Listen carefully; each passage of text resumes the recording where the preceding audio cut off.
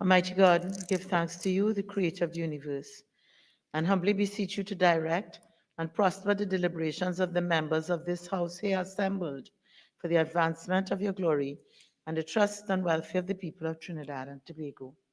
Grant that peace and happiness, truth and justice may be established among us for all generations. Amen, Amen, Namaste.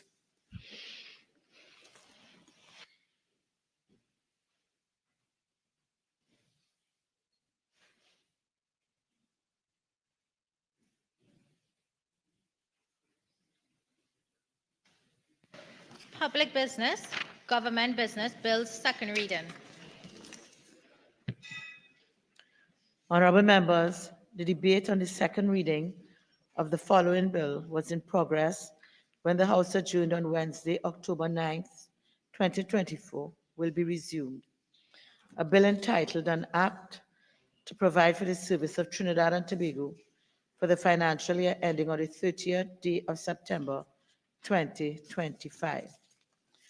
Those who have already contributed to the debate: Honorable Colum Imber, MP, Minister of Finance; Honorable Kamla Prasad Bisesa, SC MP, Leader of the Opposition, Member for Superior; Honorable Stuart Young, SC MP, Minister of Energy and Energy Industries, Member for Port of Spain North, St. Anne's West; Mr. David Lee, MP, Member for Point-à-Pierre; Mr. Keith Scotland, SC MP, Minister in the Ministry of National Security, Member for Port of Spain South; Mr. Dinesh Rambali, MP, Member for Chaguanas West; Senator the Honorable Donna Cox, Minister of Social Development and Family Services; Ms. Vandana Mohib, MP, Member for Chaguanas East; Honorable Ayana Webster Roy, MP, Minister in the Office of the Prime Minister, Member for Tobago East; Senator the Honorable Paula Gopi Schoon, Minister of Trade and Industry; Mr. Rushton Parry, MP, Member for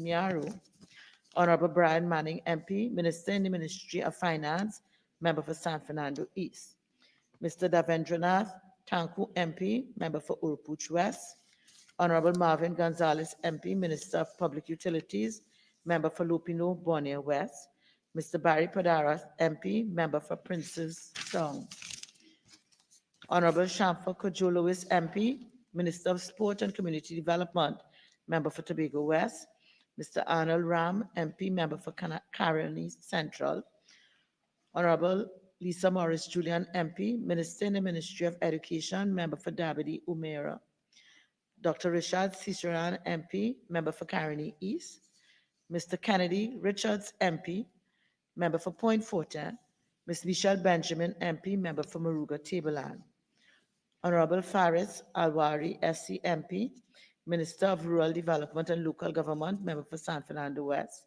Ms. Khadija Amin, MP, Member for St. Augustine; Honorable Penelope Beckles, MP, Minister of Planning and Development, Member for Arima; Mr. Rodney Charles, MP, Member for Naparima; Honorable Adrian Leons, MP, Minister in the Ministry of Housing and Development, Member for Laventille East Morvan; Dr. Rudal Munilal, MP, Member for Urupuch East; Honorable Fitzgerald Hines, MP, Minister of National Security, Member for Laventille West; Mr. Saddam Hussain, MP, Member for Barataria San Juan; Senator the Honorable Dr. Amory Brown, Minister of Foreign and CARICOM Affairs; Dr. Rai Ragbi, Member for Kamuto Mansinala; Senator the Honorable Hassel Bacchus, Minister of Digital Transformation; Honorable Foster Cummins, MP, Minister of Youth Development and National Service, Member for La Hawketta Talparo; Honorable Terence Dial Singh, MP, Minister of Health, Member for St. Joseph;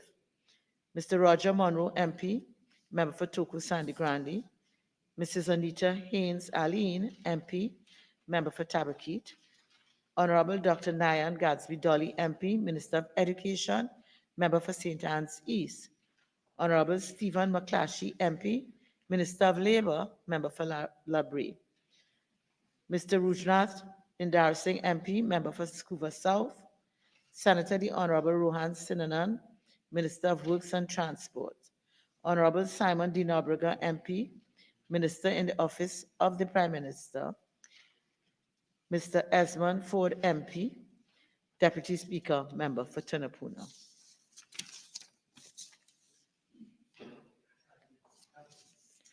The Minister of Agriculture, Land and Fisheries. Thank you very much, Madam Speaker.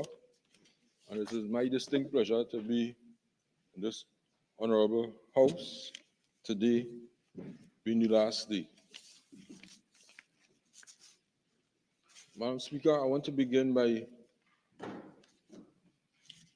specially acknowledging my colleague, the Minister of Finance. You're most welcome, sir, for serving this country and serving as a Minister of Finance over the last 9 years, going into the 10th year. And we will be back for the next 5 years. I was just responding to the member for Samoa Baratari. I want to also say a special thank you to my colleague, Minister Penelope Beckles, for her role in... Minister, in this House, we refer to members either by their portfolio or their constituency, so that when you refer to a member here, it's either minister of whatever portfolio or by member for whatever constituency. Thank you very much for your guidance, Madam Speaker. And I should have known better because I've been listening to this debate and you were correcting a lot of members. Thank you very much for your guidance again. Yeah. So I would like to thank the member for Arima and her portfolio as Minister of Planning and Development for guiding the Ministry of Agriculture through these years. I've been there 2 years and some months now, and I want to thank her for her guidance and the Ministry of Planning and Development. Madam Speaker, I want to make a special mention to my colleague who has been in the ministry longer than me, 9 years going into 10, and that is a young farmer and a young professional, Minister Avinash Singh. We have worked together in the interests of the farmers, the livestock, the fishermen. We have worked together in the interests of all the people in the agri-industry. Madam Speaker, when I look at where I'm standing right now, when I look at the front bench and the back bench, and according to my colleague, the member for Toko Sandy Grandi, when he said yesterday, I listened to him attentively. We on this side have one leader, one party. And according to, I want to say to my leader, thank him for giving me the opportunity to serve as the first citizen of the city of San Fernando, one. Thank him also for giving me the opportunity to serve as the Minister of Rural Development and Local Government, and being in this portfolio now as the first citizen serving the country. And I want to thank him sincerely, and I'm looking forward to working for the rest of the year. I don't want nobody to get too comfortable. We will be back for the following year. I stand before this honorable House, Madam Speaker, to inform the citizens of this beloved country to report on the achievements, not only in the last year, but over the last 5 years. These investments have strengthened our agricultural sector, enhancing food security, boosting local production, and solidifying our position as a leader in the regional agricultural sector. Madam Speaker, I just want to dive into the achievement for fiscal 2024. Madam Speaker, our allocation under the Consolidated Fund and the Infrastructure Development Fund in fiscal 2024 is $951,573,400 was utilized to enhance several strategic areas, including one, improving infrastructure, in particularly agricultural access roads, improving water management system in major food basket areas, improving service delivery, institutional strengthening, improving access to grants and incentives, improving land tenure, increased focus on youth and agriculture, encouraging the adoption of climate-smart technology and innovation to drive agricultural production, and improving on activities oriented towards enhanced food security and reducing the food import bill. Madam Speaker, I take this opportunity to highlight some of the projects and programs and achievements of the Ministry of Agriculture, Land and Fisheries for fiscal 2024. I turn to the food security crisis. Madam Speaker, food and nutrition security remains a critical concern for Trinidad and Tobago as global challenges such as food prices rising, climate change, and disruptions in supply chains continue to impact the availability and affordability of essential goods. In 2024, the Ministry of Agriculture, Land and Fisheries prioritized initiatives aimed at boosting local food production, reducing the nation's dependence on food imports, destabilizing prices for consumers through strategic investments in land distribution, agricultural infrastructure, and targeted support for farmers. The ministry has laid the foundation for a resilient food system and meets the need of both domestic population and broader CARICOM region. Moving forward, our efforts in 2025 will continue to focus on enhancing productivity, modernizing agricultural practices, and addressing the underlying drivers of food security. Access to finance and credit. Madam Speaker, the provision of capital to farmers and fisherfolk has remained a critical policy position of this PNM administration. The Ministry of Agriculture, Land and Fisheries continues to develop finance and credit through the Agricultural Development Bank to increase assets for farmers and improve their financial status. In fiscal 2023 to 2024, as of August, the ADB has funded 688 loans valued at $89,590, $268 in total.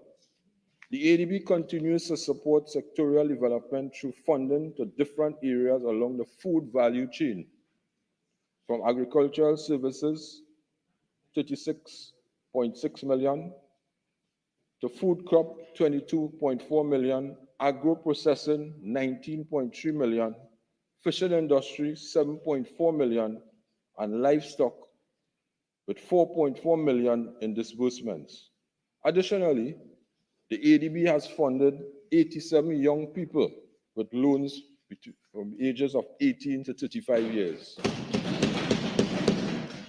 at a value of $80 million, $398,000 over the last fiscal year. Food Security and Food Prices Committee. Madam Speaker, this has been a cry throughout the years, and the Cabinet took a decision to ensure that we form a Food Security and Food Prices Committee established in 2024, brought together key stakeholders across various sectors to address the issues of food, rising food prices, and to ensure that nutritious food remains accessible to all citizens.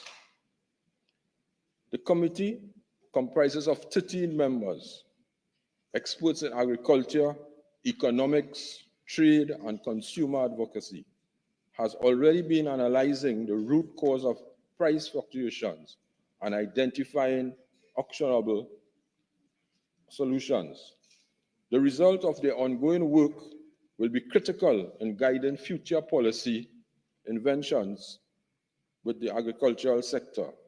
Their findings will help us shape targeted strategies to stabilize food prices, increase local production, and reduce our dependency on imports, ensuring that we respond effectively to both domestic challenges and global market pressures.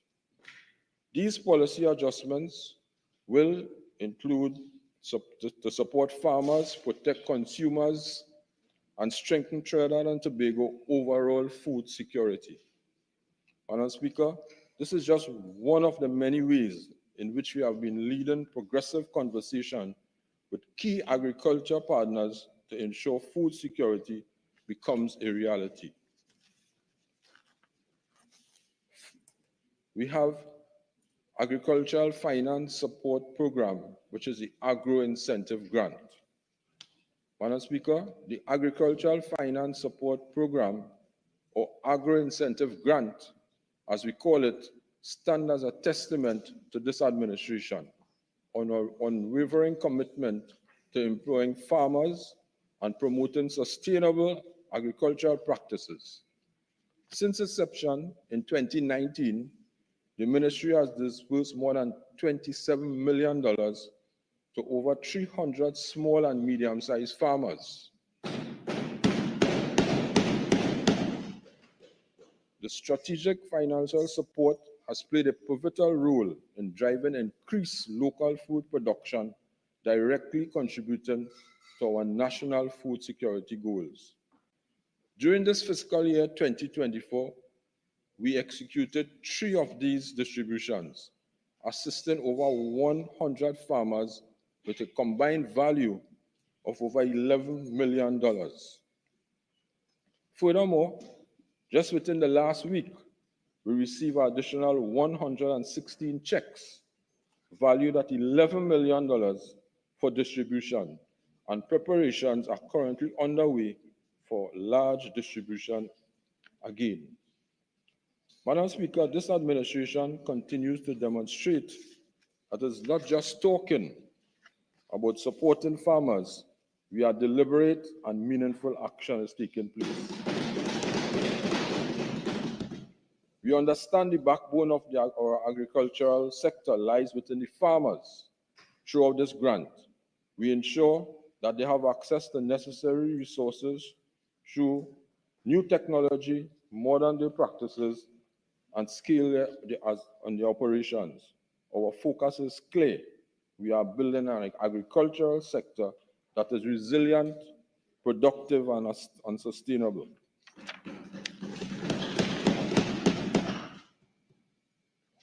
We have also, Madam Speaker, the Agricultural Incentive Program, which is called the AIP.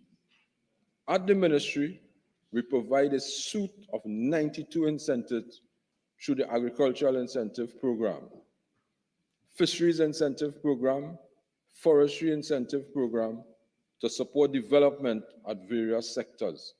For the period 2017 to 2024, a total of $462,751 were extended into support of this sector alone. Madam Speaker, in 2024, payments under these agricultural incentive programs amounted to $13,191,761.64, were made to 2,287 persons. Under the Fisheries Incentive Program, a total of $229,589.22 were distributed to 69 persons. In fiscal 2024, the Forestry Incentive Program had only 1 grant recipient who received a total of $2,500. So you see, Madam Speaker, our activities are focused on supporting the greatest asset, the farmers and the fisherfolk. Every grant, incentive, and service we offer is designed to empower tools and resources that we thrive. And we are confident that this will resound exponentially to the benefit of our country. tax-free agriculture exemption. And I want to especially thank, on behalf of all the farmers, the fisher folk, this tax-free agriculture tax exemption. And I want to personally thank the Minister of Finance and the member for Diego Martin notice to thank you, sir, on behalf of all these fishermen and farmers, for this is a very important initiative. I also know that the member for La Haketa Talparo always speak about tax-free for farmers and the youth in agriculture. So finally, it is coming to pass, and by the end of this year and early January, we will have tax-free in agriculture, and that needs, according to the Deputy Speaker, from member for Tonapuna, a little thump on the desk.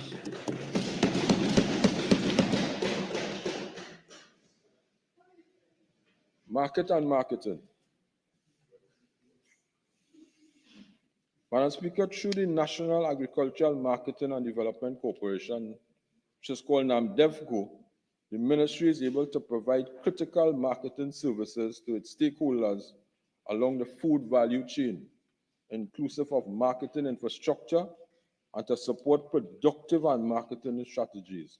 At present, Namdevco oversees 9 farmers' markets: Makoya, Couva, Diego Martin, Chaguanas, Point Fortin, Queen's Park Savannah, La Joqueta, San Fernando, and Arima, with 4 wholesale markets: the Norris Denarine Wholesale Market in Makoya, the Southern Wholesale Market in DB, the Orange Valley Market, and we also have 3 packing houses,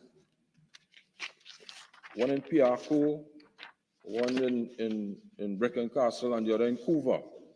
In April of this year, the Arima Farmers Market was successfully relocated following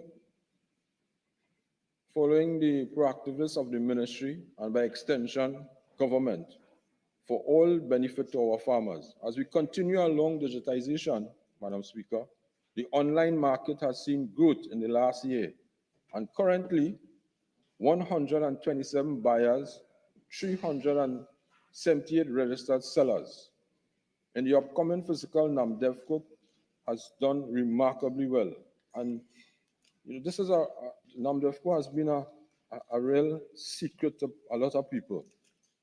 By the time the market opens at 6 o'clock, by the time 7, 7:30, 8 o'clock, most of the times, the market has been sold out.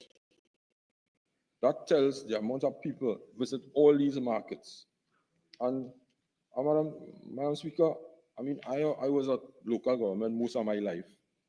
And when I went into the Ministry of Agriculture, I think it was a blessing that I went there. I began to value my body more and eat fruits and vegetables, because inside our body is not no PVC pipe and cast iron and so on. So we have to be careful of what we eat. We have to eat fruits, vegetables, and especially fresh fruits and vegetables, because everybody sitting in this house here, everybody who listening to me wants to live long.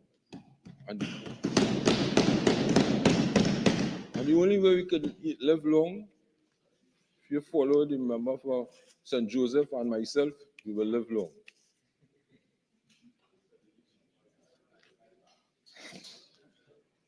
Infrastructural development for agricultural sustainability. Madam Speaker, as we shift our focus to infrastructure development for the agricultural sustainability, we recognize that robust infrastructure is the backbone of resilient agriculture sector. This entails investment in irrigation system, rural roads, and market access, all aim at enhancing productivity, reducing post-harvest losses, and ensuring that our farmers thrive in an increasingly competitive landscape. By fostering sustainable infrastructure, we not only support our agricultural community, but our secure food security for generations and generations to come. Road and water management. In fiscal 2023 to 2024, approximately 22 access roads across the length and breadth of the agricultural communities were completed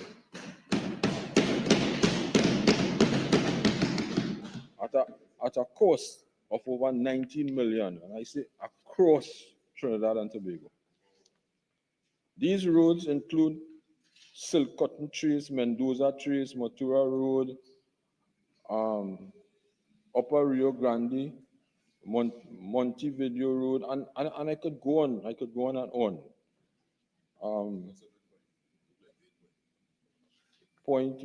All over. Mendoza Trace, Edward Gibbons Trace, and so on. We did a lot of infrastructure work, and we intend to continue with this work with this present from the next fiscal year.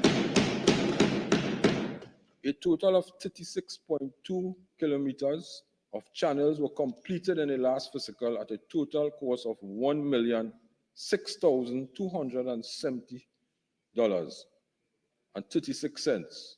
These channels include Caroni, the Caroni Project, Bernard Road and Jerningham Project, the St. George East, La Compensation and Bonnet Food Crop Project, St. Andrew, St. David, Mora Allotment Food Crop Project, Victoria, Massey Lands Project and Moruga Food Crop Project, St. Patrick East, Oropud State Lands, Rahama Trace Puzzle Island, Nariva Mayaro Kush Food Crop Project, North Boundary Trace. Madam Speaker, the Silton Works in Plumiton was also undertaken during the last fiscal as we construct the Kaltu Trace following pleas from the farming community and the member for Kumuto Manzalena. As part of the ministry's water management projects, there are 3 critical projects that have commenced and will continue into the new fiscal, namely the replacement of the sluice gate at southwestern end of the Orange Grove project and supply and installation of the floodgate and trash rack phase 2, Depot Road and cleaning and desilting of detention pond phase 1, supply and installation of new irrigation pump at low compensation. In fiscal 2025, the ministry will continue in its effort to rehabilitate and construct agricultural access roads for targeted community and strategic crops, as well as the silt water channels to allow for farmers ease to access both goods and services. Once we can turn to the Fisheries Division. Under the Ministry's development program, the enhancement of fishing infrastructure is targeted in 5 communities for fiscal 2025. Blanchisseuse, Bonasse, Calibe, La Fillette, and Las Cuevas.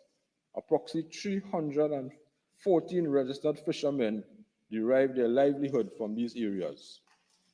Over the period 2019 to 2024, the expenditure on fishing facilities totaled $2,629,231. In fiscal 2023, a total of just over $1.2 million was expended on the upgrade of the fishing facilities in Erin and Maracas, where estimated 156 fisherfolk would have benefited from the improved facilities. In fiscal 2024 to 2025, under the development program, 2 fishing facilities have been prioritized, namely Blanchisseuse Fishing Facility and La Fillette Fishing Facility. It is estimated that 166 fisherfolk would benefit from these improved facilities. And Madam Speaker, I would like to inform members here and who are listening. I just don't say these things happening and it will happen overnight. I go myself, because I'm a hands-on person, I'm on the ground person. I go to visit each community to ensure that they get what they want, and once we can help them, because they are feeding the nation, whether it's in fishing, or was in planting. We go to. No, I will be there. If I ain't come now, I will be there. Don't worry. I don't worry. So let's contain the crosstalk. Minister, please don't be distracted. Direct your comments this way, please. Thank you. Thank you. Thank you, Madam Speaker, for your guidance. The Palaseco Agricultural Enterprise Limited. Madam Speaker, for fiscal 2023 to 2024, the Palaseco Agricultural Enterprises Limited awarded 19 infrastructure projects in the sum of $40 million.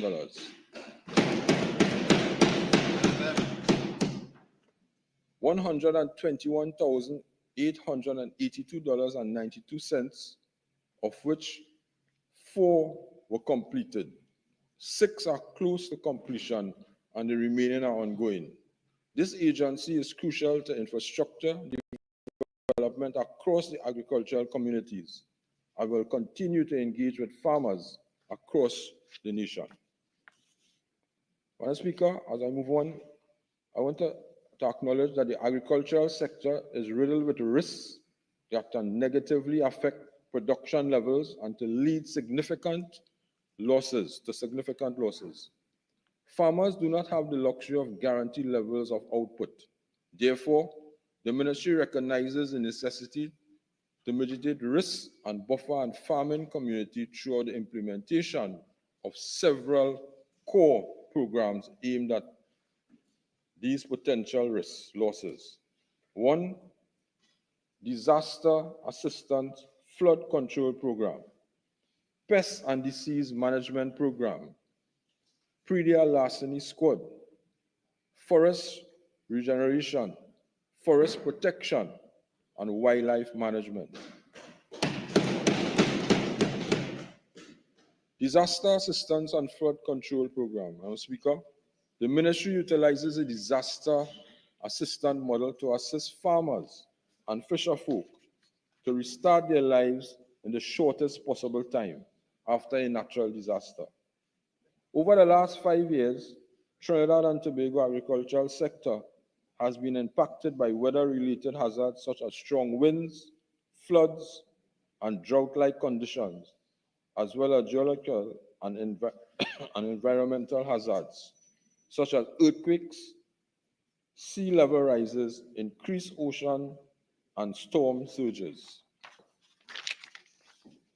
The average payment made under the Ministry Disaster Assistance Program for the period 2017 to 2024 was $45,590,197.97.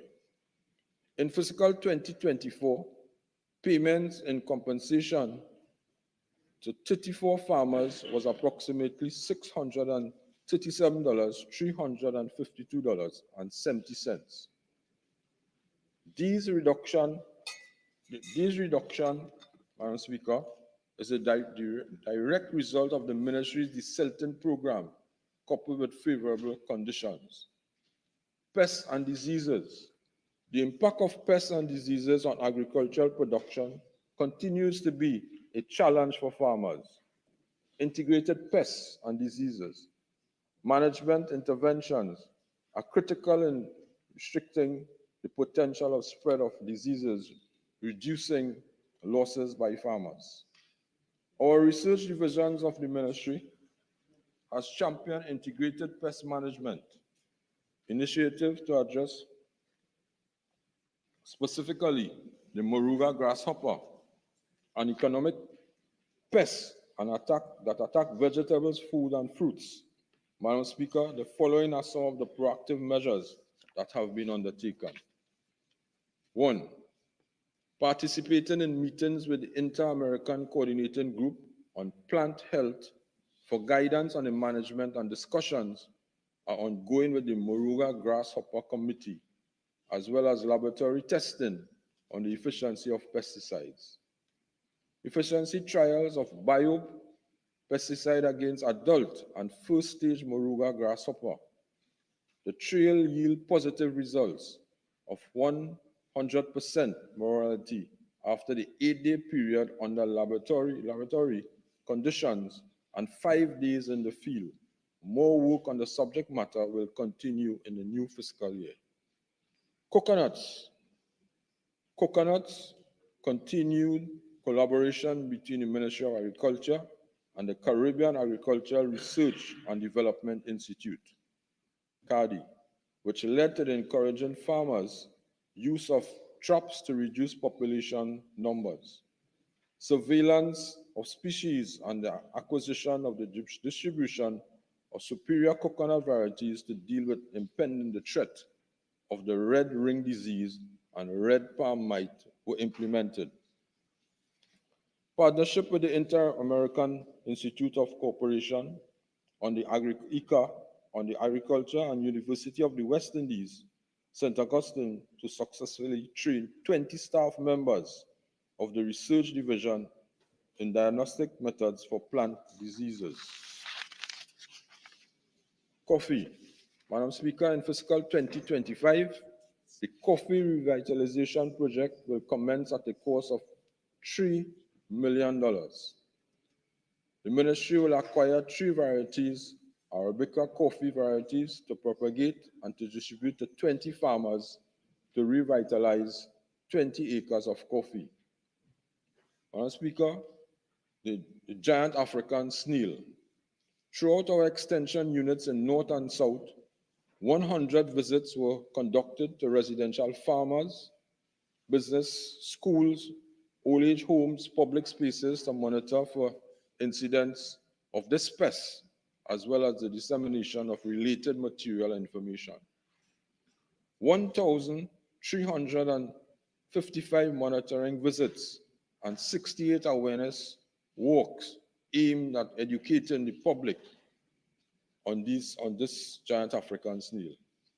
A multi-pronged approach has recommended and implemented, which allows for the ongoing monitoring and surveillance where reports received on spread, public awareness campaigns, community meetings, training, exhibitions, dissemination of information via emails and telephone calls, etc., and baiting placed on farms, open spaces where necessary. However, based on lessons learned, the physical removal of the giant African snail must be reinforced. Locust management. Egg bed team exercises continue in Dantrace, Tudds Road, and Palmas areas, as these are potential sites for the locust egg beds. Mobilization of teams to conduct spraying activities in 197 liters of pesticide being applied to over 126 hectares. There were 279 calls received from the public, with 459 surveillance visits conducted through the affected areas. Implementation of 57 locust public awareness programs throughout the regional administrative south. Madam Speaker, turn to Praedial larceny. And this Praedial larceny is a very important part of the Ministry of Agriculture. Madam Speaker, Praedial larceny remains one of the major challenges for farmers across the country. In 2023, the Ministry embarked on a recruitment drive to increase the capacity of the Praedial larceny squad. I am pleased to inform this Honorable House that we have increased the complement from 34 officers in 2022 to 101 officers today.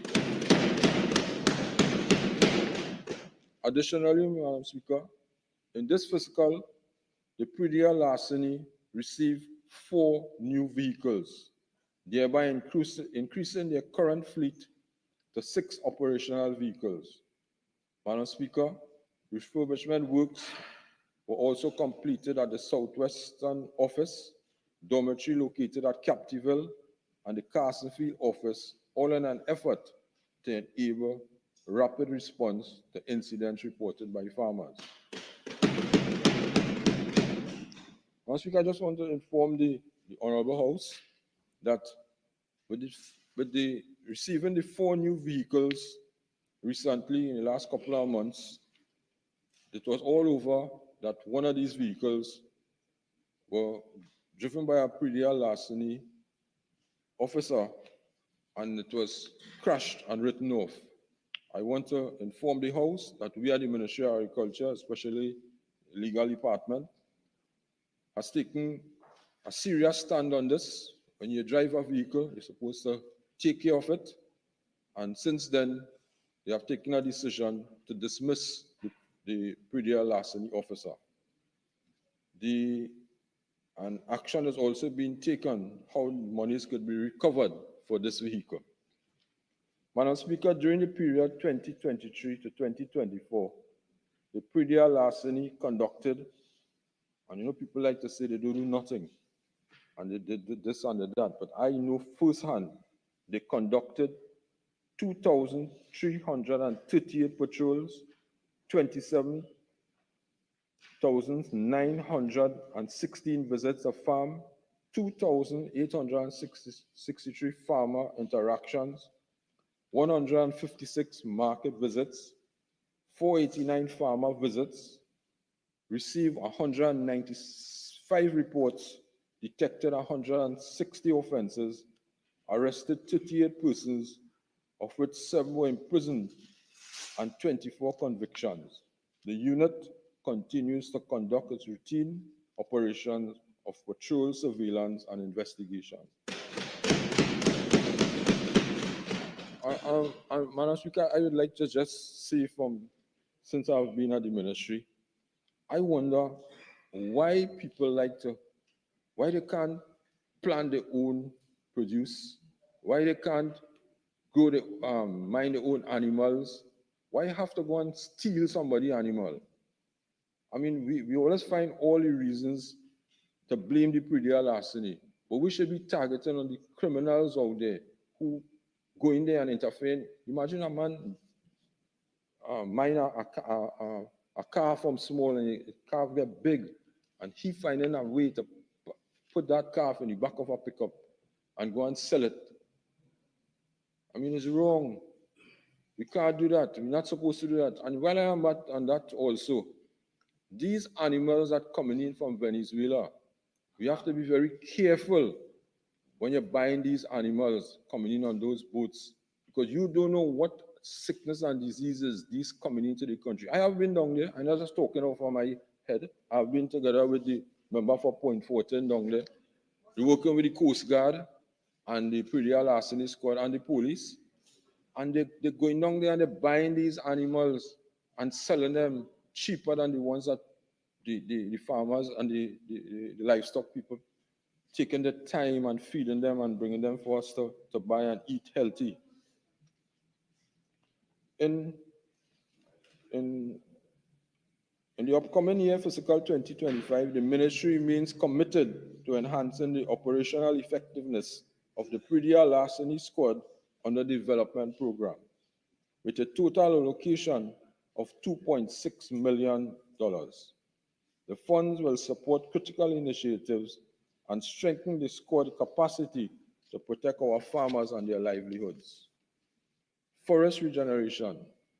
Madam Speaker, the ministry continues to place focus on forest regeneration programs and provide services to the establishment of commercial timber plantations for the sawmill and woodworking sector. The production of 132,000 seedlings, monitoring of 117 sawmills, and 77 registered furniture shops through monthly and quarterly inspections and the annual licenses. Forest protection. In addition, protecting the state forests and wildlife resources and reducing losses due to forest fires, the ministry major activities were: 1, management and protection of 36 forest reserves and 11 wildlife sanctuaries, and conduct markings and improvements in 200 hectares of mixed natural forests, clearing 142 kilometers of external fire traces at a cost of $100,153. Wildlife management.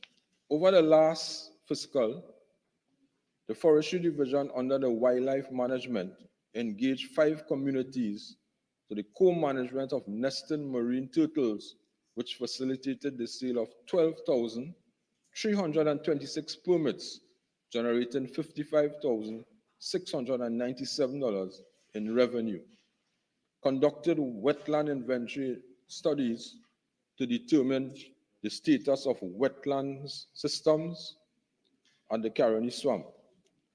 They complete the sale of 7,978 state game licenses to 5,237 hunters, generating an income of a revenue of $797 and 8 cents.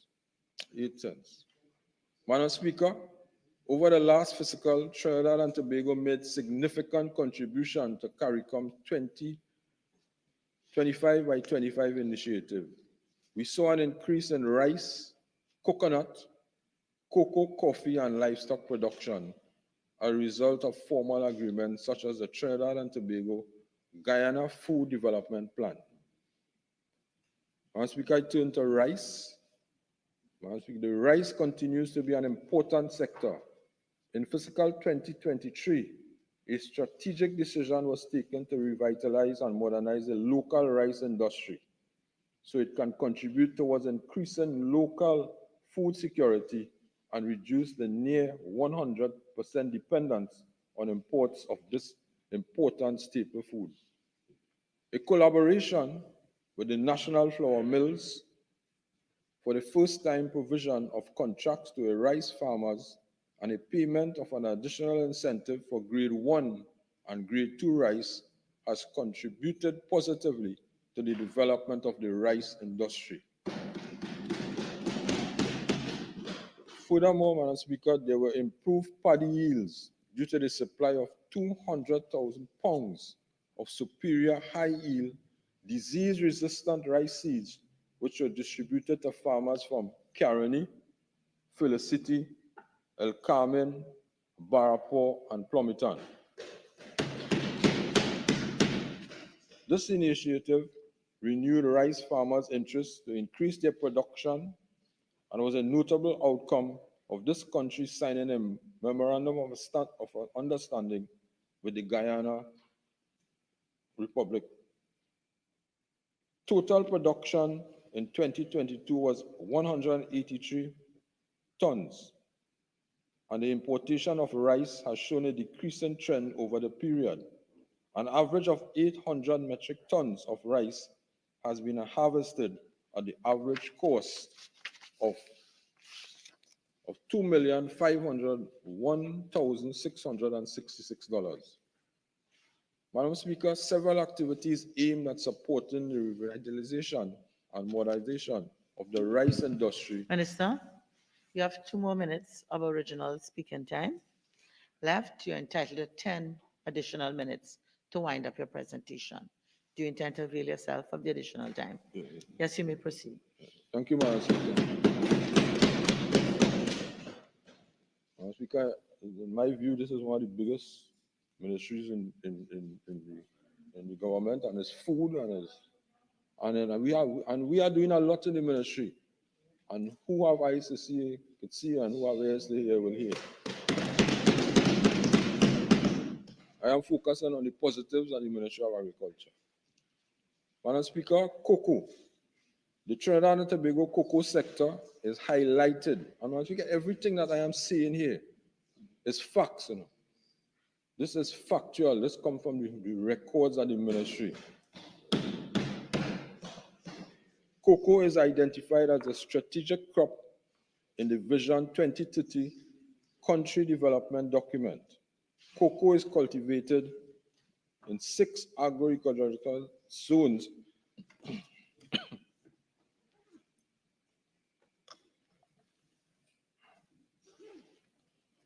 6 zones. There are approximately 800 active farmers on 400,000 hectares of land, producing an average of 500 to 600 meters per year. Approximately 20 to 30% of production is converted to value-added products by vertically integrated farms and 80 valued processors into the range of value-added products such as chocolates, which we have the best, spreads, that's like margarine, you spread these chocolates, drinks, baked goods, and produced products that can be found in many supermarkets, gourmet shops, and cafes. Current demand for cocoa beans is estimated at 100,000 to 1,000 to 1.5 per annum, and is projected to be 200 meters by 2029. It is projected that 50% of this can be exported and the remainder can be converted to value-added products. With the implementation of targeted interventions identified in the strategic plan for the Cocoa Development Company, this sector can now grow to over US 100 million in a 5-year period, 2024 to 2029.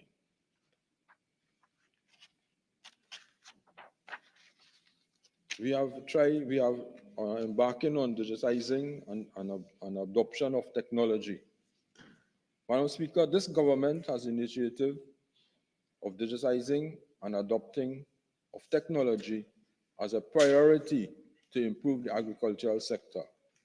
The government in its National Development Strategy 2030 has made concrete commitments to build and innovate culture, to create a business of environment that is conducive to entrepreneurship and innovation. Madam Speaker, when I went to the ministry, there have been a lot of complaints saying that it is difficult to get a farmer's registration card.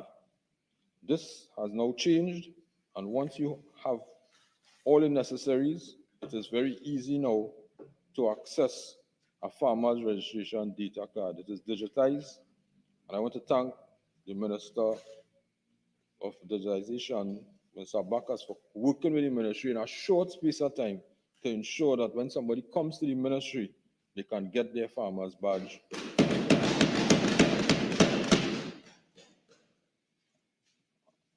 And this is why I want to also thank Minister Avinash Singh, who has worked tirelessly on this program to ensure that when people come to the ministry, they get good service at the ministry. And while I'm there, I made sure that, because this is a temporary office I hold, I could be here today and tomorrow, just like everybody else, right? Here today and tomorrow. Don't get too carried away. We will be here in the next term too, so don't get too carried away. Okay. We also have a lot going on in those areas. Because so much at the ministry. I have so much to talk about, but I will continue where I belong, in the other place. I want to, the bee abate program, and somebody was telling me like I have honey on me because they said that I was being followed for the last 3 days. That's something that would be sweet about me. So the bee abate program is focused on ensuring public safety, and you know, anybody who have problems concerning bees and so on, once you call the ministry or you call me directly, because everybody has my number. The first person who put my number out in the public, well, he's not here anymore, was one Mr. Devant Maraj.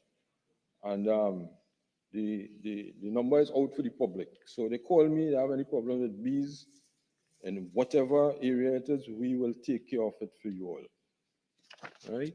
I want to touch a couple of minutes on the EMBD. which is the Estate Management and Business Development Company.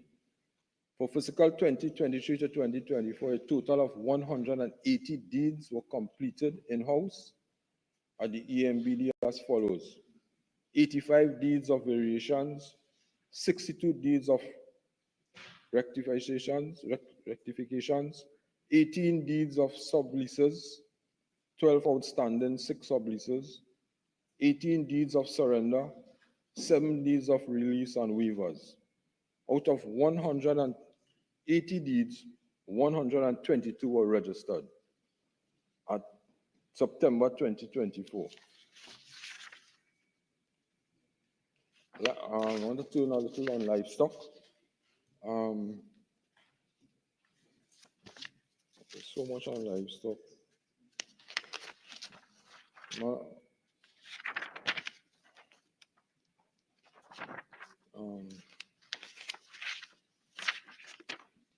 Madam Speaker, another notable example for interministerial collaboration advancing the agricultural agenda. We have done so much there, and in closing, Madam Speaker, I'd like to talk.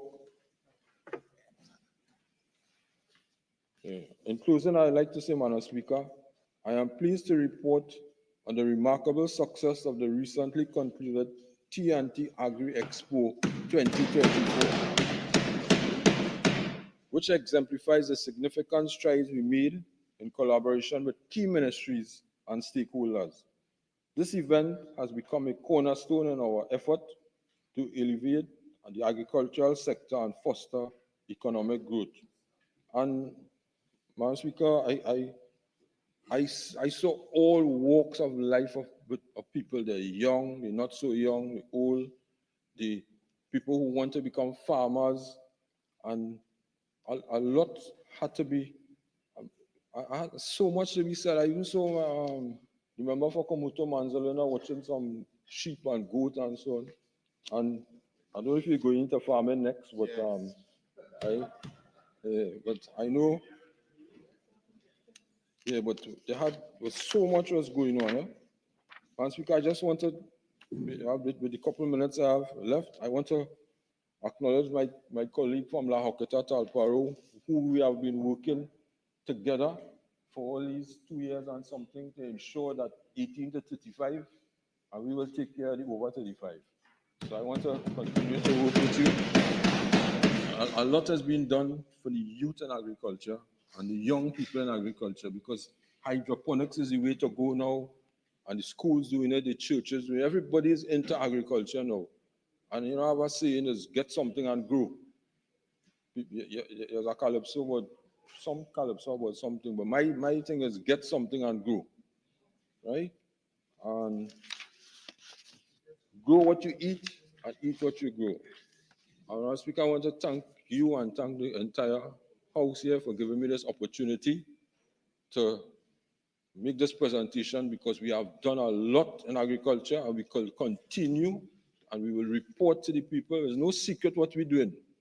We will continue to ensure that everybody, all farmers, fisher folk, livestock people, get the word at the Ministry of Agriculture. I want to thank the staff of the Ministry of Agriculture, the Permanent Secretary and the staff for being,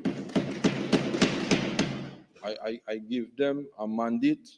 When anybody comes to the ministry, it doesn't matter who, treat them with dignity, because those are the people who are feeding this nation. But these viewers, Madam Speaker, I want to thank you for giving me this opportunity to say our thank you. Member for Faizabad.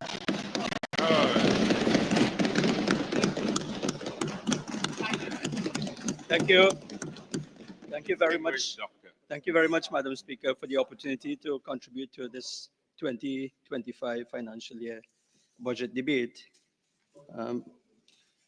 Madam Speaker, I will not say too much on the contribution of my good friend, the Minister of Agriculture, except to invite him to visit the Otahiti fishing facility at his convenience to address some of the pressing issues of the fishermen in that area.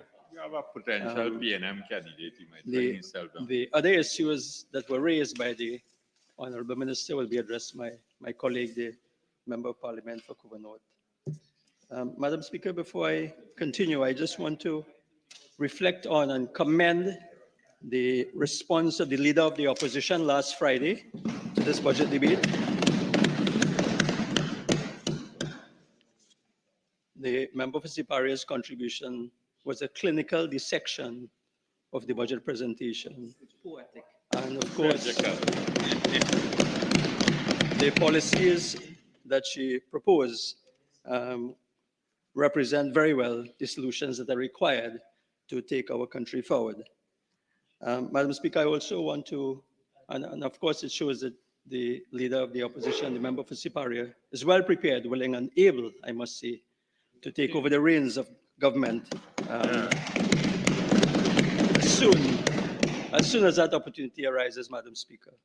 Allow me also, Madam Speaker, to commend my colleagues on the side who have spoken and have made some very able contributions, Madam Speaker. Madam Speaker, I also want to take the opportunity to thank the great constituents of Faizabad. Constituents have been very patient over the last 9 years, Madam Speaker. They've extolled our national virtues in terms of patience and tolerance, in terms of what they've had to endure under this government, Madam Speaker. But I want to give them the assurance that as soon as the government changes under UNC government, that all of the issues will be fixed, Madam Speaker. So I want to thank them. I want to thank them for that and for giving me the opportunity to have served them and represent them for the last 9 years. Madam Speaker, I also want to take this opportunity before I go into the meat of my contribution to thank the staff at my constituency office, led by my very capable and able Office Manager, Mr. Dale Kewal, and the rest of the staff, Madam Speaker, and all of those who have supported me during the last 9 years in Faizabad, Madam Speaker. So, Madam Speaker, my plan in this time is just to respond to a few of the issues that the Minister of Health raised, to raise a few other issues in the health sector, and also to speak on some constituency matters, Madam Speaker. Madam Speaker, the member for St. Joseph opened with an acronym used by my colleague for Ropuch West, and he attempted to account for the expenditure under the health sector. Madam Speaker, I will use a different acronym as my team today, and my acronym will be VFM, Value for Money. Yeah. Madam Speaker, during the Minister's contribution, trying to account for some $7.5 billion allocated this year, and also trying to account for the sum of $56.89 billion spent under his ministry in the last 9 years, did not use the term value for money even once in his contribution, Madam Speaker. Madam Speaker, ministers of finance, not only in Trinidad and Tobago, but throughout the world, are always in a dilemma when it comes to expenditure in the health sector. Returns on investment in healthcare are sometimes difficult to calculate in monetary terms, Madam Speaker. But I assure you, Madam Speaker, that the benefits are measurable if you set targets and if you put in place certain performance indicators. And I dare say, Madam Speaker, this is what has been missing under the performance of this government in the health sector. Now, the Minister of Health spoke about people, process, and product. I like that term. I like those terms, Madam Speaker. And I will hinge on those terms with regards to my presentation as I go forward. I agree with this model, and I will elaborate on some of these. I also want to add 2 more Ps to the discussion, which will help to complete the picture, and those Ps are policy and plant. Madam Speaker, despite the tremendous expenditure in relation to the overall budget allocation under this government, there seems to be a disconnect between the vast sums of money spent annually and the quality and quantity of healthcare services delivered to citizens, Madam Speaker. And this is the product, I believe, that the Honorable Minister was speaking about when he used the term product. And we'll talk more about the product as I go forward. Madam Speaker, there are still many complaints from patients trying to access healthcare services. I will not burden the House with the sources of these, but on a daily basis, there's still complaints of long waiting times in the accident and emergency, long waiting for beds, long waiting times for clinic appointments, for elective surgeries, for investigations, x-rays, MRIs, CT scans, and so on, blood tests, and so on, Madam Speaker. And there's still complaints about drug shortages. And of course, there are issues and complaints about the care of babies and their mothers in our NICU and maternity units, a matter I'll come to later on in my contribution, Madam Speaker. So, Madam Speaker, the big question is, are citizens getting value for money? Madam Speaker, the Minister of Finance himself, in this House, in the budget, mid-year budget review on the 6th of June, when faced with a request by the Minister of Health for an allocation of an additional sum of 495,286,000 during the Standing Finance Committee stage. And I quote the words of the Minister of Finance here, Madam Speaker. And these are the Minister's words from the Hansard. Another 5 billion or so, it is proving quite difficult to finance the purchases of free pharmaceuticals, and to find that 500 million is going to prove to be difficult. So understand, I still quote, Madam Speaker, understand that we as a country spend huge amounts on healthcare. I agree, my words, and I continue with the Minister's words. And it's something we need to look at to make sure what we are getting, value for money and so on. So, Madam Speaker, the Minister of Finance himself perhaps is sending a message to his colleague in the Ministry of Health. Hey, listen, are we getting value for money for this vast sum of expenditure in the health sector, Madam Speaker? Madam Speaker, in relation to the financing of pharmaceuticals, before I leave that topic here, based on the figures provided to us, we see that the bill for pharmaceuticals and non-pharmaceuticals, including CDAP, is close to some $700 million annually, according to the Ministry of Health figures. Madam Speaker, at the Public Accounts Administration Committee meeting on the 15th of May this year in this very house, when NIPDEC and officials of the Ministry of Health participated in that inquiry, we learned that financing has been used to raise some of the 700 million during the past few years, Madam Speaker. And I make this point simply to state that when you look at the cost of financing, I'll just give an example for tree loans, Madam Speaker. And the tree loans amounted to $823,912,888. The interest on these loans, Madam Speaker, is amounting and will cost taxpayers another $130,362,545. I know borrowing is sometimes important, Madam Speaker, but I make the point just to say that it means that when the government borrows to fund this key item, it means that the actual cost of drugs and supplies to the taxpayer is higher. And therefore, it is more reason to ensure value for money and accountability, Madam Speaker. So I ask, Madam Speaker, what is the issue? Is it a process issue? Is it an issue of process in the terms of the running of the health sector? Is it an issue with what we call the supply chain disconnect? You know, Madam Speaker, and I want to give the assurance to the population that, you know, under a UNC government, we will fix these issues, Madam Speaker.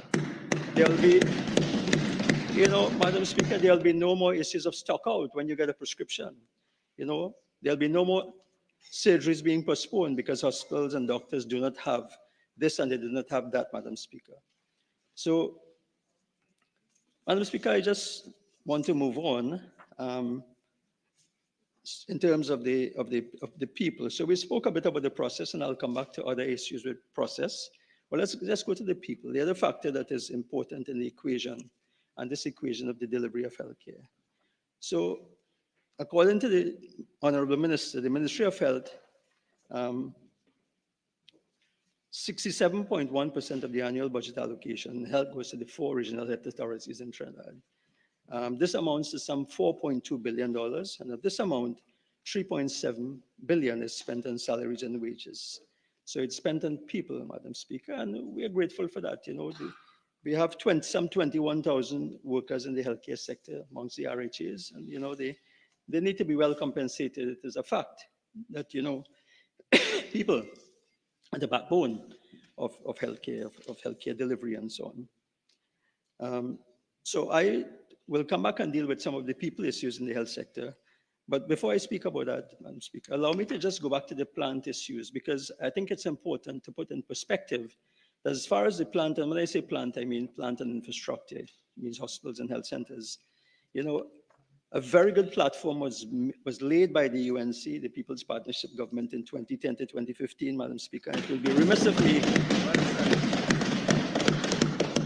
will be remiss of me not to mention the completion of the Scarborough Hospital, the San Fernando Teaching Hospital in 2014, adding an additional 230 beds to the healthcare sector, the Coover Children's Hospital, another 230 beds. And of course, we are well aware that the sub-turning for the Point Fortin and Arima hospitals were done under the partnership. And the member for Point Fortin will be very aware that there was a completely refurbished health center in Point Fortin. And the member for La Brea would be very familiar with the new health center in Palo Seco. In addition, of course, Madam Speaker, we refurbished and repaired over some 40 health centers. So there is enough plant and infrastructure in the health sector, Madam. There's no shortage of that. There are more structures coming on board and so on. But the issue now would be to provide people to run these plants and provide healthcare. And more than people, Madam Speaker, the issue would be to look at the processes of how we deliver healthcare and how that can be changed. So who are the people in the health sector, Madam Speaker? So at the RHA level, we speak to the boards and the senior management. Those are very important people, Madam Speaker, very, very important. These are the people who are responsible for delivering the healthcare product according to the policy which is formulated by the Ministry of Health and the Ministry of Health and the government. This requires responsible, competent, and innovative people, Madam Speaker. You need to have people in those positions, who can be innovative, who can, think outside the box and find solutions, because healthcare, sometimes situations can arise where there's no learning, there's no precedent. It requires people with a patient agenda, Madam Speaker, not a political agenda. Madam Speaker, it requires people who will put patients first, Madam Speaker. And Madam Speaker, it requires people who will put back the care in healthcare, Madam Speaker. And this is what this country is lacking, Madam Speaker. Madam Speaker, I dare say that this minister continues to put square pegs in round holes at the board level.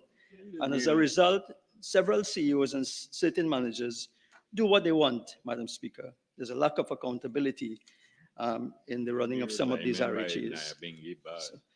So, Madam Speaker, I just want to give an example. Let's look, for example, at how staff is recruited at the SWRHA, Madam Speaker. Earlier this week in one of the newspapers, there are two ads. Both are ads for vacancies in the Southwest Regional Health Authority. And there are two sets of vacancies. So one speaks to photographer, communication assistant, nutrition and dietetic attendant. But the point I'm making here, Madam Speaker, is that the applications for these ads have to be sent to the Human Resources Department, Southwest Regional Health Authority, Level 2. I'm very familiar with that. I was the chairman there, and this is the correct procedure, Madam Speaker. There's nothing wrong with that. That is where applications for employment are supposed to go. But Madam Speaker, an ad on the other page of this newspaper on the same day, that is trying to recruit a manager in corporate communications, a nurse manager in secondary services, security services manager. And the applications, you are invited to send your application to the office of the chairman of the Human Resources Committee at the Southwest Regional Health Authority. Now, Madam Speaker, the Human Resources Committee, the Human Resources Committee is a board committee, Madam Speaker. The chairman of that committee, if I am not mistaken, unless things have changed, is a board member.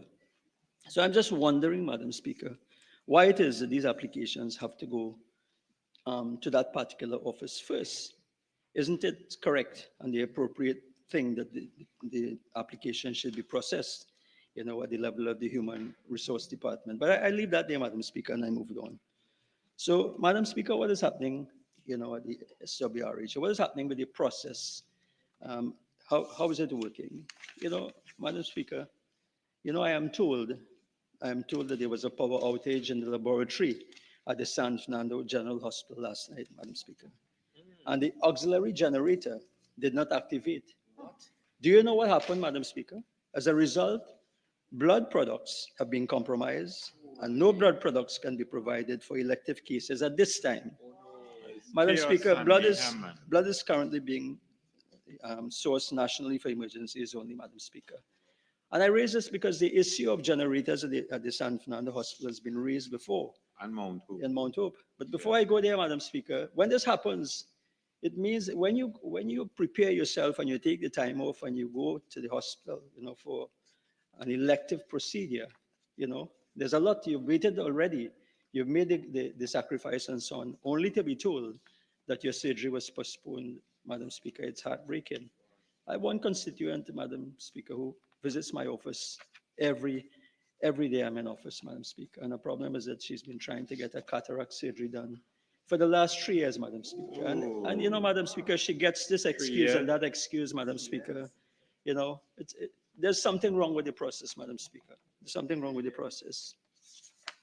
So, Madam Speaker, this is just one of the issues. There are other issues, of course, at the SWRHA. We have the lack of ambulances.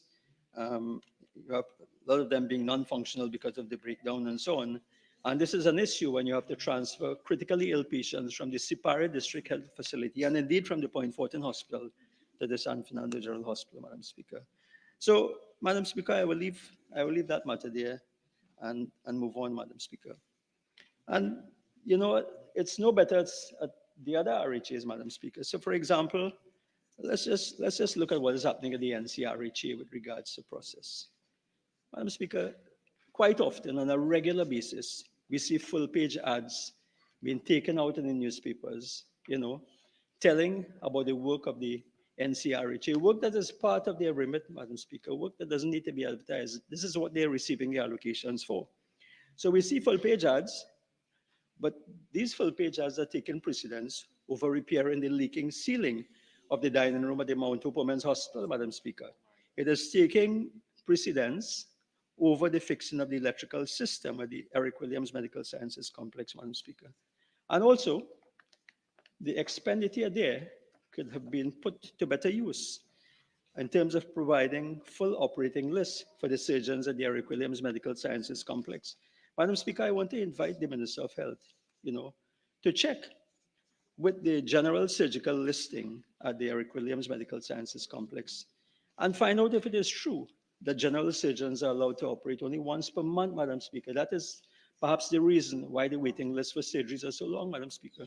Madam Speaker, there's a patient who has to have something called a reversal of a colostomy. A colostomy, Madam Speaker, is when you have a surgery, and at that time, the surgeons cannot connect back your bowel. They take out a piece of your bowel. You're left with a bag. It's called a stoma. So you walk around with this bag, Madam Speaker, and you become very anxious. It creates a lot of psychological issues because you're walking with a bag that is draining feces, and you have to be very cautious. Your whole life is limited. And therefore, Madam Speaker, when the time comes to reverse that colostomy, that's the name of the procedure. When that time comes, you await very anxiously, Madam Speaker, the date for that surgery. And if it is that you're told that it's going to take, 2 years or 3 years, when that should be done in 6 months, then, Madam Speaker, it creates a lot of distress for patients. And this is the point I'm making, Madam Speaker. So, Madam Speaker, I move on there. We spoke about the people. We spoke about the people who are the helm, the managers and the board members and so on. But there's also the issue with the doctors, Madam Speaker. They're also people within the health sector that we talk about. And I have to go back to this, Madam Speaker. I have to ask how many of these young doctors are waiting on the house officer positions. Just a few weeks ago, we would have had so many new interns graduate, Madam Speaker, and they joined the line now. But more than that, Madam Speaker, what is the process for appointing house officers? I am told that it is being done in a way that if you know someone there, you get house officer position. I invite the Minister of Health to look into this, Madam Speaker. It seems to be happening at some of the RHAs. People are jumping the queues and so on. Is there a process? I invite the Minister to state whether there's a process for doing this thing in a fair and transparent manner, Madam Speaker. There's And I integrity also, in the process. yes, of course, and Madam Speaker, I also invite the government. So many unemployed doctors, young doctors, have any opportunities been explored, within CARICOM, Madam Speaker, to find work for these doctors? Is that something that has been explored? Madam Speaker, have any opportunities been explored in nearby Guyana? I had the privilege to visit Guyana just a few months ago, and wearing the other hat I wear as a medical practitioner to attend a conference. And there are 9 new hospitals being built in Guyana, Madam Speaker, and they will require a lot of doctors, Madam Speaker. So I am sure that the government is aware of that, and I'm just asking whether any any attempt is being made to explore those opportunities, Madam Speaker. Madam Speaker, there is another issue with regards to um, doctors who work at the regional health authorities. And this is the issue of appointing consultants or specialist medical officers. And I am told, Madam Speaker, that the criteria for appointing these senior doctors, because the buck stops with these doctors, Madam Speaker. They are the ones who have the highest level of knowledge and skills and so on. At the end of the day, they're responsible for you, for your life, literally speaking, Madam Speaker, when you go there as a patient. And I'm told that the criteria may be different among some of the different RHs. Again, I want to invite the Minister of Health to look at this and see whether it's a matter of expediency or for other reasons. I don't want to go into that, Madam Speaker, for other reasons that you have appointments taking place where, you know, you may not have the same quality in terms of the specialists at the different RHs, Madam Speaker. But Madam Speaker, we will fix that. We'll fix that. I think it's important, the time has reached, Madam Speaker, in terms of all of this healthcare expenditure, to have something called a central recruitment agency. When I worked in the UK, Madam Speaker, all doctors at a certain level were recruited at a central agency in a fair, transparent manner and so on. And then the state, in this case the government, you know, would use the list to allocate doctors amongst the different RHs according to the needs, Madam Speaker. So you don't end up with a situation where you have, you know, a large number of doctors at one institution where less work has been done. So there is a mismatch. In other words, you have a longer waiting time in one RHA as opposed to the other. That needs to be fixed, Madam Speaker. Madam Speaker, I'll move on quickly to the issue of nurses. Again, the nurses seem to be receiving a raw deal under this government, Madam Speaker. Last year, if I may refer to an article here, on the 5th of August, with a call for increased patient to staff ratio, salary increases, and so on. 1 year after, Madam Speaker, I doubt that anything has improved in terms of the working conditions for nurses, Madam Speaker.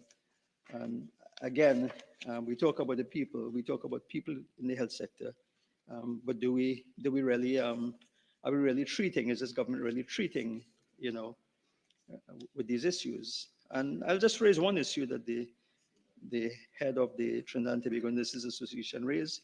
And he said that part of the shortage of nurses was that the RHAs would take them off the ward to staff the authorities' ambulances. This is a fall along in the process, Madam Speaker. You can't take highly trained individuals, nurses with qualifications and skill, and put them, you know, and put them in ambulances and so on, because you perhaps don't have enough emergency medical ambulance personnel. This is the president of the TTNA is saying this, Madam Speaker. So, and of course, when they leave the ward, you have understaffing on the ward, and then you wonder why things happen on the ward, Madam Speaker. So, Madam Speaker, you know, Madam Speaker, there seems to be a lack of vision, a lack of leadership at the highest level of the Ministry of Health and perhaps this government. And, you know, citizens are not getting value for money, Madam Speaker. If I am to answer the question that I asked myself at the beginning of this contribution. So, Madam Speaker, the RHA Act is now some 30 years old. It remains a good model, Madam Speaker. But perhaps the time has come to review and tweak how the RHAs are run. And, Madam Speaker, I dare say that the UNC government will undertake such a review to ensure, without the loss of any jobs, Madam Speaker, because people will jump up and say you're going to fire people. That's not the idea. The idea is to review to ensure that citizens once again receive value for money from the RHAs. There needs to be some sort of tweaking in terms of how the models are run, Madam Speaker. But before I leave the issue of people, Madam Speaker, allow me to thank all the healthcare workers in this country who go beyond the call of duty in the most difficult circumstances under this government to deliver healthcare on a daily basis to suffering citizens. We ask them to remain strong, Madam Speaker. Their own suffering will come to an end when those opposite exit the corridors of power and return to where they belong on this side, Madam Speaker. Moving on, Madam Speaker, I want to turn to some other matters that the Minister raised in his contribution, and that is to speak briefly on the issue of CDAP. At a recent PAC meeting that I alluded to earlier in my contribution, Madam Speaker, the Namdevco officials indicated that some 186,000 patients are registered for CDAP, with some 49 drugs on the formulary. the minister indicated that we had something against CDAP. Madam Speaker, I want to give the population the assurance that we on this side have absolutely nothing against the CDAP program, Madam Speaker. In fact, we believe, I want to make it clear, we believe that it is an important mechanism in the fight against our biggest enemy in this country, after the crime that is, Madam Speaker, and that is our NCD burden. We believe that, and we agree with that. All we want to do, Madam Speaker, with regards to CDAP is we want to ensure that the most efficacious drugs are available to patients as determined by the medical experts, Madam Speaker, and not the politicians. So, Madam Speaker, we will ensure that CDAP remains available to those citizens who need it and with the most appropriate drugs for their conditions, Madam Speaker. Madam Speaker, I move on quickly now to some other matters in the health sector, some of which come directly under the purview of the Ministry of Health, Madam Speaker. So there's something called the vertical services, which come directly under the purview of the Ministry of Health and the Minister of Health. These are services that are provided aside and apart from those provided by the RHA. And Madam Speaker, one of these services, vertical services, has to do with insect vector control, Madam Speaker. Minister of Health in his entire contribution managed to avoid any reference to dengue cases, Madam Speaker, or the insect vector control division, Madam Speaker. So, Madam Speaker, I want to ask, whether the insect vector control division is the abandoned child of the Ministry of Health, Madam Speaker. There have been many shortcomings of this department which have been highlighted in light of the current dengue outbreak. And at one point, of course, we had the usual blame game, which was being played as to who was responsible for what, Madam Speaker, who had to spray this, spray that, spray the other. And of course, I want to take the opportunity to congratulate the Siparia Borough Corporation, the Penal Labour Borough Corporation, and all the other USC-led corporations for their leadership in taking the initiative in this fight against dengue, Madam Speaker. There are currently still many problems, I'm informed, with regards to the shortage of chemicals and the shortage of safety gear for workers and so on. But Madam Speaker, before I leave the issue, the insect vector control division, Madam Speaker, I'm informed, and I hope I'm really wrong on this, that if you're looking for a good second-hand vehicle, Madam Speaker, in good condition for a good price, the place to go is the insect vector control division, Madam Speaker. Madam, I am told that you can get a good vehicle for $2,000. It just requires a small, a little change of part here and there, Madam Speaker. How can you acquire it, Madam Speaker, Minister of Finance? How can you acquire it? You can acquire it because apparently these vehicles are auctioned, and friends and financiers and those in the know are invited to bid for these vehicles, Madam Speaker. I leave that there, Madam Speaker. And of course, Madam Speaker, with the allocation, the budget allocation for the insect vector control division, I want to ask the Minister of Health whether the Gillingham Junction office, which is the main office of the insect vector control division, which currently has no air condition, and therefore the staff report there at 8 o'clock and they leave at 8:15, Madam Speaker, because they cannot work, whether the 2 million allocation to the insect vector control division will fix that problem, Madam Speaker. And I leave that right here, Madam Speaker. Madam Speaker, I want to move on to something that is very dear to me, not only as a member of Parliament, but also as a medical practitioner of some 40 years in obstetrician gynecologist. And I want to speak briefly, Madam Speaker, with regards to the disaster that occurred at the neonatal intensive care unit of the Port of Spain Hospital in April. This week made 6 months, Madam Speaker, since that tragedy occurred, of 9 babies being lost in a matter of 4 days, Madam Speaker. And there was a reflection in the newspaper, Madam Speaker, where one of the mothers was wondering aloud whether the headline is whether we have been forgotten, Madam Speaker. Very interesting, Madam Speaker. In my preparation for this budget contribution, I took the opportunity to go through the budget statement of this government since 2016, Madam Speaker. And in every single budget statement, Madam Speaker, I don't have the time to read into it, but I have it here, Madam Speaker. In every single statement, Madam Speaker, this government has alluded, to having achieved both the global and regional 2030 targets for maternal, child health, and neonatal mortality. Madam Speaker, I am very happy for this. This means that the country is doing well. The country the country has built on the platform again that was left to them, Madam Speaker, by the People's Partnership government. And this is good. This is good for the country, Madam Speaker. But I only raise this in light of whether these gains have now been reversed in a serious way, Madam Speaker, and what has caused these gains to be reversed.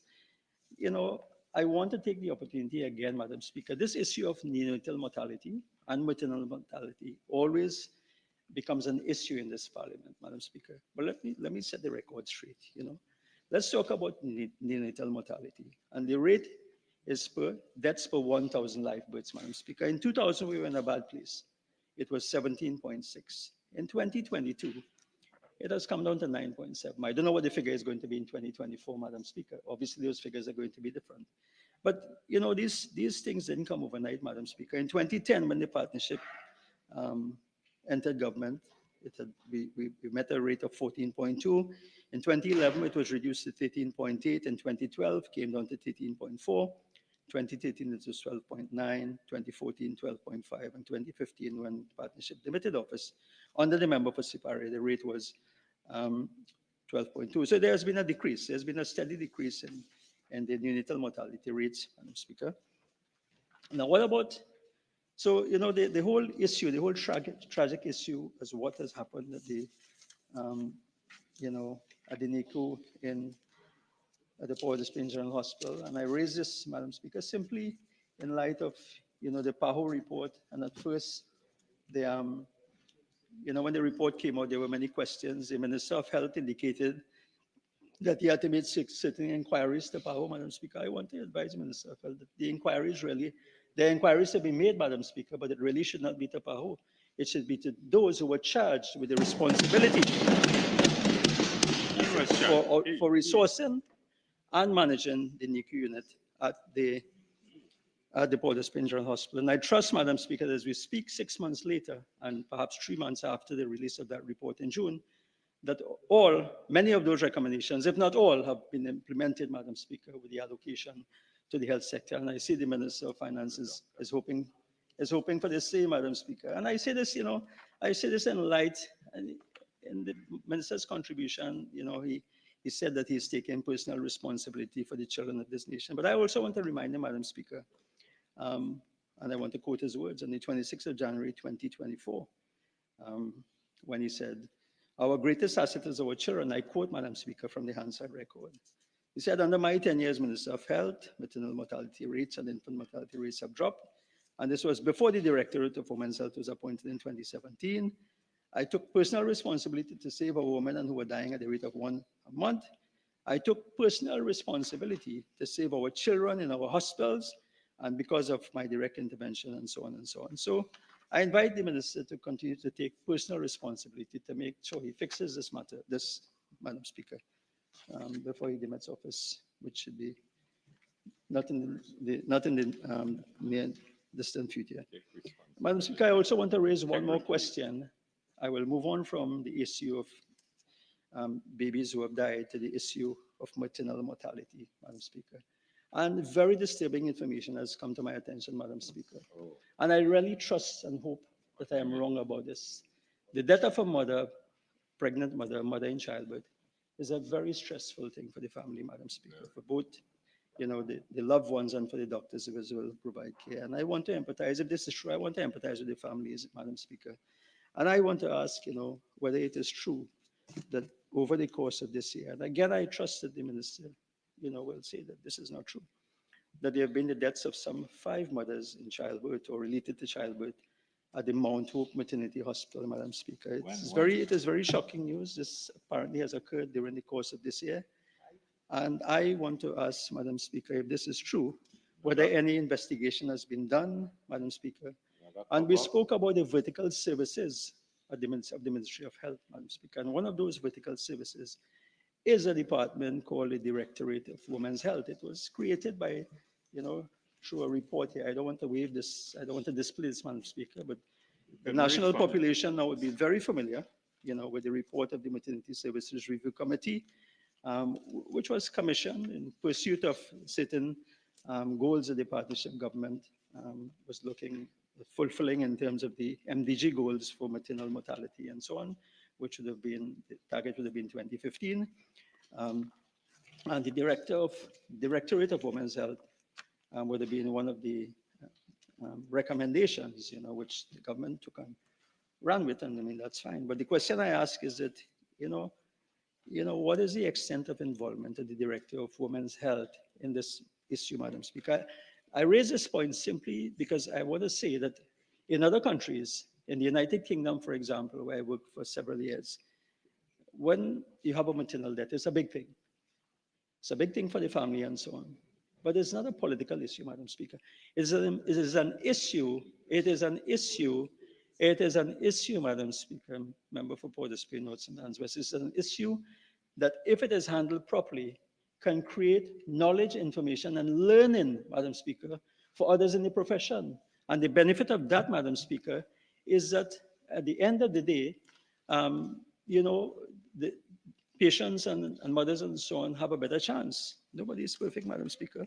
So the learning is shared, and one of the recommendations that was made, Madam Speaker, in this report, and which has not been implemented, is the issue of creating, a confidential inquiry. So it's not meant to point fingers, Madam Speaker.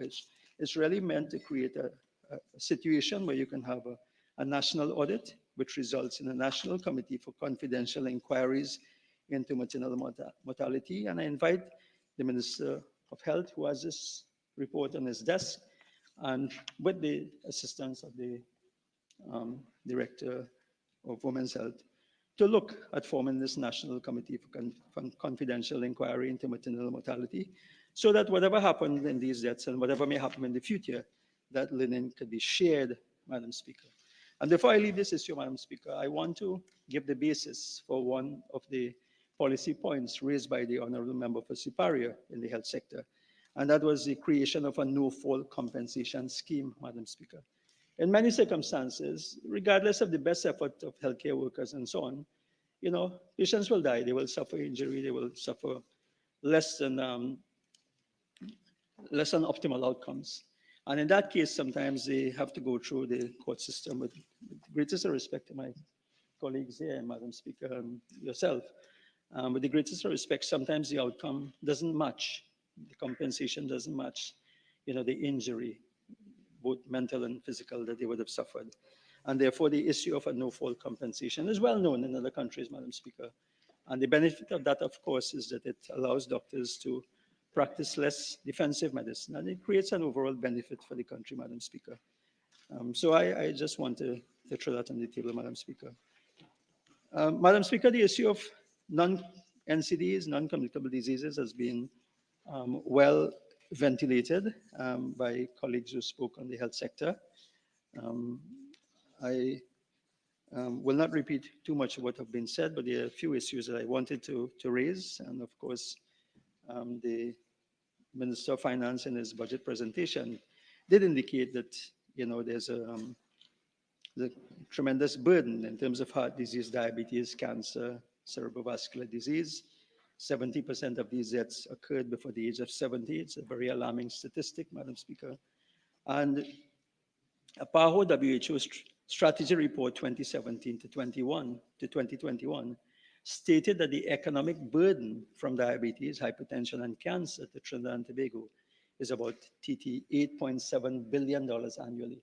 So this is the economic burden, Madam Speaker. It's not the cost directly to the health sector. So it's a big burden in truth, indeed. It's approximately 5% of our GDP. So, Madam Speaker, there are two issues that when one speaks of the NCDs, and one is the prevention, and the other, of course, would be the treatment of the NCDs, Madam Speaker, because we have to fight, the fire while trying to prevent at the same time. And I just want to reflect on the WHO SDG target 3.4, which speaks to non-communicable diseases and mental health. And the target, of course, is to reduce by 1/3 premature mortality from NCDs through prevention and treatment, and promote mental health and well-being.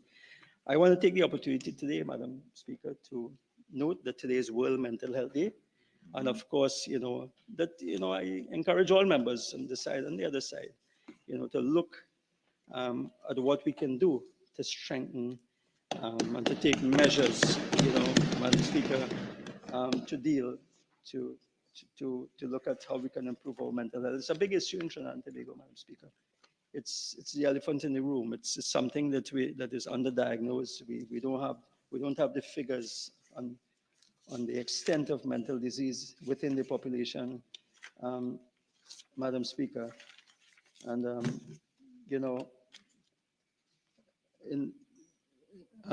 in the budget, it was noted, Madam Speaker, that Trinidad and Tobago, one of those documents that we have before us, that Trinidad and Tobago has the third highest prevalence rate of mental illness, schizophrenia, mood disorders, behavioral disorders, substance abuse, and suicide, Madam Speaker, being leading causes. And of course, teenage mental health should be made a top national priority, Madam Speaker.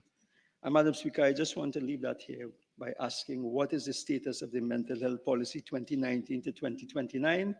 We are now in 2024, Madam Speaker, and this policy is yet to be finalized, amongst several other policies that have been promised by this government. One of the interesting interventions I see being promoted, Madam Speaker, is the issue of a call center where those who have NCDs can call in now. Madam Speaker, I want to endorse the call center. I have a few questions, and I want to endorse the call center, Madam Speaker, but only to say regrettably that this suggestion from this side, Madam Speaker, it took 6 years to implement this suggestion, Madam Speaker. If you will permit me to read from the Hansard of 5th October 2018, it sounds like budget time. This would have been a budget contribution, And this is a member of parliament myself making this suggestion, Madam Speaker. Again, one of the initiatives that I think could make a big impact would be to find a way for the state to get a scale of blood pressure machine and the glucometer in every home. I know it sounds like a tremendous amount of expenditure. And now with WhatsApp, you can have those numbers, talking about your BP numbers and your sugar numbers and so on. You can have those numbers sent into a central center, which is your call center here, Madam Speaker, where they can be manned by your doctors and nurses who can give advice and deal with the issues. So, Madam Speaker, this suggestion has been in the public domain for the last 6 years, and I congratulate the honourable member for St. Joseph for making that step. I think it would be beneficial in some way, Madam Speaker. Honourable member, you have 2 more minutes of ordinary time left. You have 10 additional minutes available to you to wind up.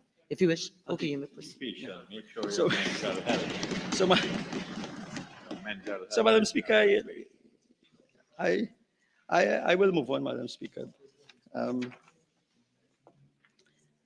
So just before I leave NCD clinics, NCD, Madam Speaker, I just want to put in a plug for those overworked doctors in the community clinics, in the primary care clinics, who these are overstaffed, especially when we have so many doctors looking for employment. So there are too few doctors to see the patients. The doctors have essentially become prescription writers, and because of that, patients sometimes don't get the ideal treatment in these clinics, and that adds to the burden of the diabetic and heart and kidney disease, Madam Speaker. Madam Speaker, I want to move on again. There's a lot said in the budget statement about eye disease, heart disease, and kidney disease, but I just want to endorse one of the policy points that was made by the leader of the opposition, the member of Siparia, in terms of creating and providing a stroke rehabilitation center, Madam Speaker. It is an important intervention. Hypertension is a big issue, and it is sometimes, undiagnosed, Madam Speaker. And as a result, patients can suffer stroke and so on, Madam Speaker. And therefore, you need a dedicated center where these patients can undergo rehabilitation. The facilities available in the public sector at the moment are less than ideal, Madam Speaker. And I want to throw out another suggestion, Madam Speaker, to the Minister of Finance and the Minister of Health. In terms of the detection of hypertension, having a call center is fine, but that depends on people having their own machines and so on. Madam Speaker, there's a report which I came across in one of the documents here that was given to us, which speaks to 0.6% of the population, 10,000 people in 2021 were found to be multi dimensionally poor, Madam Speaker. So that amounts to about 10,000 people. And my suggestion, Madam Speaker, is that even if these people want to call the call center, they will not have the blood pressure machine to check their numbers. And therefore, I want to suggest to this government, Madam Speaker, that identify these 10,000 impoverished citizens. You will know them because they already access services from the state. And, give them a blood pressure monitor, Madam Speaker, but tie it in to the fact that they will call in their numbers on a regular basis to this new call center we established. It will cost you about $5 million, Madam Speaker. But I give you the assurance, and I give the country the assurance that the country will save much more in the long term, Madam Speaker. Madam Speaker, as I move on quickly, I just want to make a plug again for the cardiac cath lab at the San Fernando Hospital. I don't hold my breath that this will be built during this financial year, Madam 9 Speaker. years This has been they're promised asking since for it. 2016, and we want to give the population the assurance that it will be Well, built not under bad. the next government, Yeah. which will be a UNC government, Madam Speaker. Yeah. Madam Speaker, what passes for treatment in the public health sector when a patient suffers from chest pain is nothing short of a travesty, Madam Speaker. Will definitely be But, part of Madam it. Speaker, that is something that, I want to give the population the assurance. Madam Speaker, it will be remiss of me not to deal with the issue of COVID and try to put this once and for all, put it to rest once and for all, Madam Speaker. And let me make it very clear that under this government, Madam Speaker, over 4,500 citizens died, Madam Speaker. That's a fact, Madam Speaker. It's also a fact, Madam Speaker, that the Simangal report showed without a doubt that the Minister of Health and this government management of COVID was an utter disaster. Madam Speaker, Madam Speaker, they were completely unprepared for this epidemic. Madam Speaker, they failed to educate the population, and they created something called vaccine hesitancy, Madam Speaker. They keep talking about the vaccines and so on, but the lack of education, Madam Speaker, 6 months before the vaccines became available, there was in the public domain a report which the Minister of Health was privy to, and I myself was there at the meeting, which suggested that only 21% of people in this country would take the vaccines, Madam Speaker. So they were slow as well in terms of procuring the vaccines. And, Madam Speaker, they keep bashing the leader of the opposition, the member for Siparia, in terms of certain pronouncements and so on. But it is a fact, Madam Speaker, that some of the vaccines used in Trinidad and Tobago were associated with complications, Madam Speaker. All we are asking, Madam Speaker, what should have been done is for patients to make an informed decision in terms of being aware of what complications were available, Madam Speaker. So I leave that there, Madam Speaker. Madam Speaker, before I move on to my constituency for my remaining few minutes, Madam Speaker, I just want to touch on the issue of cybersecurity. The Minister of Health indicated that the electronic medical records are important.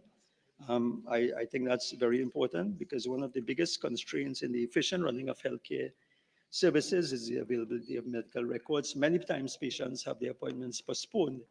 After they wait 6 months, they go to the clinic and the doctor can't see them because their records cannot be found. I think the time has come to for that to be a thing of the past, but also that we must take and put in place, I agree, but that we must have proper cybersecurity legislation that is to accompany any attempt to implement electronic medical records and patient information sharing on online platforms.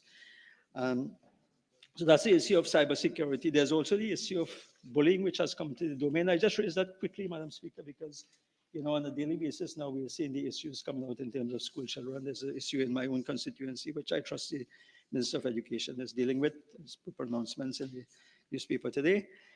But I just want to make the point again that even though we have the issue of physical bullying, we also have the issue of cyberbullying, Madam Speaker, and this can be very troubling for children and even for adults, Madam Speaker. Madam Speaker, I am aware of this, Madam Speaker, because recently my wife and I were victims of this. I was shocked, Madam Speaker, that people can, bully you in this kind of way, and in terms of being able to hide behind a fake profile and so on. But I leave that there, Madam Speaker. My point, Madam Speaker, is not to in any way suggesting that freedom of speech should be interfered with, but just to make sure that that the cybercrime unit has the appropriate teeth and so on to deal with these matters. Madam Speaker, I'll now move on to the constituency of Faizabad and Great constituency. the great constituency of Faizabad, Madam Speaker, and and there is there are two issues. There are two issues. There are many issues in Faizabad, Madam Speaker, but there are two I will raise. And those two issues, Madam Speaker, demonstrate how this government treats with some citizens in Trinidad and Tobago, Madam Speaker. And the first issue, Madam Speaker, is one that has already occurred despite several warnings to the relevant authorities. And today, the 10th of October, as I speak in this House, Madam Speaker, it is exactly 3 months. The 10th of July was when a bridge in St. John's Trace, Avocat, in my constituency, collapsed, Madam Speaker. You know, the warning signs were there for all to see, you know. The Honorable Minister for Works and Transport actually walked on that bridge himself a few years ago with me, Madam Speaker, and saw what's going to happen. We predicted this was going to happen, Madam Speaker, it's collapsed. But more than that, Madam Speaker, 3 months after, the residents, all 40 residents, are still using a boat, Madam Speaker, to cross. Some of them have had to abandon their residences, Madam Speaker. Yeah, they've had to rent places, Madam Speaker. They can't use their vehicles remain abandoned. And despite my best efforts to the ministers, you know, responsible, Madam Speaker, my good friend from San Fernando West, Minister of Works and Transport as well, they have not seen it fit, Madam Speaker, to visit those residents. They're all tax-paying citizens of Trinidad and Tobago, Madam Speaker. I checked for myself. And the other thing I want to bring to the attention of the government, Madam Speaker, and to my friend from San Fernando West, is the issue of, on the Mosquito Creek, the cremation site, which houses hundreds of persons on a daily basis as they go to, you know, pay the last rites to their loved ones, Madam Speaker. And this is the issue, Madam Speaker, of a gazebo which will very soon collapse into the shore of the Gulf of Paria, Madam Speaker. And I trust and hope that this site will not suffer the same fate as the bridge in St. John's Trace, Avocat, Madam Speaker. There are many, many other issues within the constituency of Hyderabad, which I will raise in different times and different places, Madam Speaker. So, Madam Speaker, with those few words, I want to thank you for the opportunity to raise, yeah, and I hear my friend playing the blame game. I'll not be distracted, Madam Speaker. The politics of deflection is taking place here. Blame somebody else. So, Madam Speaker, with those few words, I want to thank you again for the opportunity to make this contribution. I thank you. Prime Minister.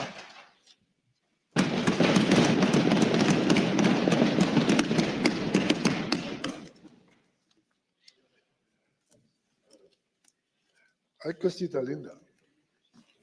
Mira, no chala, casa alta. Estoy muy cansado. What language is that, Prime Minister? Spanish? Madam Speaker, I'm just practicing my Spanish in case I have to respond to the responder.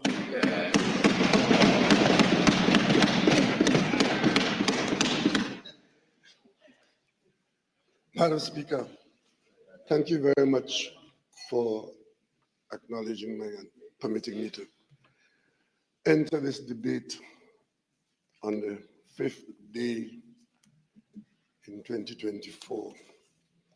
I want, Madam Speaker, to begin by thanking the leader of the government's effort through the Ministry of Finance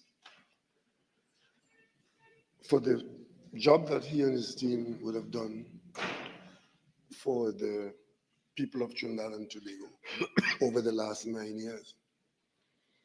Because, Madam Speaker, it is not easy to be responsible for grappling with the challenges of the people of Trinidad and Tobago, and to have done so successfully is worthy of commendation. But, Madam Speaker,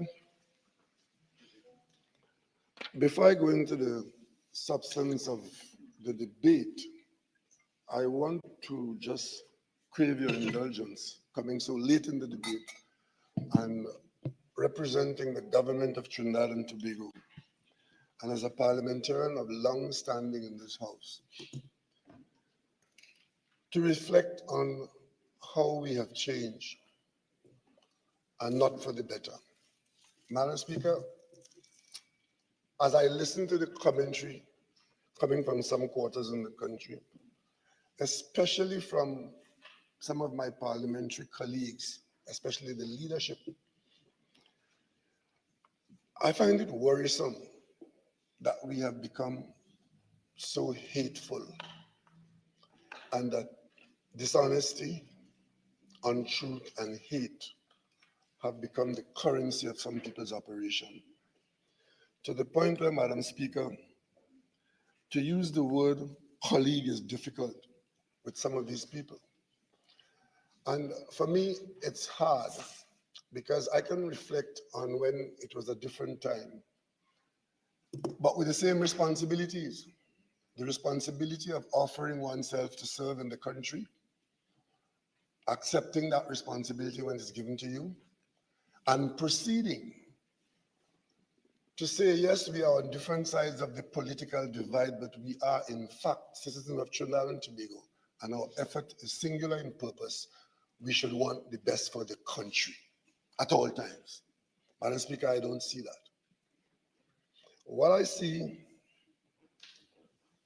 is an attempt to get the population to respond to alternative truths. These are not original phrases of mine, but I see such great similarity between Trinidad and Tobago, especially its opposition, and the calamity that's happening in a large country up north, that I wonder who exactly is their leader? Who is leading the opposition into this situation? So we come here after 9 years of being the government of Trinidad and Tobago. Unfortunately, the same Minister of Finance is in a position to expertly speak to all aspects of our finance. And the government takes the position that the country can benefit and must benefit from a comprehensive reporting of what we are facing, what we have been doing, where we're at, and where we're going. And to do that, Madam Speaker, it takes time. But apparently, to have reported so comprehensively to the country is to offend some people. And in fact, some of our opposition members, both in and outside of the House, the biggest issue for them was the length of the speech, how long the speech was. That was the premier criticism.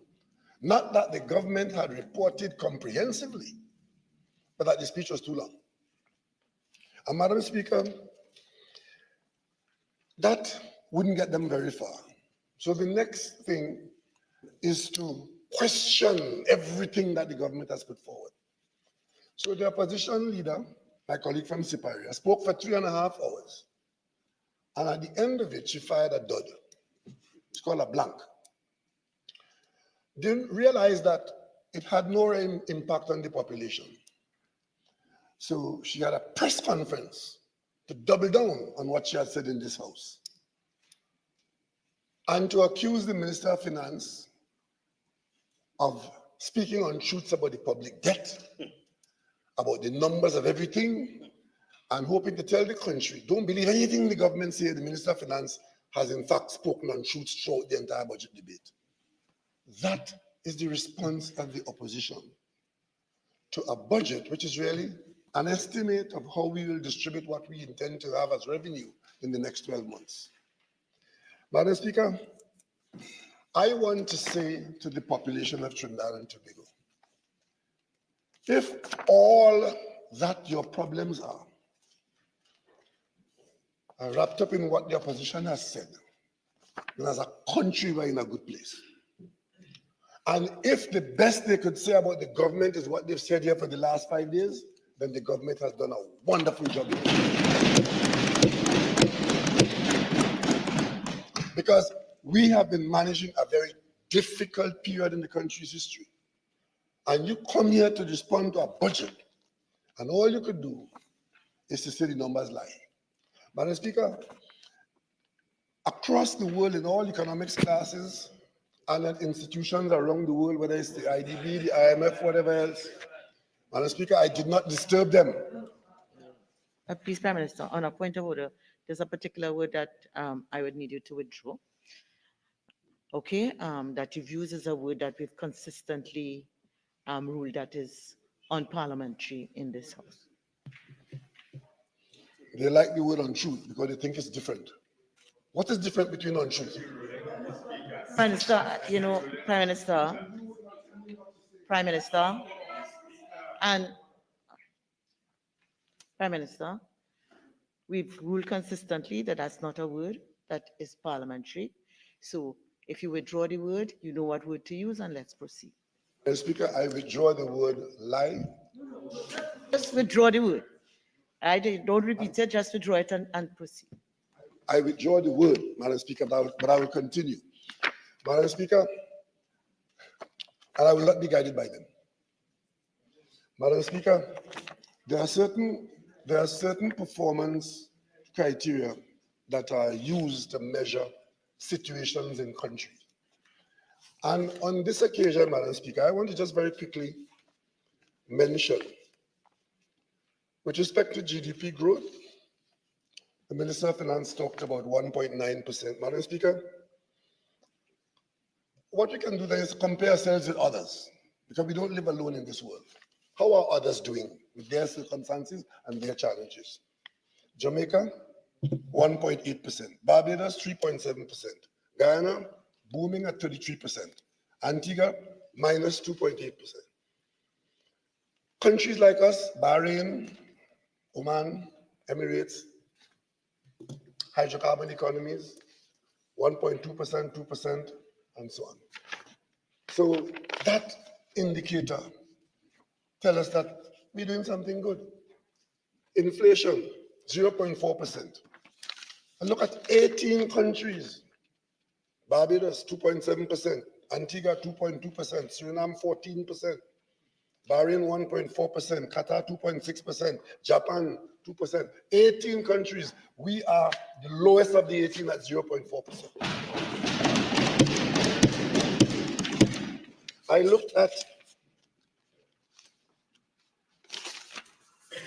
looked at unemployment, 5.4%, up from 4%. Barbados, 8.2%. Bahamas, 8%. Of the same group of 18 countries, most of them are approximating about 8%. We are at 5.4%. So while we have an unemployment problem, we measure pretty decently with the rest of other persons with their circumstances. The Bahamas, 8.8%. Suriname, 10%. If I give another comparator, per capita income, Madam Speaker, in 2016, our per capita income was $17 billion, just over 17 billion. 17.2, it went to 17.3 in 2017, 17.6 in 2018. Madam Speaker, come 2020, COVID, it dropped to 14 billion, 14.8 billion. But we know why. We worked at it. We stood our ground. So by 2021, it was back to 17.4. 2023, 19.8. So, Madam Speaker, that is good realism, good performance, good situation, because suppose we had not been able to bounce back from the 14 billion economy. We go to Human Development Index, Madam Speaker, notwithstanding all that you have heard, they call it doom and gloom, because that is the yardstick. All that you have heard about how Trinidad and Tobago is a hellhole. But look at the International Human Development Index used by the authorities around the world to determine the quality of life in any country. And this is not our measurement. This is the measurement of independent persons looking around the world using the same yardsticks. Trinidad and Tobago ranks number 60 on this scale of the countries around the world. And we are ranked Human Development Index 0.814. And that on the system is very high human development, which means life expectancy, access to education, healthcare and income distribution, and so on. All of these things they put together to determine what goes on in a country and the quality of life in that country. We are ranked in the category of countries very high human development. You know who is there with us? Barbados, ranked number 62. The Bahamas is ranked number 57. Belize is ranked at number 118, and Jamaica is ranked number 115. Argentina is ranked number 48 with a 200% inflation rate. But they're measuring in this one quality of life. So no one index indicates comprehensively the quality of life in that country. You look at Bahamas, you see Bahamas per capita income is higher than ours, right? And it says that they are ranked a little above better quality of life. But if you go to inflation and you go to unemployment, you'll see Bahamas have 8% unemployment. So, Madam Speaker, when we speak to the country here, we want the country to understand that we are not alone on this planet. Judge us by how well we are doing as compared to our people. So, having said that, Madam Speaker, I know I don't have a lot of time, but I want to just touch on a couple of things. There was one point that was made by the Member of Parliament for, is it Kuva? Chagonas West. Chagonas West. The member for Chagonas West raised an issue about doing something to bring our children home from the conflict zones. And he spoke very emphatically about that. Madam, it's not that we're not doing anything, but it's a very difficult assignment.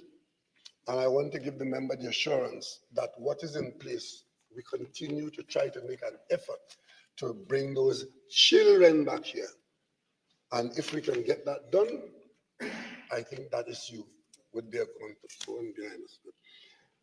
And, you know, what we have to do and what we are working on is to create a mechanism for the government to control return and entry of Trinidad and Tobago nationals from conflict zones abroad. So that would require a special majority in that legislation. And today I am instructing the Attorney General to speak to all members on the other side, especially those who have indicated, and as the draft is ready, to make the draft available to them, and we will see who will come to this house and support it so we can advance that. I heard the member for Mayaru. Say that he will support legislation that he thinks is in the public interest. We have a control operations bill to come to enable law enforcement to conduct undercover operations and gather evidence while maintaining public safety and ensuring successful prosecution. As soon as that draft is available, I will ask the member, the Attorney General, to make it available to them on the other side, and then we come back to the House and we'll see who will vote for it. We have a firearms amendment bill to come to ban assault weapons and high-powered rifles from this country's streets. And I want to see who is going to support that. We are looking at it in CARICOM. As soon as the draft, we are talking about a template from the CARICOM. Madam Speaker. Member, please let's hear the Prime Minister in silence. Prime Minister. They had all that they had to say. I didn't interrupt one of them. I listened in horror at most of them. So I'll speak in silence. Madam Speaker, there's a requirement to bring legislation to ban assault weapons in Trinidad and Tobago, and we will ask our colleagues on the other side to support that legislation so assault weapons will have no place in Trinidad and Tobago, purchased anywhere or illegally entering this country. So that's that. Madam Speaker, I want to express my sincerest condolences to the family of that young schoolboy. His name is Jaden, yeah, who took his own life because of how he was being persecuted in the school. Madam Speaker,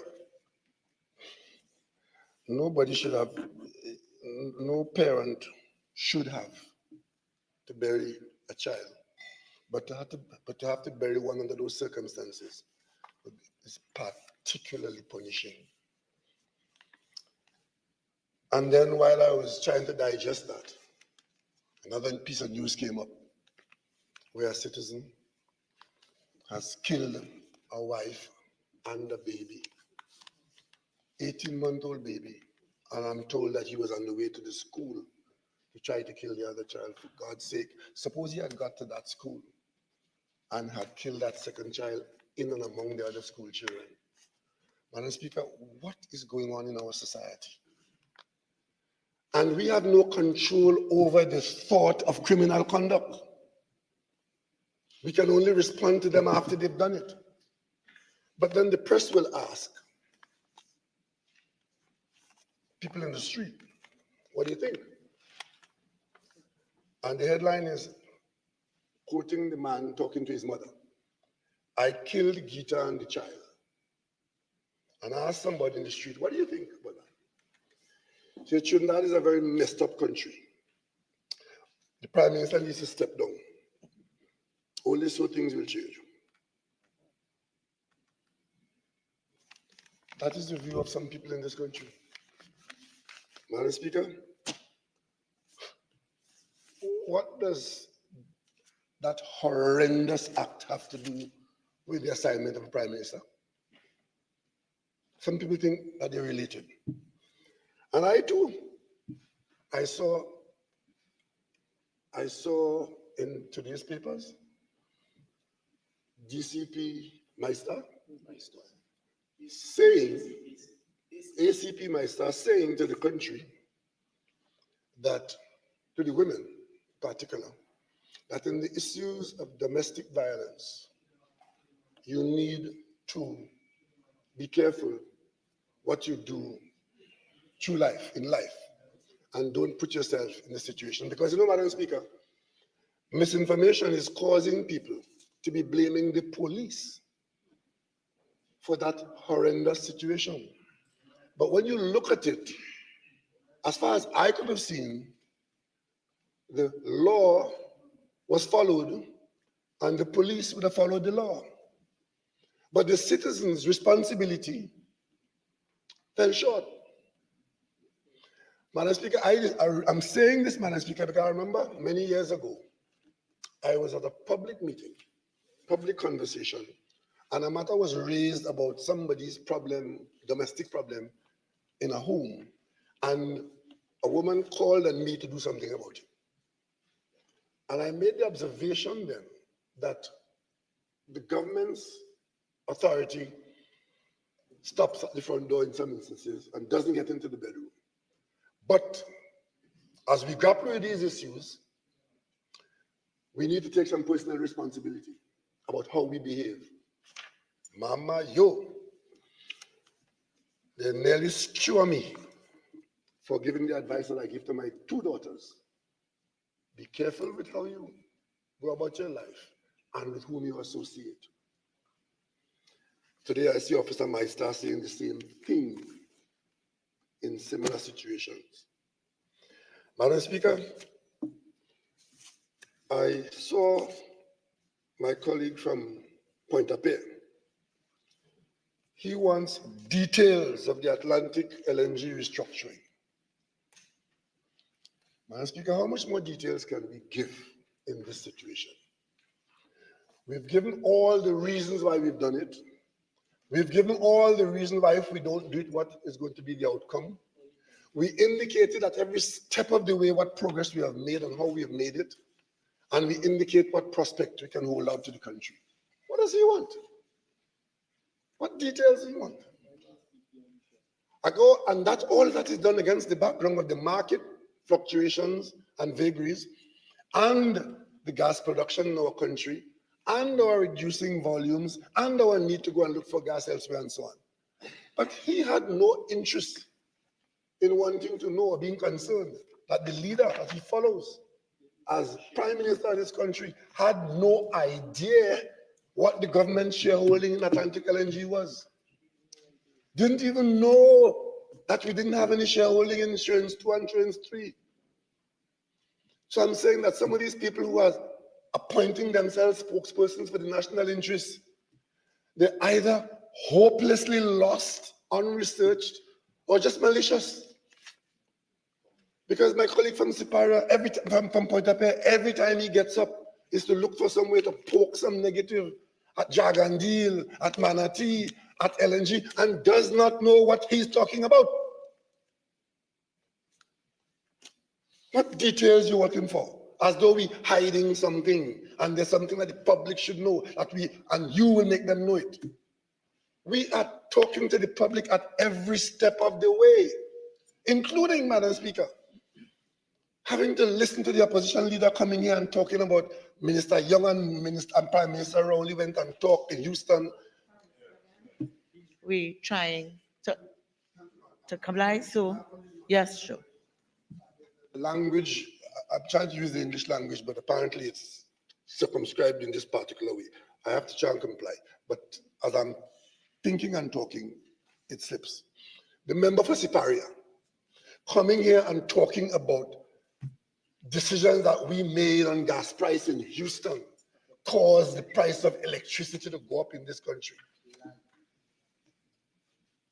Madam Speaker, I want to say it again for the nth time to my colleagues on the other side.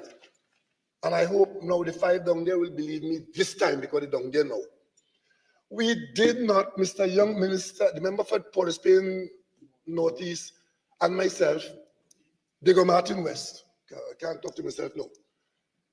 We did not go to Houston to negotiate any gas price. We went to Houston urgently because the contact and the negotiations between BP and NGC had broken down, and there was no conversation taking place about a gas price that was sorely needed in a situation where the entire Point Lisas estate was at risk. As Prime Minister, I took the responsibility with the Minister and the Office of Prime Minister to go to Houston, to meet the decision makers, to pull them together and to get them talking to NGC again. That's what we did. Why is that so difficult for you all to understand? It's either you're dumb or you're wicked. Coming here and talking about raising of electricity rate. Madam Speaker, that decision to bring them back immediately to talk resulted in a gas price being arrived at and immediately freed up. 48 for, I would like the Prime Minister to withdraw the word dumb. Continue, Prime Minister. Point proven. Madam Speaker,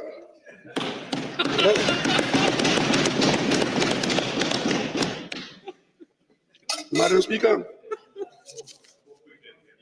that is so Madam Speaker, that was the nature of a lot of the response to the budget. The budget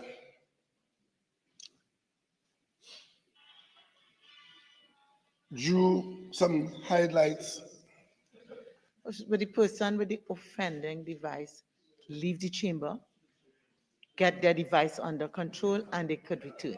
Whoever it is, kindly leave the chamber.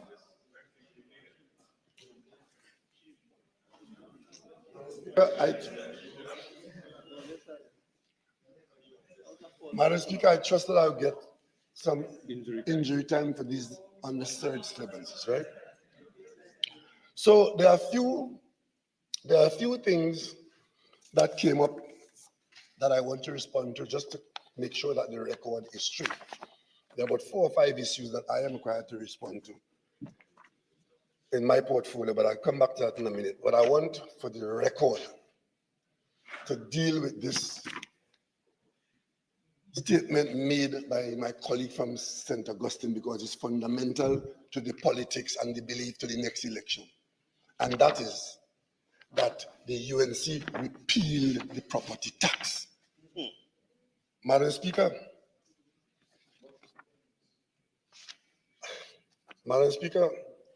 what do I have to do to get them to stop saying that? The challenge to the property tax was there, went to the court, and it was not proceeded with. And then, Madam Speaker, the government came to this parliament where some of them were present and enacted a waiver. And the waiver was for a specific period of time. That waiver ended by intervention and English letters in this parliament. The waiver ended, and thus the existing property tax law became force. That happened in 2014 to effect in 2015. So when we came in September 2015, the following couple of weeks, 1st of October 2015, the waiver would have died, the waiver would have expired, so the Property Tax Act became in full force. I want to repeat that. As a result of a position taken here by Minister Larry Hawaii of the UNC in this place, the waiver that was being enjoyed, put there by them for political reasons, axed the tax. The axe became dull, and there was no axe after September of 2015. I became the leader of this team as Prime Minister on the 9th of September 2015. And from the 1st of October, the first of the new fiscal year, the Property Tax Act came back into force as enacted by the PNM. It was never repealed. And I don't want to use the word again because I don't want to annoy my colleague from Cuba South, but it applies to St. Augustine. Madam Speaker, all of that is meant to fool the public because some people in this country trust them to speak the truth, but they're selling the pig in a bad market. They have a difficulty with speaking the truth.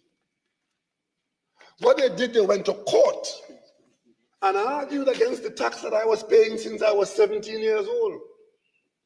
And in the court, one little strand of the argument was supported in the court and resulted in the court asking the government to create a new role. We had to go and find 200 houses individually assessed, half of the population of houses in the country, before we could put the law into force. And it took the government probably 36 or 48 months to do that. So that's what we're doing all the time. We did not grant a waiver, but we were complying with the court order to create a new role. And as you created the role, they created manima up and down about the whole question of the valuation and the property tax. And Madam Speaker, let me just end on this note on this point. At the end of the day, this government is levying and receiving property tax. Is it 2%? 2%. You know what? When they removed the waiver, you know what they were asking to do when they tried to do it? Was 7%. They had set out to collect the tax at 7%. It is now 2%, but they're still out there harassing the public. Property tax, property tax, property tax. Mischievous underminers that you are. Madam Speaker, the next big point that came out of the budget debate, making headline, is that the Prime Minister somehow sequestered $400 million for himself in his ministry, and they used ghost buildings to do it. The opposition leader is a self-appointed senior counsel. Gone to a press conference after she had 3.5 hours to talk to the country about the budget.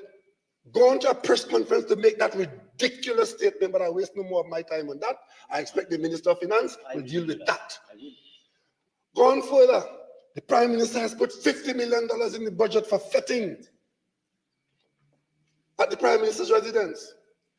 Let me just point out something to the country and use my time to do that though. Upon having the responsibility for forming a cabinet in this country, one of the things I did was to operate a smaller cabinet than the previous Prime Minister. This cabinet has 23 members. Madam Speaker, our expenditure has always been frugal. at the Prime Minister's residence at Diplomatic Center, where it's a complex, a compound. As Minister for GORTT, the Prime Minister has that portfolio, the Urban Development Corporation. The line minister for the Urban Development Corporation, GORTT, is the Prime Minister. And I took responsibility for using that corporation for doing a number of things, not the least of which was to bring us back into this parliament. You were all over the country like Ms. Howard Cat, and the parliament was left as a construction site for years. I took responsibility for that. GORTT under my portfolio. Our legacy buildings that were rotting on Queen's Park West, that today they are sources of pride to us. The President House, that was a garbage dump, collecting garbage by the truckload, today the President House is in use. And of course, the Prime Minister's residence is not a home for battered women, it is a home to house the Prime Minister of Trinidad and Tobago. Madam Speaker, they try to make those issues because they figure you would not know the facts. What are the facts? Who was spending money while at the Prime Minister's residence? Who was fetting them? 2010 to 2015, when the UNC was in government, when my friend from Siparia was in charge of government affairs, Prime Minister's establishment operating expenses at the Diplomatic Center and residence of the Prime Minister, $122.6 million. And add to that, $47.8 million for events. That comes to $170,482,000. So while they spent $170 million operating all the responsibilities of that institution of theirs, residents and the center, 2015 to 2020, Prime Minister's establishment operating expenses, $42,716,000. And as for events, for that period, $9,435,000. So while they spent 122 million, we spent 42. While they spent 47, we spent 9. So the total was, while they spent 170.48 million, we spent 52.15 million. And I have to come here and listen to the leader of the opposition trying to mislead the country that some kind of splurging is taking place at the Prime Minister's residence. Madam Speaker,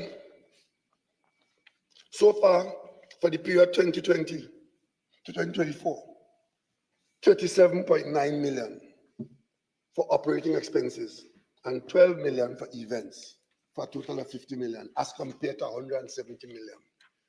I defy any one of them or any authority anywhere to have a different truthful expression. Madam Speaker, listen to this. Unusual expenditure, which we never incurred while we were there for over 9 years. We've never had an event planner to plan anything in that place. Every event we've had there was planned by the staff. And today I want to pay particular acknowledgement to the good work being done by Mr. Wendy Rock of Utica. Every single event from hosting heads of state to whatever in that place. The event planner there was Wendy Rock as part of a day work.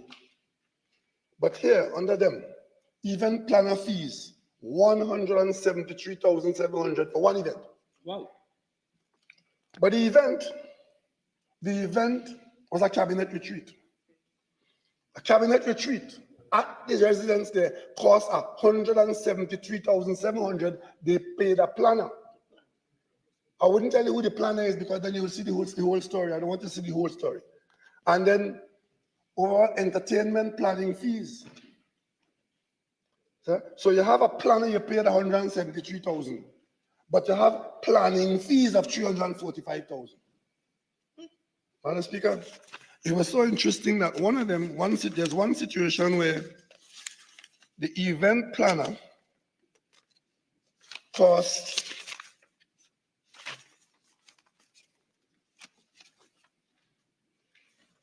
the event planner cost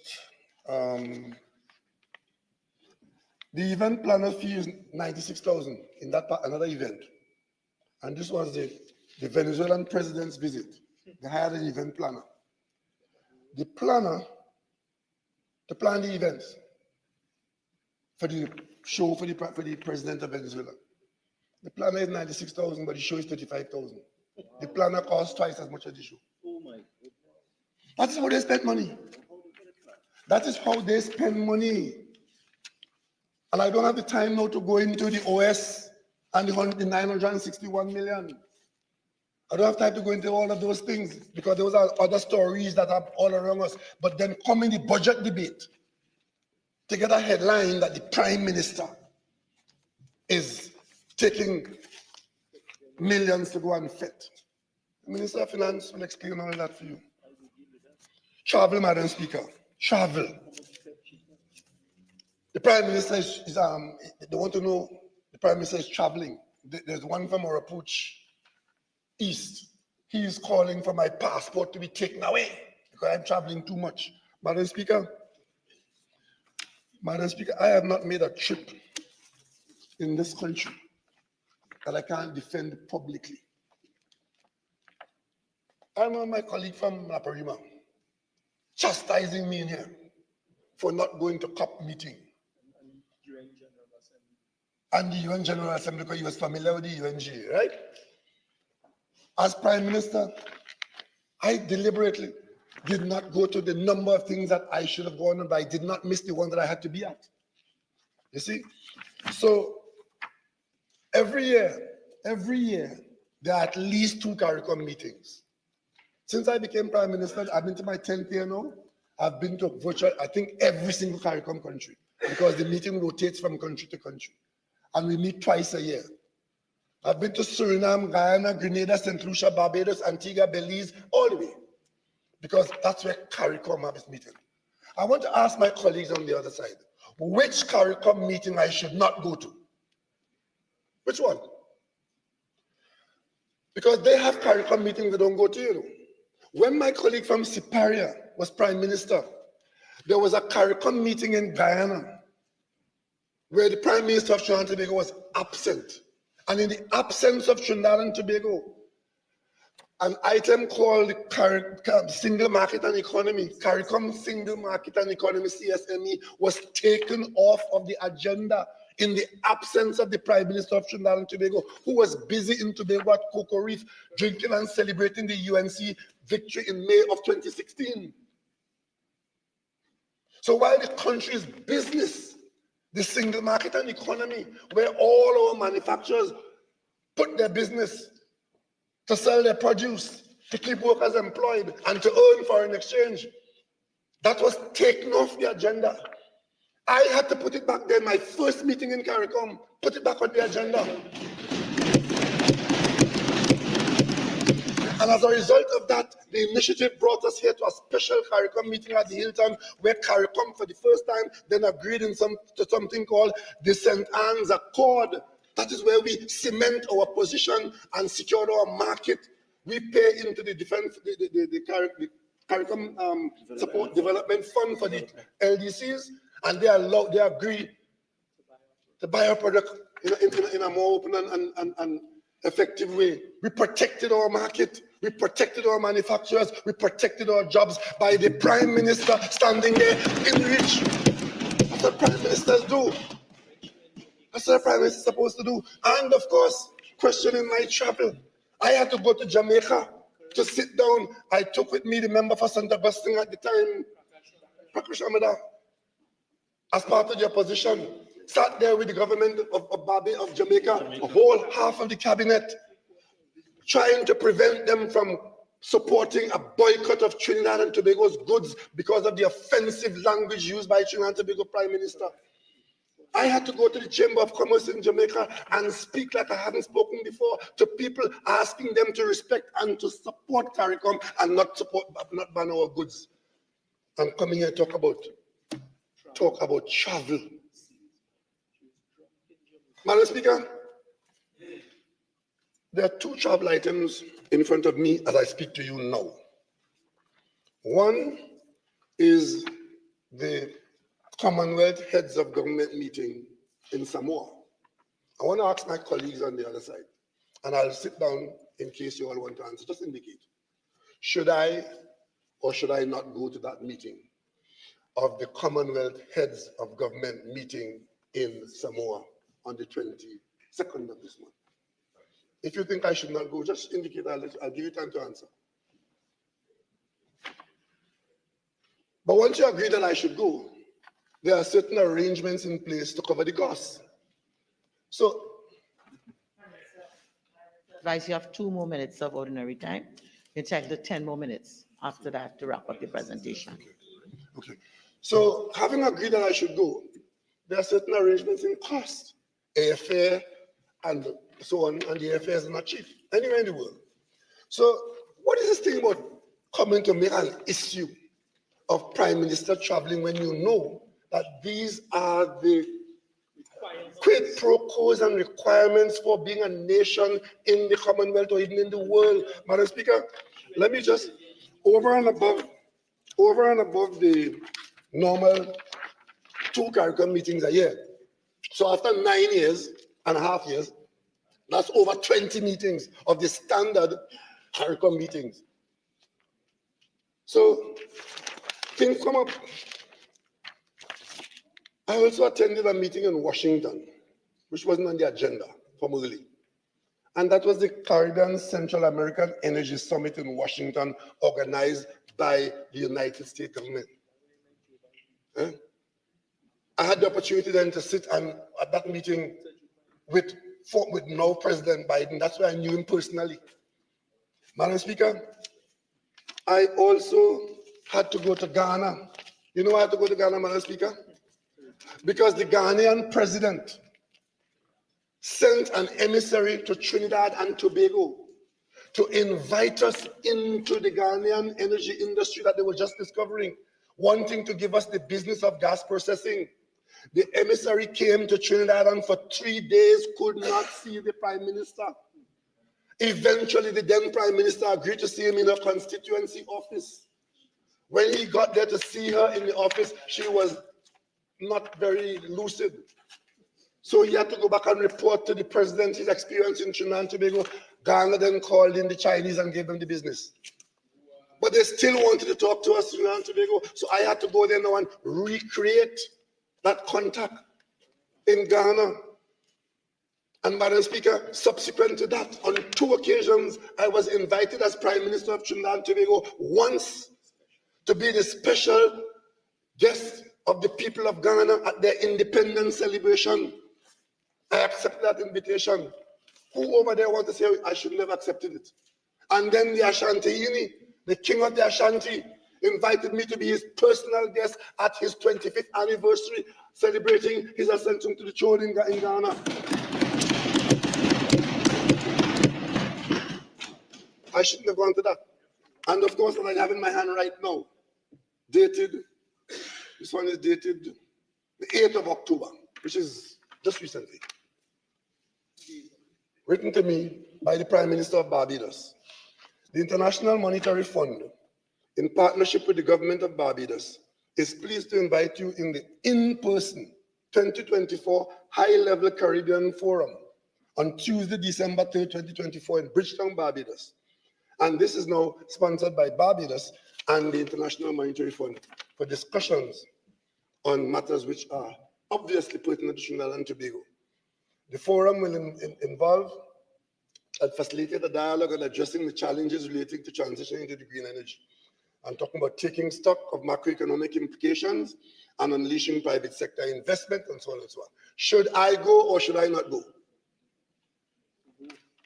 I'm asking for your permission. Coming and wasting people time talking about Prime Minister's travel. Madam Speaker, I can account for every hour. And I want to put on the record, I have never met an oil company executive when I was not appropriately dressed, never in my pajamas. Madam Speaker, another big point that was made was the whole question of government rent. Let me just put on record in this parliament. This is my 4th year in public life. I started that, yes, Tabakit. I was there before you were born. I started my political career on a public platform for the PNM in Belgarden in Tobago. You know what the big issue at that time? Getting rid of the Ministry of Tobago Affairs. Because the Ministry of Tobago Affairs was deemed to be oppressive to the people of Tobago in their quest for internal self-government and so on and so on. They wanted nothing to do with the Ministry of Tobago Affairs. The PLM lost that election in 1980. I cut my teeth in that election. And there was not a Ministry for Tobago Affairs anywhere in Tobago until the UNC came into view. When the UNC came into view, they saw not Tobago internal self-government as the issue. They saw opportunity. And the opportunity they saw was to facilitate the construction of an office building in Tobago. That office building today houses the Prime Minister and CAST, Central Administrative Services. They came out of the building, the Treasury, the government's own building, which has been there empty ever since. Empty and locked up there. Because they built a building with their connections, and that building was offered to the government. It had a number of defects at the time when it was offered. They then said the defects were attended to, and the valuation division valued the rent at $280,000 a month. That was the government's valuation division's valuation. They said, nah, that's too low. They rented for $300,000 a month. And between then and now, that building has been rented for upwards of $46 million. Every month, $300,000 is the only business in Tobago who's so lucky to get that done.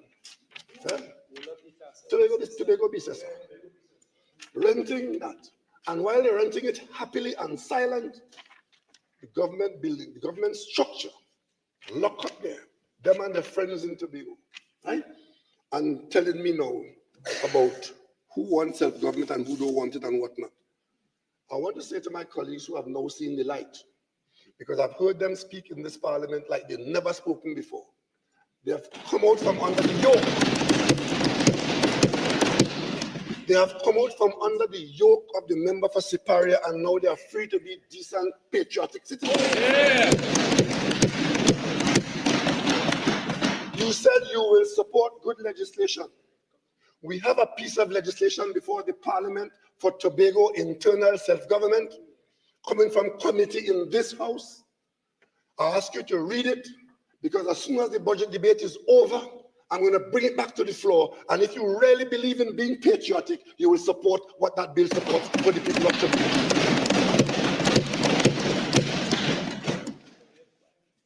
And as for my friend from Couva North, who waiting to jump into this debate, I just want to advise you that when we are completed at airport in Tobago, at terminal building, it will be a very difficult place for you to operate. Madam Speaker, the last minute that I have, I simply want to say that the government observed, one, that the vessel, the boat from China that the former Prime Minister saw and wanted one, has now been deemed by survey of experts to be, let me tell you, the vessel is presently unserviceable due to a multitude of defects resulting from a major equipment failure. All the systems are defective because they were never meant to be what they thought it was going to be, which is our offshore patrol vessel. Shore power system gone, main diesel general gone, steering system gone, corroded suction piping, auxiliary machinery gone, radar gone, ship tender gone, heating ventilation gone, air condition gone, hull and deck equipment gone. Who want to go to sea in that? As a result of which, Madam Speaker, I expect that very soon the cabinet will authorize the disposing of that, because it's down there banging against the in bad weather. It's threatening to destroy the pier. So we have to sell that as scrap. Madam Speaker, finally I want to say that we're not only concerned about the equipment, we are concerned about the personnel, because the cabinet recently took a decision to authorize the CD to change the law actually, to allow the pension regulations amendment to come into force so that the CDS can do certain things for compassionate treatment of members of the defense force, which is those persons who are required to have 20 years before they get a pension. Very frequently you have persons with 19 years and some days, or 18 and a half years and so on, and they have to leave at the age of 45 without a pension. I understand now, hearing from my friends the other side, that they will increase the pension, the service age to age 65. But we're saying that's not what you need to do. We've done what had to be done. We've authorized the CDS to give the required number of days of service so as to let such persons qualify at the 20-year mark so they can leave the defense force with a pension. Madam Speaker, those are the kinds of things that we have done. But I have a whole lot more to say, but I don't have a lot more time in here. But I'm just saying to you, I've heard my colleague from Mayara speak about his swan song. I am now in my 10th year as Prime Minister. I too may be a swan. But ladies and gentlemen, colleagues in this house, as long as I could leave here, having done the best for the people of Trinidad and Tobago, it doesn't matter when I leave, because I will leave in my head very high. And I hope that when I leave here, I could be proud to say that I served with certain people. And I hope that I don't have to say, if you want to find them, you have to look where the average citizen doesn't live. Madam Speaker, it has been a pleasure working with you as Parliamentary Speaker. I don't know how much longer I will have in this Parliament, but I've done my duty and I've kept the course. I've run the race, and I look forward, not for a pot of gold, but for my family at the end of this rainbow. I thank you, Madam Speaker. Madam Speaker.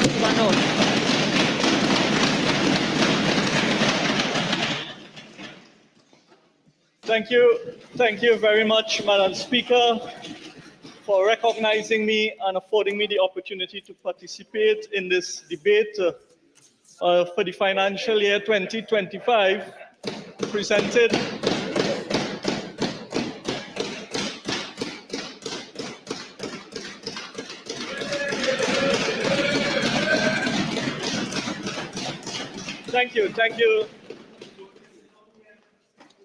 Thank you, Madam Speaker. And thank you most kindly for allowing me to participate in this budget debate for the financial year of 2025. I also want to take this opportunity, Madam Speaker, to... Just 1 minute. I really would like to hear the member for Cuba North. Member, proceed. Thank you most kindly once more, Madam Speaker. And Madam Speaker, as I begin, I want to take this opportunity to congratulate the Leader of the Opposition, the Honorable Member for Superior, for such a thorough, comprehensive and insightful budget response, Madam Speaker, who is here in the chamber doing the people's work, Madam Speaker. Madam Speaker, I also want to take a moment to thank my staff, my research team, those who would have accompanied me on the various site visits, my councillors, aldermen, guest speakers, and everyone who came forward and contributed to our budget consultation, pre-budget consultation in the constituency of Cuba North, but also for the citizens that came and participated in the several pre-budget consultations that was held in all constituencies, Madam Speaker. Because you see, Madam Speaker, we on this side, we are led by a visionary and a compassionate leader who understands that when we are to speak in this august chamber, Madam Speaker, we are not just to peddle our personal views, but we are here to be a voice for the voiceless, to stand in the gap, in the defense of that 99% of the citizens of Trinidad and Tobago that this government failed to address the concerns and the issues and the challenges affecting them, Madam Speaker. Madam Speaker, I also want to take this opportunity to applaud all my colleagues on this side who would have previously contributed towards this budget debate. And they would have strategically, brilliantly dismantled this dumb budget, Madam Speaker, this irresponsible budget, Madam Speaker, that was presented by this Minister of Finance. Madam Speaker, before I go into my substantive contribution, I want to take a moment, Madam Speaker, to respond to the previous speaker, the Honorable Prime Minister, who I really thought, Madam Speaker, was going to come to this House to speak about the issues affecting the citizens of this country, the real issues, Madam.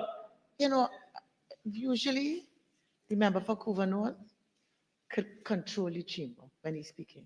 I'm having a difficulty in hearing him.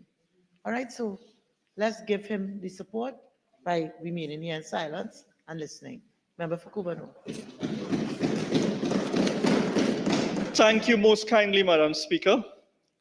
As I continue with my presentation, Madam Speaker, I was hoping that the Prime Minister would have utilized his time here to account to the population, to account and tell us, give us some accountability of that $3 billion that has been unaccounted for.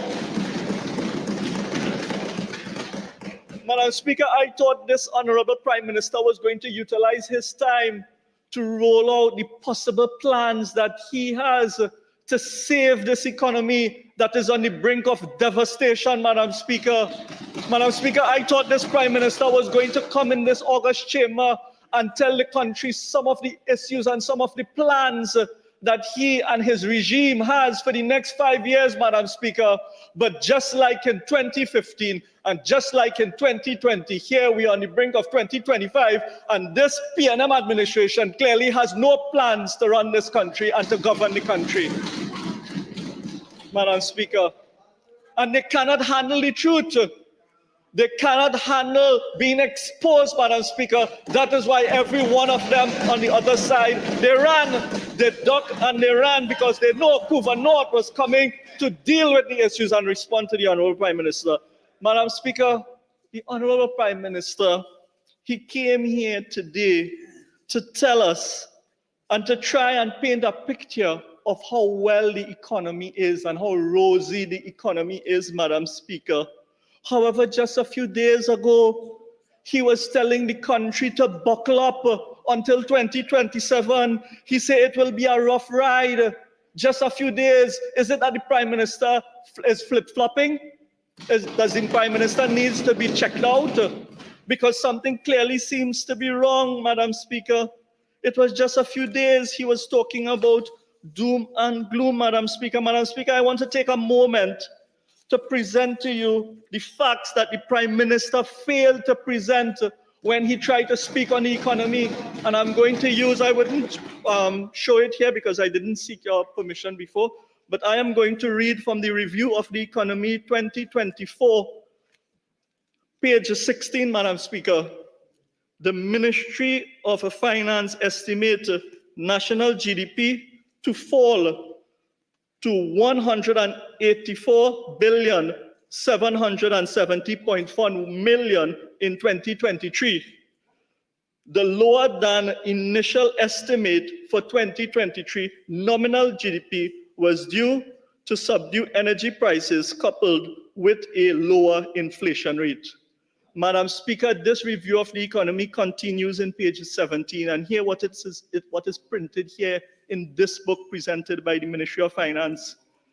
Ministry now anticipates nominal GDP to expand to 186,269.4 million in calendar 2024, So because of he hearing the expansion in 2024, he is thinking that it is going to increase.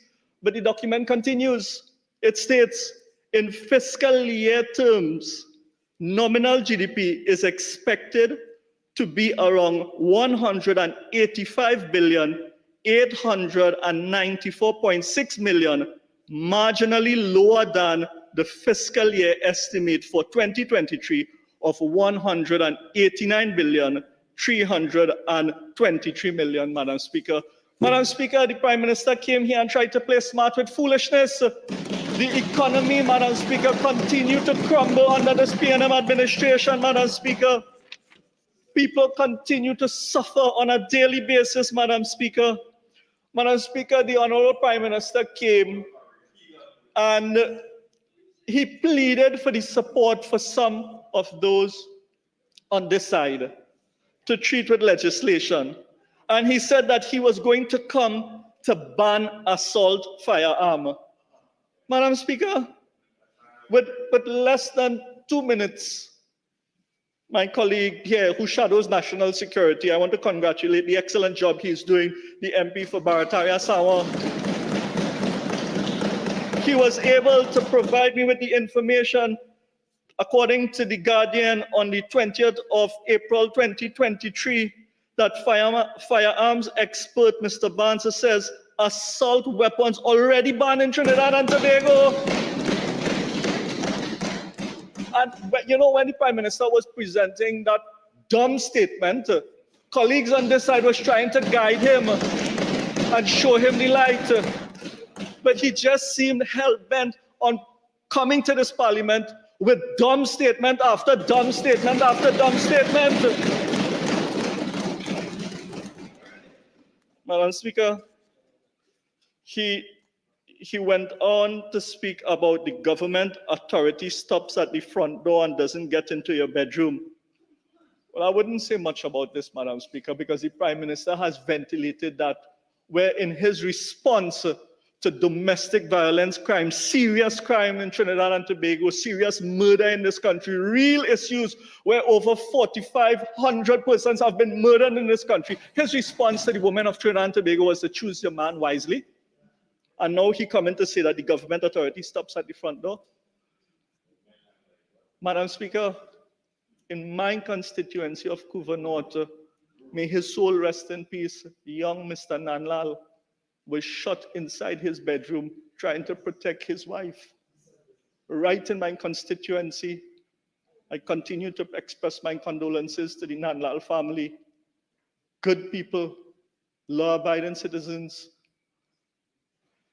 role models in our society had to be a victim of crime inside their bedroom.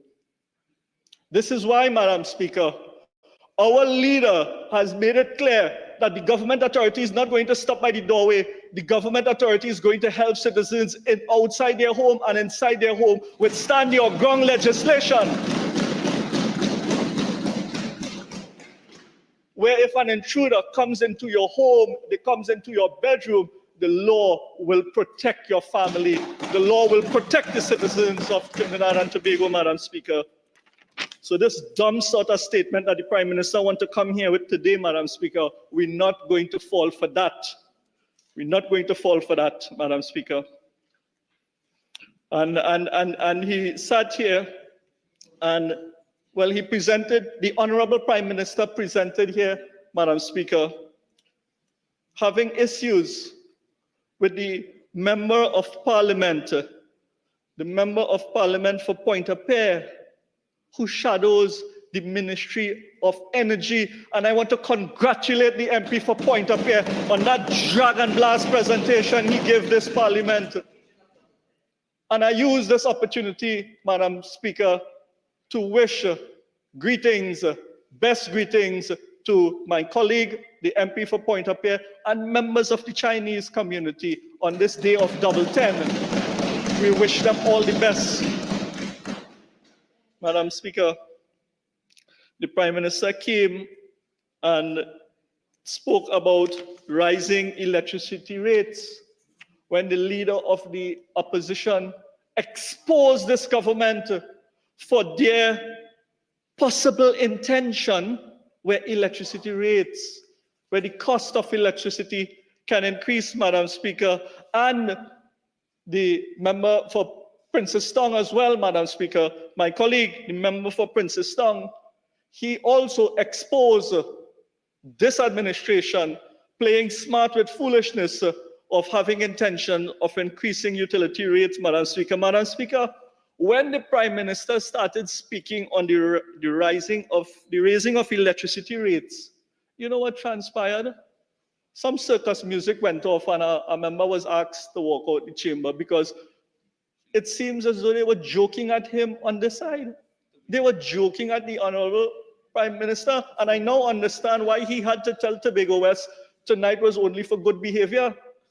But it looked like he didn't tell the Honorable Member before the Prime Minister came into the House for the sit-in that the sit-in should be for good behavior.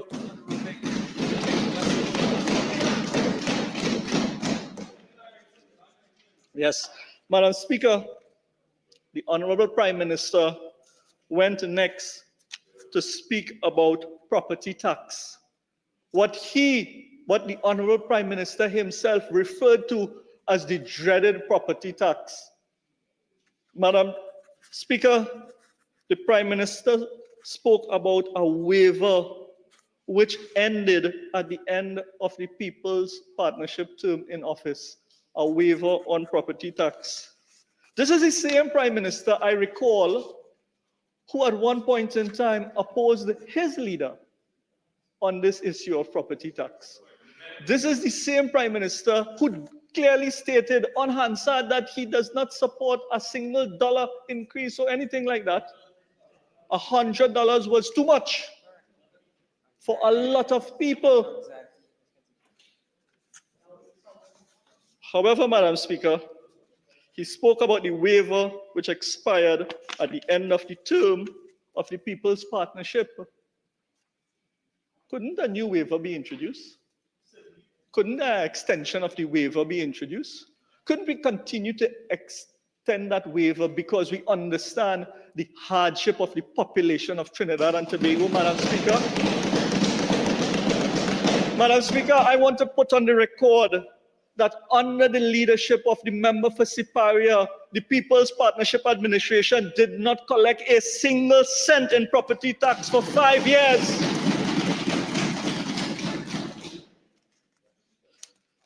The Honorable Prime Minister came to tell this Parliament and to tell the country that the government is levying and collecting property tax at 2%, but the People's Partnership wanted to collect at 7%. How the Prime Minister will come with such a dumb statement because the Honorable Prime Minister knows for 5 years the People's Partnership did not collect any property tax. Well, I recognize on the issue of the $400 million for himself, that is the Honorable Prime Minister, the increase in the allocation. The Prime Minister himself, he had nothing to say. The Prime Minister could not respond to the allegations raised by the Honorable Member for Siparia West, Madam Speaker, had nothing to say. When it is we cannot get schools completed in this country, when it is we cannot get a simple preschool, Waterloo Early Childhood Center, because the Minister of Education talking about funding and we don't have the funding. But here we see Prime Minister allocating an additional $400 million to himself. Madam Speaker, the Prime Minister went into $50 million fetting, a $50 million expense for fetting, Madam Speaker. Madam Speaker, you know what he did? He went about blaming, being the Minister for GORTT, blaming the UNC, blaming how much the People's Partnership spent when the People's Partnership did not collect a cent in taxes, additional taxes or anything like that.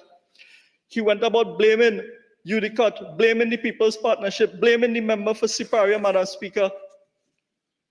When at this point in time, this country have to ensure that we get value for money being spent. When we come here to deal with a budget where agriculture has been cut, Agriculture has been cut by more than $200 million, Madam Speaker. Agriculture experiencing a cut, and I will come to that just now, because of the fact that the Minister of Finance want to ensure that he prioritizes, he spend an additional $50 million.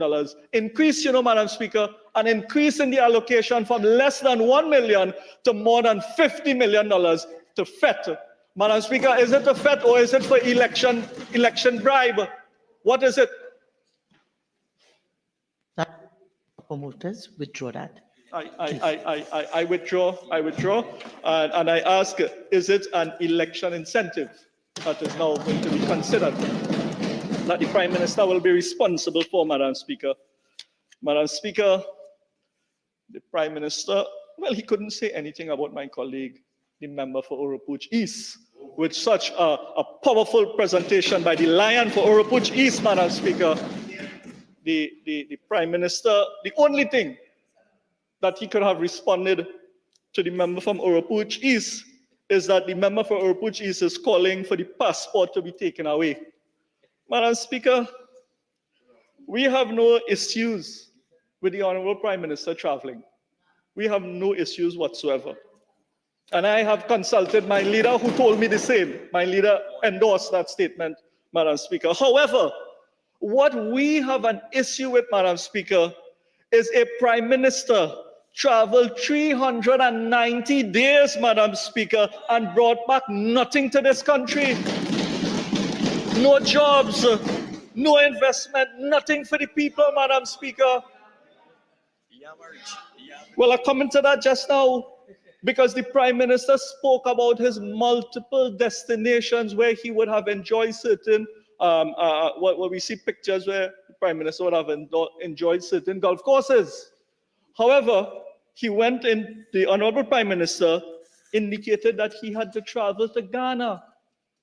All well and good, and being a guest and so forth at Ghana and representing the country at Ghana. We're okay with that. Some of us might have given the thumbs up and liked the photo and stuff on the socials.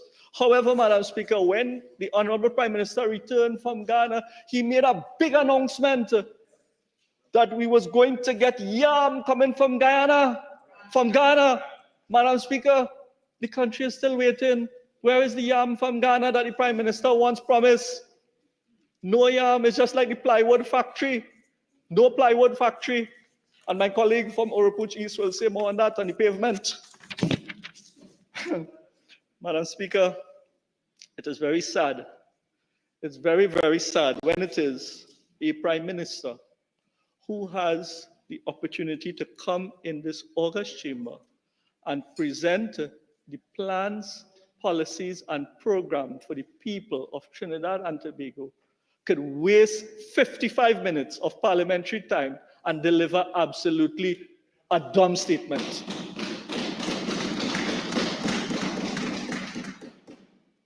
In his conclusion, he said that he has a lot to say, but his time is limited. I want to tell the Prime Minister that his time is limited. And that airport that he wants to speak about in Tobago, which this administration may not be able to complete, that when we, on this side, complete the ANR Robinson Airport, a project that would have been started since the People's Partnership Administration, 9 years, and they have not completed that project in Tobago, that when we return to office, Madam Speaker, we on this side will complete that project for the people of Tobago, and a lot of his friends, Bullet and others who he enjoy the company of, those friends of his who he wanted to enjoy that $50 million for entertainment, is not going to also be able, as he said, to frequent that airport.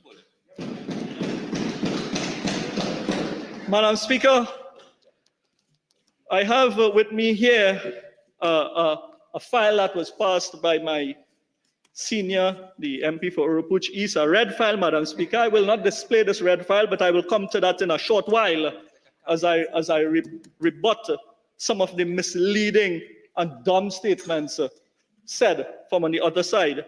However, Madam Speaker, I want to start with education. And I want to deal with some of the statements presented by the Honorable Minister of Education.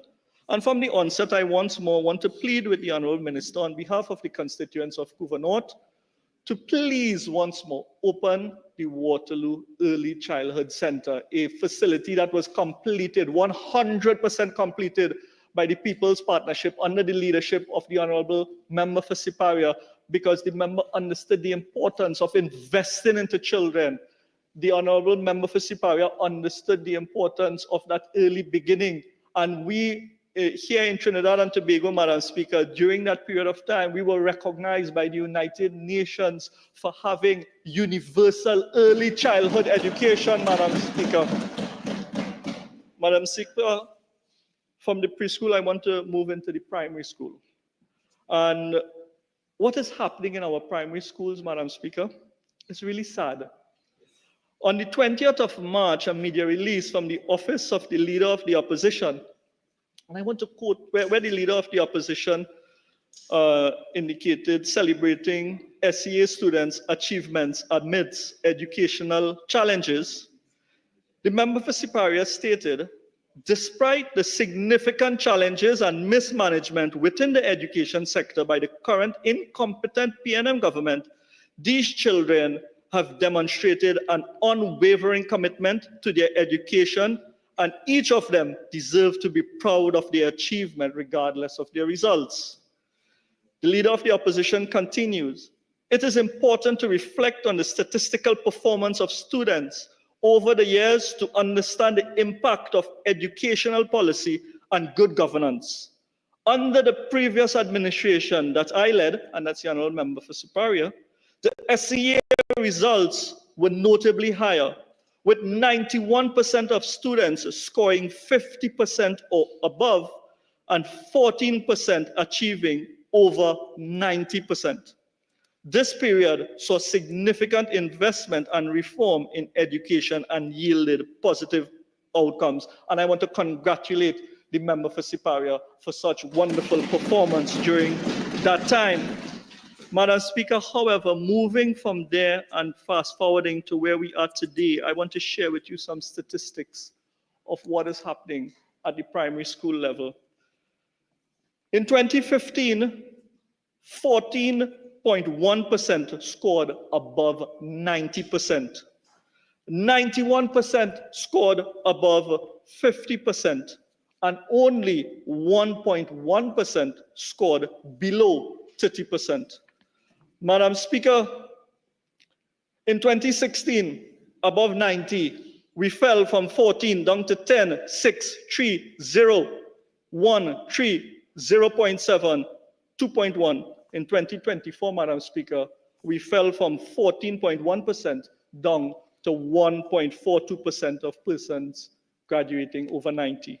We fell from 91% scoring above 50 down to 57.9%. And we increased from those below 30%, from 1.1, we increased up to 14.39%, Madam Speaker. Madam Speaker, this education ministry is failing our children. It's seriously failing our children, Madam Speaker. We have fell from 91% down to 57%. That would have never happened under the prime ministership of the member for Siparia. She would have fired that Minister of Education forthwith. Madam Speaker, continuing with education, Madam Speaker, I want to go to the SSIP 2025, Chapter 1, page 38. Madam Speaker, Ministry of Education estimated total of 25,989 students were enrolled in tertiary education institutions.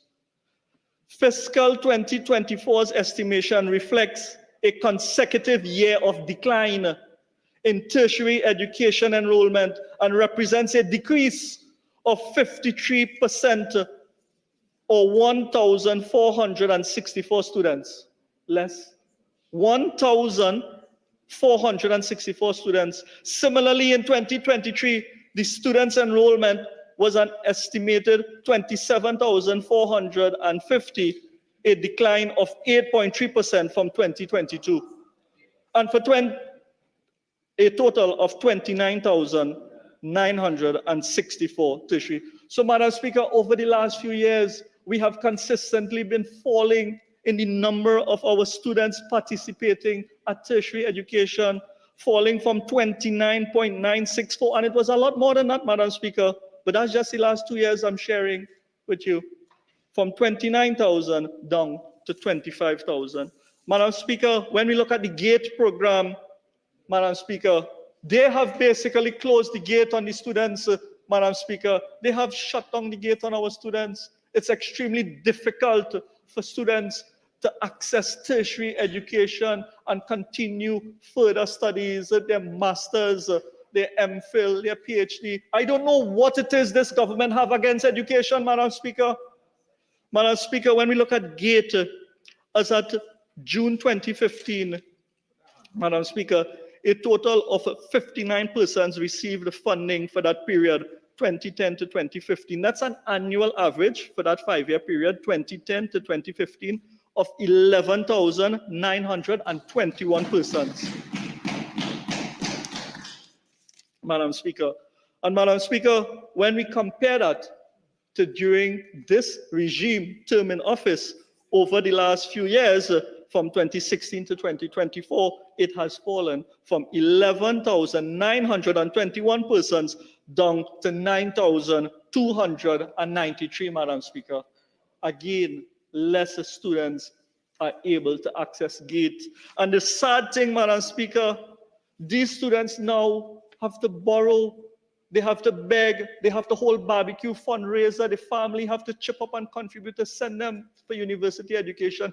And you know the sad thing, Madam Speaker, when they come out of school, they cannot find jobs in our society. They cannot find jobs, Madam Speaker, and I will go to the unemployment rate, because the unemployment rate in this country, Madam Speaker, is a serious issue. And I want to read here in the this year, in the first quarter of 2024, the unemployment rate in Trinidad and Tobago increased to 5.4% compared to 4.1% in the fourth quarter of 2023 and 4.9% in the first quarter of 2023. The size of labor force fell again by 10,100 persons during the first 3 months of the calendar year. Only in the first 3 months of the calendar year of 2024, it has fallen by a further 10,100 persons. Madam Speaker, since this government has come into office, Madam Speaker, over 60,000 persons have lost their jobs.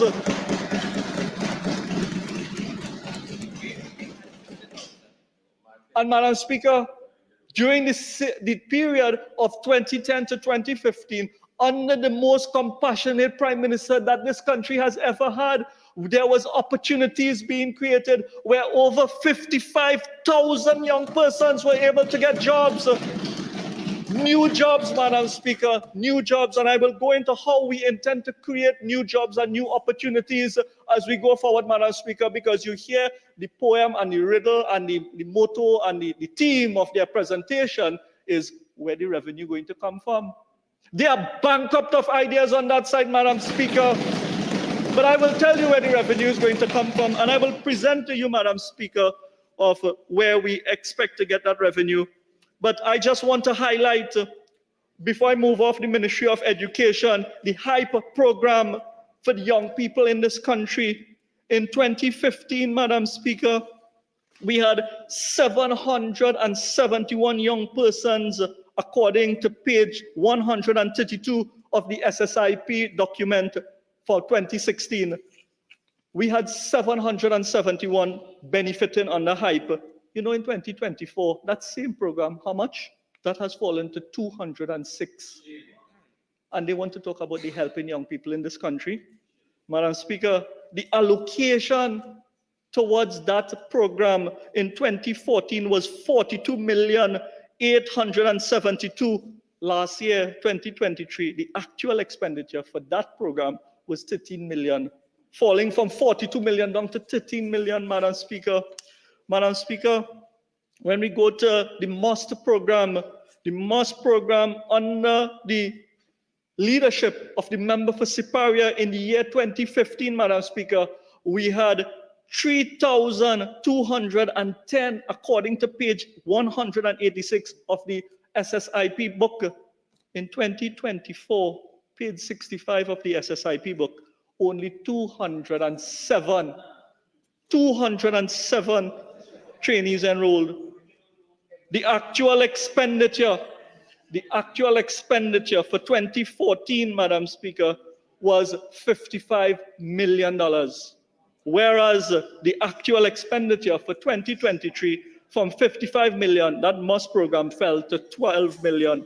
Madam Speaker, when we're talking about helping young people and the help loan in education, Madam Speaker, in 2014, that program actual expenditure was 31 million. According to the SSIP, page 192, SSIP 2025, for 2023, the actual expenditure was 3,091,520. So we have fallen from 31 million down to 3 million. The number of beneficiaries in 2015 was 2,233, and the number of beneficiaries for the same program in 2024, 525. Fallen from 2,200 down to 5,200, Madam Speaker, and they want to come and talk about helping youths and helping young people. Madam Speaker, Trinidad and Tobago was once governed by a visionary prime minister who invested into the people and who invested into the youths of our country, Madam Speaker, because we on this side, under the leadership of the membership for Siparia, we recognize that the most important resource of any nation is the resource of human resource, Madam Speaker, invested into our people and invested into our youth, Madam Speaker. Madam Speaker, I have with me here a temporary file. I have a temporary file here, Madam Speaker, that I want to highlight some of the erroneous and misleading statement made by the member for La Hoqueta Talparo. Madam Speaker, the member from La Hoqueta Talparo, well, with respect to the 100 schools that the member spoke about, I believe my colleague from Couva South would have responded for that, and so too would my other colleague, the legend, the Honorable Dr. Tim Gopi Singh, would have stood in this house also and called out all. But I want to correct him, it's not 100 schools, it's 106 schools. It's 106 schools, Madam Speaker. So with respect to the program, well, I will go into the Tucker Valley. Madam Speaker, the member for La Hoqueta Talparo really came here and just made a bunch of dumb statements. I don't really have anything much more to say to him other than, Madam Speaker, and I will deal with the Youth in Agriculture program shortly, because I visited sites myself and I had first-hand view, but I also want to deal with the CCC program, Civilian Conservation Corps program, which happens to fall under the Ministry of Youth Development and National Service. Because you see, Madam Speaker, this was a program where in 2015, we would have had approximately 2,400 trainees registered under the CCC. You know how much, according to page 126 of the SSIP book for 2025, have registered trainees? 921. 900, this program has fallen from 2,400 down to 900. But in 2015, Madam Speaker, the program was well funded with $54 million. However, in 2023, where we have only 863, it received 41 million. We have to do some further investigation and look into how it is that 41 million has actually been spent, Madam Speaker. And we have to ask the question, where the money gone? Because a lot less benefiting from this program is almost close to the same amount being allocated. So we have to look at it. I want to deal with YTEP. YTEP, Madam Speaker, I would have benefited from YTEP back in the days before I did engineering. I did the program down at the Faizabad Composite School, it was called at that time. The YTEP program would have provided great opportunities, right? And my good friend, my colleague, the MP for Faizabad, would have also served the good people of Faizabad as a teacher at that school, Faizabad Composite. But Madam Speaker, the YTEP program, which would have benefited thousands and thousands of citizens of this country that can go outside and do a little trade, set up a little small business, Madam Speaker. This was a program that was once invested heavily by the government of Trinidad and Tobago. The government of the People's Partnership in 2015 invested $110,000 into YTEP, Madam Speaker. We had a total from 2010 to 2015, 17,928 trainees benefiting from YTEP, Madam Speaker. Madam Speaker, you know what has happened to this program under this Ministry of Education, still under the Ministry of Education? That program, the number of trainees has fallen from 2,300 down to 1,500, and the funding for that program, Madam Speaker, from 110 million has now been cut down to 41 million. Cut down YTEP down to 41 million and increase the Prime Minister's entertainment budget from less than 1 million to $50 million. That is where the money going. That is where the money going, Madam Speaker. So, Madam Speaker, it seems as though I heard one of the memo on that side speaking about soccer. It seems as in that side is only fet after fet after fet after fet. That is what this budget is about for the Honorable Prime Minister. That this budget seems to be a fet budget for the Prime Minister's office. Madam Speaker, I want to take a moment before I go into the consultation report from the constituency. I want to take a moment and treat with the budget itself, Madam Speaker. Because you see, this budget that was delivered by the Minister of Finance, Madam Speaker, appears to be one of the most, I already call it a dumb budget, but the title of this budget, Madam Speaker, seems to be very duplicitous. Duplicitous title, Madam Speaker, because it is saying, steadfast and resolute, forging pathways to prosperity. Forging pathways to prosperity, Madam Speaker, but I cannot help and ask the Honourable Minister to please tell us in your winding up, forging pathways to prosperity for who? Pathways to prosperity surely cannot be for those who have been recusing themselves from cabinet because they, their friends, their families and financiers were financially benefiting from pathways to prosperity. It cannot be for them. No, Madam Speaker. Madam Speaker, forging pathways to prosperity surely cannot be for the 99% of our citizens whose quality of life has been deteriorating over the decade of destruction that they have been experiencing under this uncaring administration, Madam Speaker. It cannot be for that 99%. Madam Speaker, today I stand with my leader, the member for Siparia, and my colleagues on this side as we stand in the gap in defense of that 99% of our citizens. As we dissect this budget, Madam Speaker, we cannot overlook the landscape that this government has devastated during their tenure in office.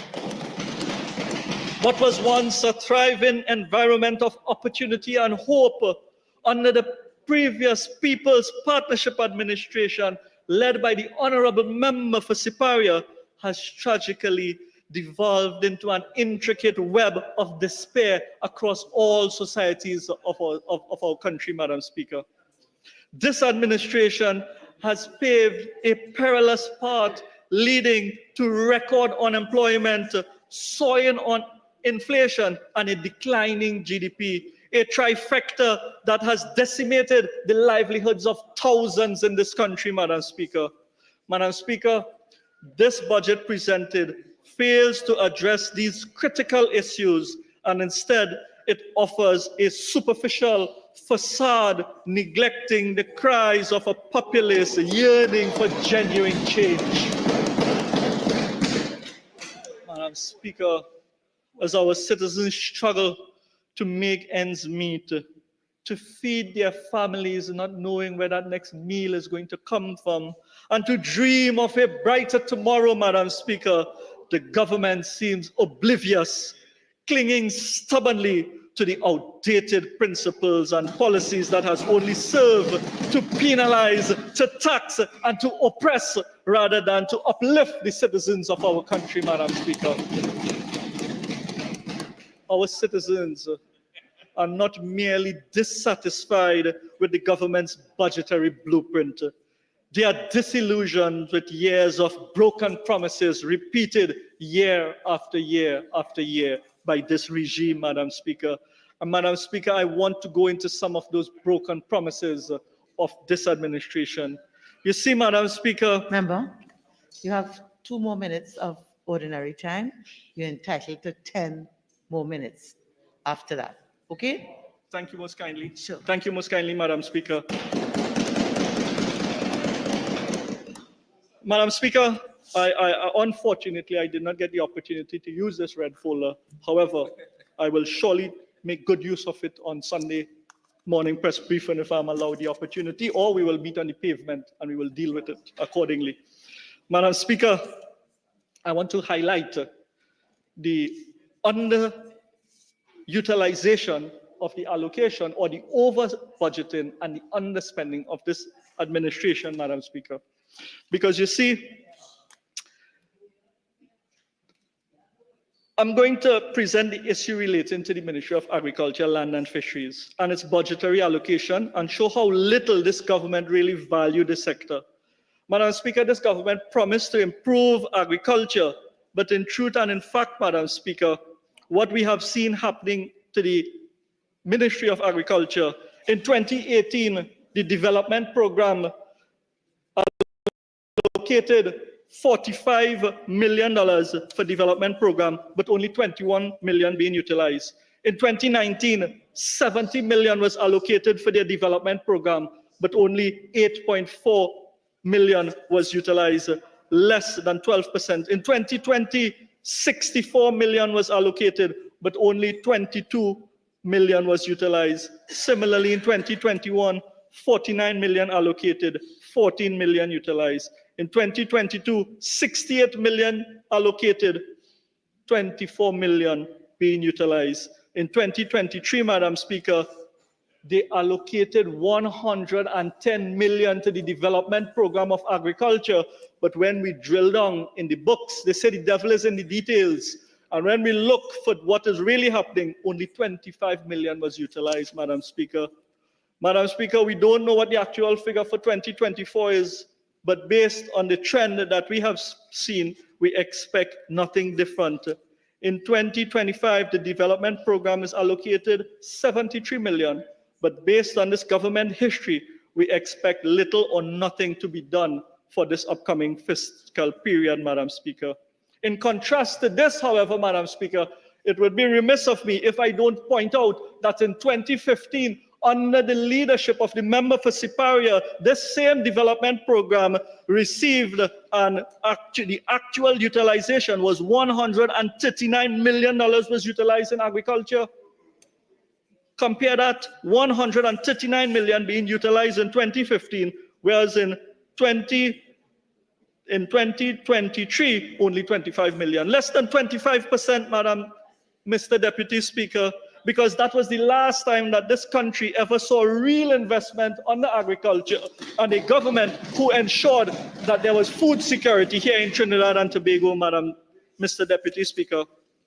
Mr. Deputy Speaker, there have been several promises made, but because time is of the essence, I will move ahead, Madam, Mr. Deputy Speaker, into summarizing the broken promises, Mr. Deputy Speaker. And Mr. Deputy Speaker, this government has delivered a decade of destruction filled with broken promises and empty rhetoric.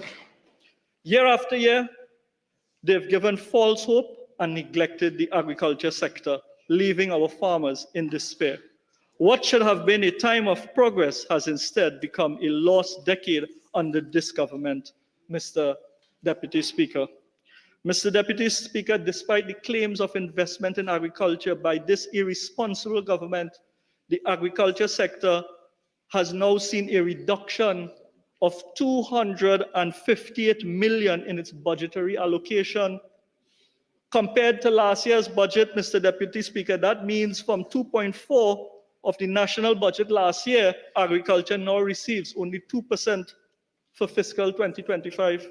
Mr. Deputy Speaker, comparing that to our neighbor in Guyana, under the responsible leadership of His Excellency President Irfan Ali, this year agriculture received 95.7 billion Guyana dollars out of 1.146 trillion Guyana dollars. Mr. Deputy Speaker, that represents 8.4% of Guyana national budget being invested into agriculture. That is a country and a government who's serious about agriculture and who really wants to contribute to the food security of CARICOM, Mr. Deputy Speaker, not like what we are receiving here from this irresponsible administration.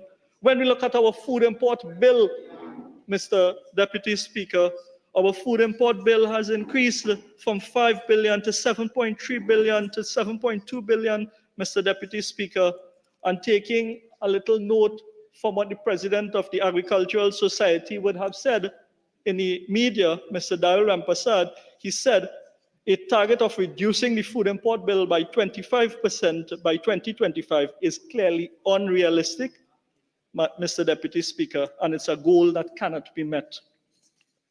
The honorable member Minister of Agriculture, and I took notes, I'm not seeing my notes now, but I took some very copious notes. I'm not sure where those notes are, but that is okay, Mr. Speaker. The Honorable Minister of Agriculture spoke about Food Security and Food Prices Committee.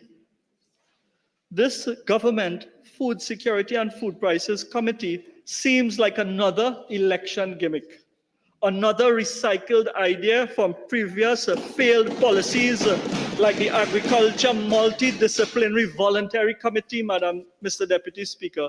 It's concerning that this committee doesn't even include any farmer on this committee. No farmers on this committee, but they want to treat with food security and so forth, Mr. Deputy Speaker. Mr. Deputy Speaker, I want to move on swiftly to that Agri-Expo, that puppy show that was held outside there, Mr. Deputy Speaker, because you see the farmers are calling that Agri-Expo puppy show as a big people party, because the farmers were left out. Farmers who applied to be part of this Agri-Expo were left out when only big companies were allowed, big boys were allowed, or people that the PNM administration is prospecting to become supporters of theirs. They only allow certain persons in that expo, Mr. Deputy Speaker. Mr. Deputy Speaker, 20 million and more invested into big people party. That is why we say this budget represents fet after fet after fet after fet for this Prime Minister and his regime. While they boast about the success in their farm-to-table program that they claim to be a success, in 2024, 479 million worth of vegetables and tubers still imported, while our country's vegetable production has fallen by 22.9%. Mr. Deputy Speaker, I want to swiftly run into that YAPA program, that Youth in Agriculture Homestead program, because you see, just last week I received a video of a location in Tucker Valley. It's a nice 3D fence with a banner on the fence with the shade and Youth in Agriculture and stuff on that banner, Mr. Deputy Speaker. I believe it was about 2 months ago where the Prime Minister himself would have gone and cut ribbon for that Youth in Agriculture program there in Tucker Valley. They had beds well tilled, well molded, and they had young people claiming that they were going to teach them about seedlings in the open and how agriculture and greenhouse and so forth. 2 months have passed. Day has followed night. And you know what has happened, Mr. Deputy Speaker? That area now is overgrown with bush up to your waist. And I will place the video on my page so that the farmers can see and the youths can see how this government cannot be trusted, Mr. Deputy Speaker. They continuously attempt to hoodwink and mislead and fool the population with their dumb PNM propaganda, Mr. Deputy Speaker. But I will have more to say on that, on the pavement. I will say more on that, Mr. Deputy Speaker. So, Mr. Deputy Speaker, I went on a trip to Marpa Farms to see for myself what was happening at Marpa Farms, Mr. Deputy Speaker. Because after Marpa Farms being closed for many years, it took a People's Partnership Administration to reactivate Marpa Farms, to invest into Marpa Farms, Mr. Deputy Speaker. What was reopened in 2014 under the leadership of the member for Siparia with over 50,000 citrus trees and so on. Over 50,000 citrus trees. Now today, Mr. Deputy Speaker, has only 100 plants. May you have about 2 more minutes? Thank you very much. Marpa Farms destroyed by this administration, Mr. Deputy Speaker. Fisheries, we have been pleading with them to address the issues affecting the fisher folk. We have been pleading with them. So the issues concerning fisheries has remained the same. It's just that their response also remained the same. Nothing. They have done nothing. The Prime Minister 2 years ago spoke about the fuel rebate. We have been speaking about the fuel rebate up to now. No action by this government to deal with the issues affecting the fisher folk. Fishermen continue to be risking their lives. The MP for Oropuch East spoke about how much vessels, they seem to have a fetish with vessels on that side, when the reality of it is the vessels that they would have invested into are all parked up there, and there are no vessels protecting our borders, Mr. Deputy Speaker. Fishermen continue to suffer. Farmers continue to suffer, Mr. Deputy Speaker. I met with the St. Lucille Farmers Group. I met with the Carsonfield Farmers Group. I met with the Felicity and Petersfield, the Exchange Farmers Group. I met with farmers group across the length and breadth of this country, Madam Speaker.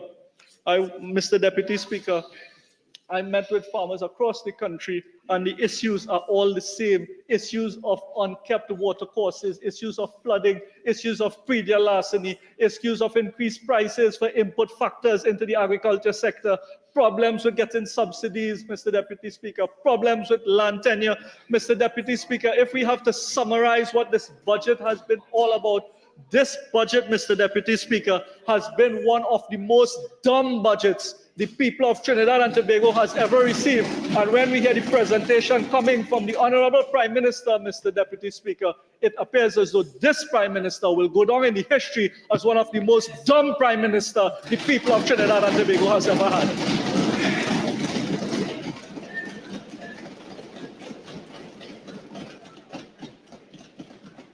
I recognize the Honorable Minister of Finance.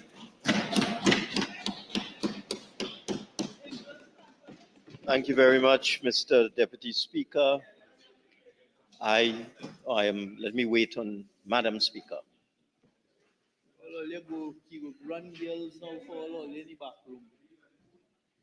You can't use the PTSC buses anymore, though, but you go bring the girls for all, you know, including camera. You're going to use the bathroom?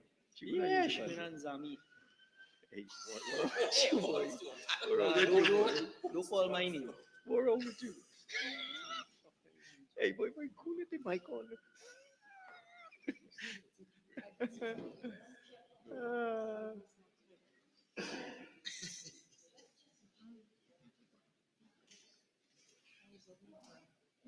Did you contact the boss?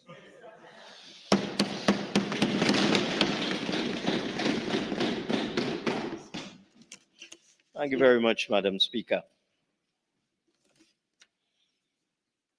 I am not sure why the leader of the opposition has left the house. I hope it's a bathroom break. But what happened?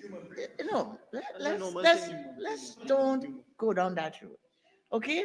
So, I really, want us to try and lift this to another place. All right? I am sorry, Madam Speaker. I apologize. I was thinking of the only logical reason, but I No, apologize. but I apologize. I apologize. So it is unfortunate, Madam Speaker, that the leader of the opposition is not present.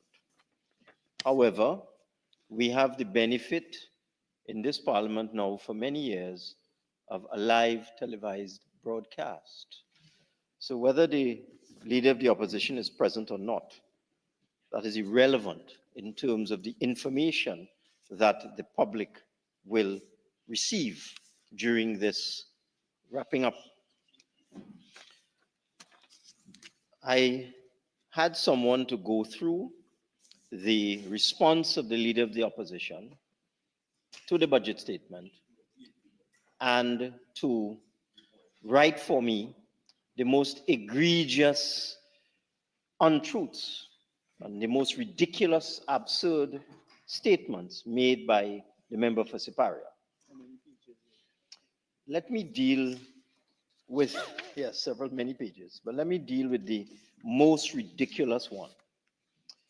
The member for Siparia said that in the draft estimates of expenditure, the vote for entertainment for the Office of the Prime Minister was allocated $30 million, and that the vote for hosting of functions was allocated $20 million. And the members for Siparia added those two numbers together to get $50 million, and then began a tirade about $50 million for FET, repeated by all her subordinates on the other side, and gleefully carried by certain media houses who seem to have this habit of just repeating whatever nonsense is uttered by persons opposite. So, having heard that and being aware of the facts, being aware that the Urban Development Corporation had, since 2016, been covering the expenses at the Prime Minister's residence, at the Diplomatic Center, and the expenses for the establishment at the Office of the Prime Minister, and for functions and conferences and seminars and so on. The matters that are contained in those two particular votes. Being aware of the facts that since 2016, the Urban Development Corporation had been carrying these expenses without being paid by the state. I have the total of arrears owed to UDCORT for the period, actually 2018 to 2024, $53,013,339 for 6 years. $53 million in arrears. These are expenses that UDCORT had been paying on its own, using its own revenue that it gets from the operations of the Hyatt and its car parks and so on. And it had reached a point where UDCORT was unable to continue to carry these expenses. So they approached us, and these include maintenance of buildings and so on, to cover the arrears, and that is what these allocations are for.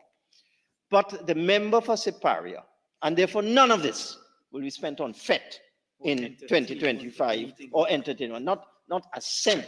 It's to clear off the arrears owed to UDCORT for the last 6 years. But be that as it may, I thought it was appropriate when I heard all of this to go and take a look for comparator purposes and see what kind of expenditure had been incurred under these same votes: official entertainment, expenses of the Prime Minister's establishment, hosting of conferences, seminars, and other functions, when the member for Siparia was Prime Minister. And I have established that over the 5-year period, 2010 to 2015, the total expenditure on Prime Minister is actually a little bit more than the number you quoted.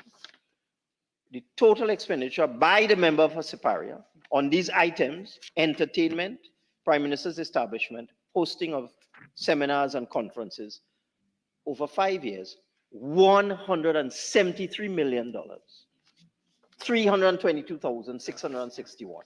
$173,322,661. That is what the member for Siparia spent on these items for 5 years. So I went and I checked a similar 5-year period for the current Prime Minister, the member for Diego Martin West, And I checked the period 2015 to 2020.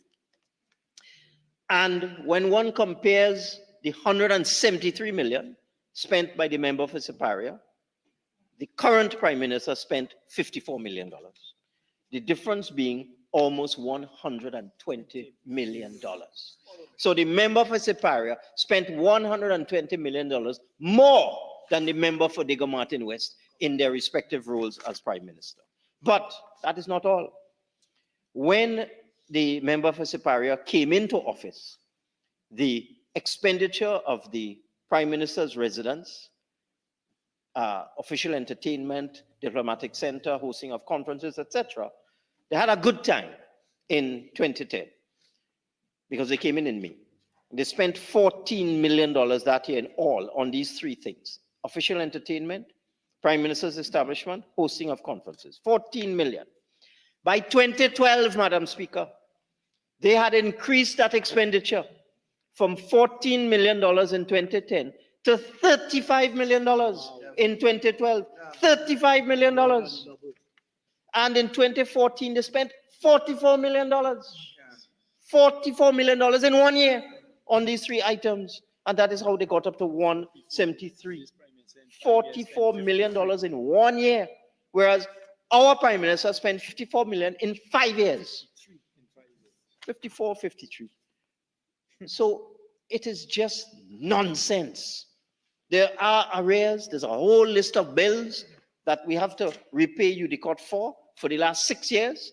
And the expenditure pattern of our Prime Minister was averaging about 10 million a year, while the expenditure pattern of their Prime Minister was 3 times that, $30 to $40 million a year. And the member for Siparia has the gall to come in here and talk about 50 million for FET. They spent $44 million FETing in 2014. So that's that. For that, and I wouldn't go into details about, what is it, $300,000 on roti and $1 million on shrimp. I wouldn't go into that. But that's what used to go on when the member for Siparia was the Prime Minister. Let me move on to the other scandalous allegation, the $400 million. And the member for Siparia should know better, because when she was Prime Minister, the Urban Development Corporation was doing the same thing that it is doing now. It was the government's project management and construction company, building hospitals, health centers, police stations, community centers, the same thing. And currently, I asked UDCORT to tell me, out of the $5.1 billion or $5.2 billion PSIP that we have for fiscal 2025, how much of that will the Urban Development Corporation spend in fiscal 2025? And I have a list. We owe them at this point in time for money already spent on the Ministry of Social Development and Family Services head office, Election and Boundaries Commission head office, Point Fortin Administrative Complex, redevelopment of the Port of Spain Hospital Central Block, Ministry of Sport and Community Development Community Centers portfolio. I read out a whole list of community centers in the budget statement. Ministry of Sport and Community Development, Sport Development portfolio, because UDCORT does all that as well, all of the sporting facilities in Trinidad. And they also spent money in Tobago. They are currently owed $318 million for work already done for the government. That's TT, and $13 million with respect to the redevelopment of the Central Block. That's what they owed right now. You add up those two, you're going to cross 400 million. That alone will eat up the $400 million that we have inside of there for them. But in addition, between October of this year and December of this year, in terms of all these projects I've just mentioned, including refurbishment and the new projects, refurbishment of the Gene Pair complex and so on, we will have for them another 178 million Trinidad dollars, 19 million US dollars. Again, the US dollars is for the Central Block. And then take it to September 2025, where in our PSIP you have an administrative complex in Arima, We continue the EBC head office, the social development head office, the Point Fortin administrative complex, Gene Pair complex, the central block, community centers, sporting facilities, and so on. We will have another 308 million for them, and US 26. When you add up all of that, what UDCORT has told me is that they require $1.2 billion for the projects that they undertake on behalf of the government for the people of Trinidad and Tobago. Every police station, fire station, community center, sporting facility, hospital, they do all of that. Swimming pools, they do all of that. And the member for Superior knows that. And therefore, even the allocation that we have in, I went and I added up every single allocation in every single ministry for every single development project. When you add it all up, you come up to about 500 million. And we have a block vote for UDCORT of 400, that's 900. They will still be out of pocket $300 million in fiscal 2025. This is the government's project manager. This is the government's builder. And they know that. They know that. They build hospitals with UDCORT. It's shameful the way the member for Superior tries to fool the people of Trinidad and Tobago. Shameful. So the $400 million is not for the Honorable Prime Minister. No, I'm afraid I cannot say that word, Prime Minister. It is not for this Honorable Member for Dagobah and West, our Prime Minister. That $400 million is not for him to put in his pocket and then to share goodies around. That's the kind of nonsense we're hearing from the ghost projects. There's a PSIP with $5.2 billion in it. And UDCORT is implementing 20% of that. Do the maths. 20% of $5 billion is $1 billion. Come and talk nonsense about 400 million on ghost project. It's shameful. Well, let me tell you what is also shameful. It is shameful that somebody who was Prime Minister for 5 years and 3 months doesn't even understand the estimates of revenue expenditure that I have placed on this table 10 times. 10 times I have placed estimates of expenditure and revenue on this table. 10 times.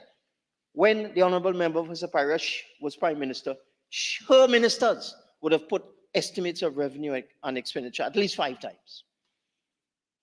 And it is shameful that a former Prime Minister, look at what she said. Look what the Honorable Member said.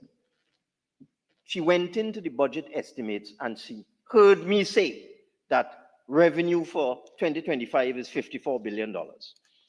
But when the Honorable Member tried to add up, all she could find was $52 billion. So 2 billion or 1.6 billion missing. One set of noise. And I must explain. It is shameful. Yes, call a press conference. It is shameful. After all that, those years in Parliament, 5 years as Prime Minister, 10 years as opposition leader, that the opposition leader does not know that there are certain things that are not appropriated into the consolidated fund. You're supposed to know that unemployment levy is not appropriated. Green fund is not appropriated. Not appropriated. So we have $1 billion in green fund for 2025, 600 million in unemployment levy. That's 1.6. Added to the 52, you get 54. It is shameful that a former Prime Minister and somebody with 20 years experience does not know that. Shameful. You know what is also shameful? That I saw something else. I could not believe it when I heard it, and I wonder who writes this rubbish for her. I don't know who it is, but they're crazy. Look at this one, where the minister failed to mention that the minister plans to borrow 12.8 billion in 2025. Therefore, the revenue in 2025 would be 65.5 billion, and that is before you add capital receipts and rubbish, rubbish. Yes, rubbish.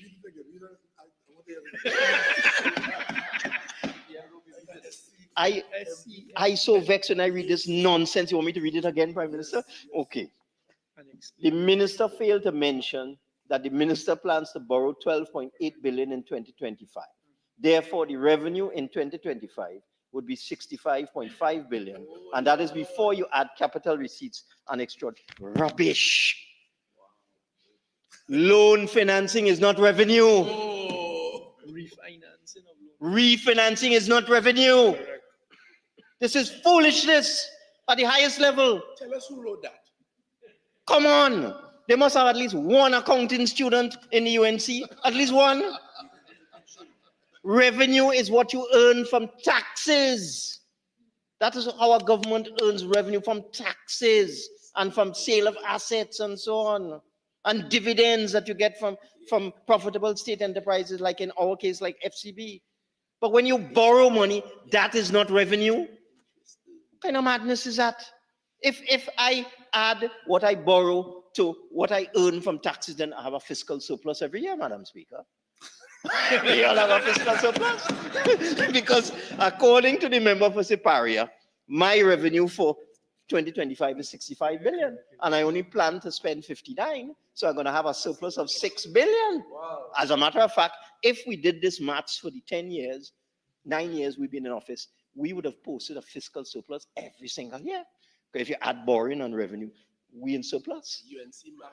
I tell you, this is what I have to deal with. Shameful, shameful, Madam Speaker.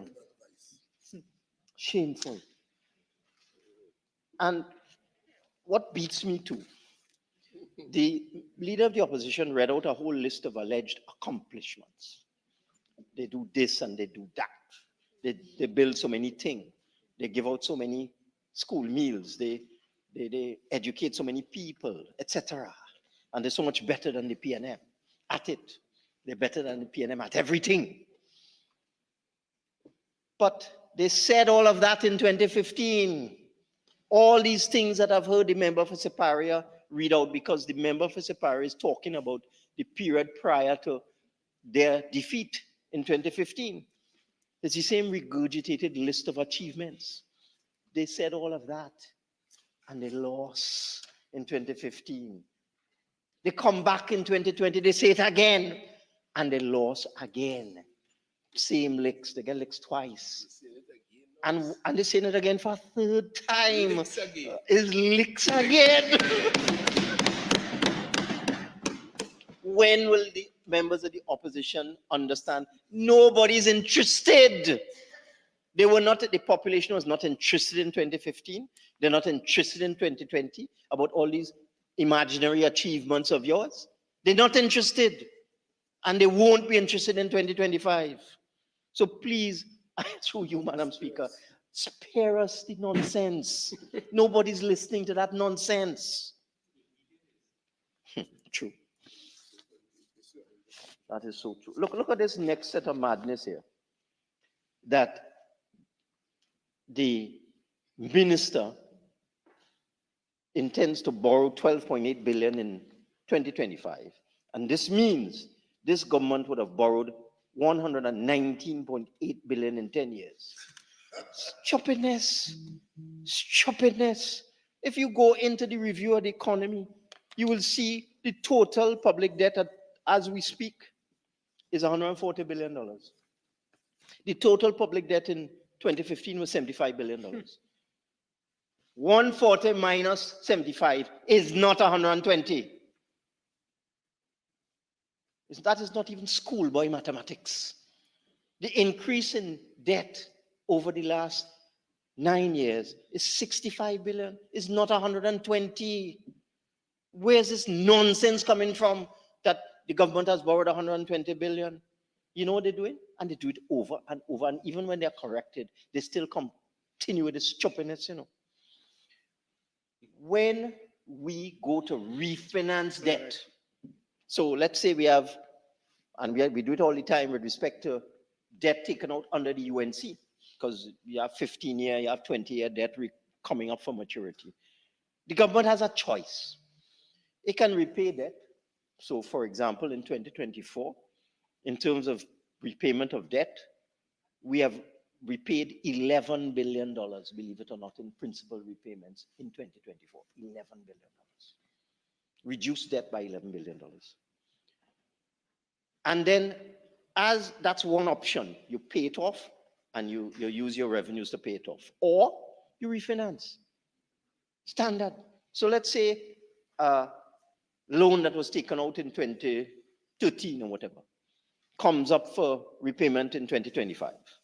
We have a choice. We pay it off. If we have the money, we pay it off. If we don't have the money, we refinance. But if that $1 billion debt is refinanced, that is not net borrowing, because you're taking the money that you have to pay off the billion that was incurred in 2013. What the member for Separa keeps doing over and over and over is saying, they borrow 10 billion, they borrow 15 billion, they borrow 20 billion, adding refinancing to new borrowing. Nobody does that.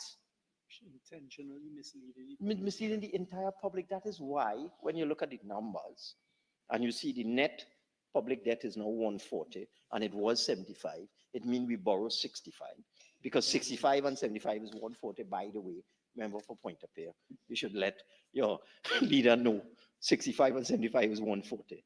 It means that the net increase in debt is 65, not 120. But when you keep adding refinancing and you don't take into account principal repayments, that is how you come up with this kind of foolishness. And that was a prime minister. And I have to listen to that. And the little children outside have to listen to that. And some of them, and university students listen to that foolishness, that loan financing is revenue, that refinancing increases the public debt. Awful. I heard the member for, what is that one there? The one who was just ranting and raving about a statement made by, yes, Kuvanot. Ranting and raving about a statement made by the Prime Minister about a piece of legislation that CARICOM is currently finalizing to ban assault weapons. And the member for Kuvanot quotes some character who I'm told is a dealer, who may very well have done very well under former authorities who had authority to give out FULs and so on. And this character is saying that assault weapons are already banned in Trinidad and Tobago, so there's no need to ban them. And I heard Kuvanot repeat the same thing, trying to ridicule the honorable member for Diego Martin West. But you know, when they all say this nonsense, including the so-called expert who was in the Guardian newspaper and the member for Kuvanot, they don't quote the law. So let me quote the law. Let me quote the Firearms Act, chapter 1601. And if you go to page 9 of the Firearms Act, and you go to the definition of a prohibited weapon, it means any artillery or automatic firearm. So what is banned in Trinidad and Tobago is an automatic firearm. But if you go to the United States passed legislation in 1994 called the Federal Assault Weapons Ban. And in that legislation, which is also replicated in many of the states in the United States, what they have done is they have actually banned categories of weapons. And many of the weapons that we see in Trinidad and Tobago, many of them that are used by gangs and murderers in Trinidad and Tobago, criminals, let's call them criminals, would fall within the definition in the definition of an assault weapon in the US assault weapons ban legislation of 1994. And they are not automatic weapons. And therein is the difference. And if anybody has any interest in this, instead of listening to somebody with a vested interest, a dealer in firearms, a man who will sell gun and make money out of selling gun, instead of listening to him or listening to somebody who traffics in things, if one went and checked, this is the definition of assault weapons in the United States. And this is what it says. All of the following specified semi-automatic rifles, all AK series, Uzi, Beretta, Colt AR-15 series. And it is just, I don't know what it is. What is the obsession of the member for Superior with weapons? What's the obsession? What is the obsession of the UNC with guns? Pandering to a particular area. I mean, come on. I read another article here, and I'll refer it to honorable members. I mean, there are not too many of them over there, but this is a Time magazine article, very current, May 2023. And you know what it is? Entitled, How the AR-15 Rifle Became America's Most Dangerous Weapon. And what this is all about is indicating, when you do the analysis, all of the mass shootings where people go into a cinema and kill 50 people, or go into a school and start to shoot little children and so on, done by an AR-15 semi-automatic rifle. So I feel they must have somebody in the UNC who has sense, because our legislation is very narrow, and it simply says automatic weapons are banned. But the AR-15 is not an automatic weapon. It's a semi-automatic rifle. And that is what CARICOM is doing. CARICOM is not foolish. The United States, the federal government is not foolish. The state of California is not foolish. They recognize that these semi-automatic rifles like the AR-15 are murderous and must be banned and should not be in the hands of a civilian. Why would a civilian want to have a, what you doing with an AR-15? What was the point of that? You're going on somewhere in the forest to shoot deer and tattoo and thing with a semi-automatic AR-15. Nonsense. And it is time for members opposite to stop talking nonsense. Just because a firearms dealer with some vested interest in selling gun say assault weapons already banned in Trinidad, just don't buy that foolishness. Don't buy that foolishness. So you must ban, give me an example, AK-47 is an automatic? Yeah. You must ban AK, Semi-automatic. that's semi-automatic too. So let everybody have an AR-15. That's what the member of Separia say. Let everybody have an AR-15. Roll up your, empty your clip in your AR-15. Stand your ground. And you know what's the hard part about that stand your ground thing? What's the fellow? Trayvon Martin, that's his name? I mean, why are you using that terminology? Stand your ground has such distasteful terminology. It's racist. Why? Who writes the speeches for the member of Separia? Who writes this rubbish? Now, how much more time do I have, Madam Speaker? 58:23. And then you have an extended 10 minutes if you so wish, which will carry you to 6:08. Okay. So are you, I'm taking everything, but how much time in total do I have? so you will end at 6:08:23. 8 20-something minutes past 6. 20-something minutes. Thank you very much. Now, the other thing that disappointed me, no end, is, and all the members opposite continued with this nonsense. After making all sorts of misinterpretations, false statements, untruths, foolishness, scandalous nonsense for about 10 minutes. That's how the leader of the opposition's response started off. 10 minutes, a barrage of foolishness. As I told you, can't do basic maths, can't add, don't know that borrowing is not revenue. After all of that, what did we hear after that? I think the opposition leader spoke for 3 hours and 20 minutes, something so. I can't remember how long it was, but it's something so. You're talking about 3 hours and 10 minutes of utter foolishness. This budget statement and this 2025 budget has at the back of it a series of fiscal measures, a series of them. And I want to read them into the record. And I'll start with the smaller ones first. An online numeracy program for adults. Badly needed, because clearly adults inside of here can't count.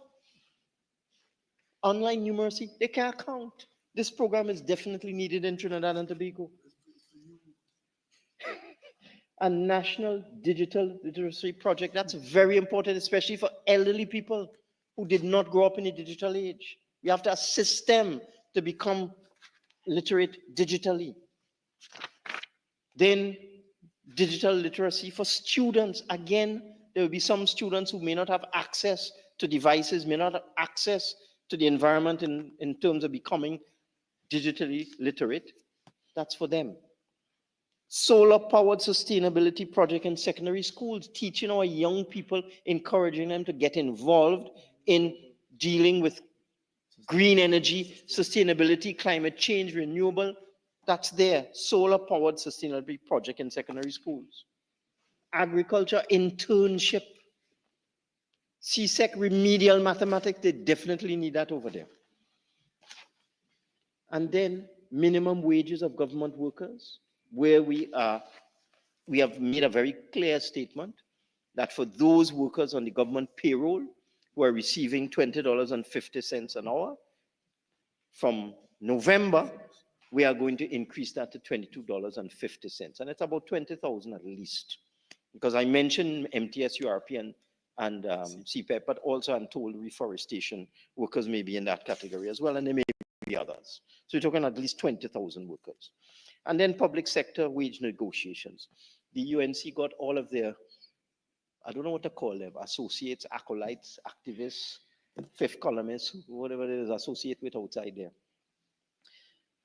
to deliberately misinterpret the statements in the budget. And I want to read into the record what my statements are. That I have today instructed the Chief Personnel Officer to make the necessary preparations to commence negotiations with those trade unions who accepted the previous 4%. And we have decided to offer workers an increase of 5%. Where in those words does it say that the minister negotiated? Where does it say take it or leave it? It says that the Minister of Finance, who is authorized under law to do this, by the way, has instructed the CPO to commence negotiation, and this is the offer we're putting on the table. I even had to talk to a serious trade union leader about this.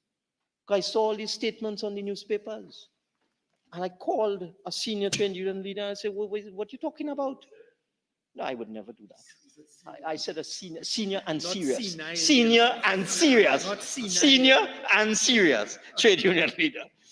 And I had to talk to the person and say, what are you talking about? What is all this thing I'm seeing in the papers about how the government is taking over the collective bargaining process and that's a final offer? I said, where you get that from? The person say, well, that's the impression I get. I say, impression? I said, let me read my thing for you. Oh, that's the impression I get from them, from the UNC. And you see, that is the danger of propaganda. That is the danger of propaganda. You see, if you tell an untruth long enough and often enough, some people will believe it. And that is the strategy of the opposition. That is the strategy of opposition. I can't use the word from the saying about, you don't really say tell an untruth, you say use another word. But that is their strategy. You tell untruths loud enough and long enough and repeat it enough, some people will believe your untruths. I wish I could say that. I went on to say, Madam Speaker, that the government, the cabinet has agreed to give a $1,000 book grant to needy students in 2025. The government also agreed to a tax amnesty and a national insurance amnesty. The government also agreed to a housing and village improvement program increase for contractors up to $200,000 per unit. We also agreed to waive all taxes and duties on sporting equipment to encourage healthy lifestyles. We made a commitment. The Ministry of Finance will sit down with the Ministry of Agriculture over the next couple of months and clean out every lacuna, every loophole, every ambiguity, everything in our tax laws that deal with agriculture, so that come first quarter next year, we will make agriculture totally tax-free. Also to encourage people to use electric vehicles, we are exempting electric vehicle charging equipment from all taxes. Also to deal with another issue, we are going to raise $3 billion in VAT bonds. Now, the reason why I said all of this, $3 billion in VAT bonds. Free, no duty on electric charging equipment. Tax-free in agriculture. No taxes on sporting equipment. Increase in the amount paid to contractors for the Housing and Village Improvement Program. Tax amnesty. National insurance amnesty. $1,000 book grant. 5% offer to public servants. Increase it $2 per hour, which will put at least $500 in the pockets of security guards. $500 a month, tax-free. Minimum wages of government workers, and all these other remedial programs, remedial arithmetic, remedial mathematics, digital literacy, solar-powered sustainability, online numeracy. Not one word about all of those measures, Madam Speaker. Not one word. For 3 hours, all I had to hear was how great the UNC was when they were in office, and how great they will be again when they'll be back in office. I had to hear that diatribe for 3 hours. But this is a budget. It has fiscal measures in it. No, I'm not displaying. I'm just waving. No, you're flapping. All right, I'm waving.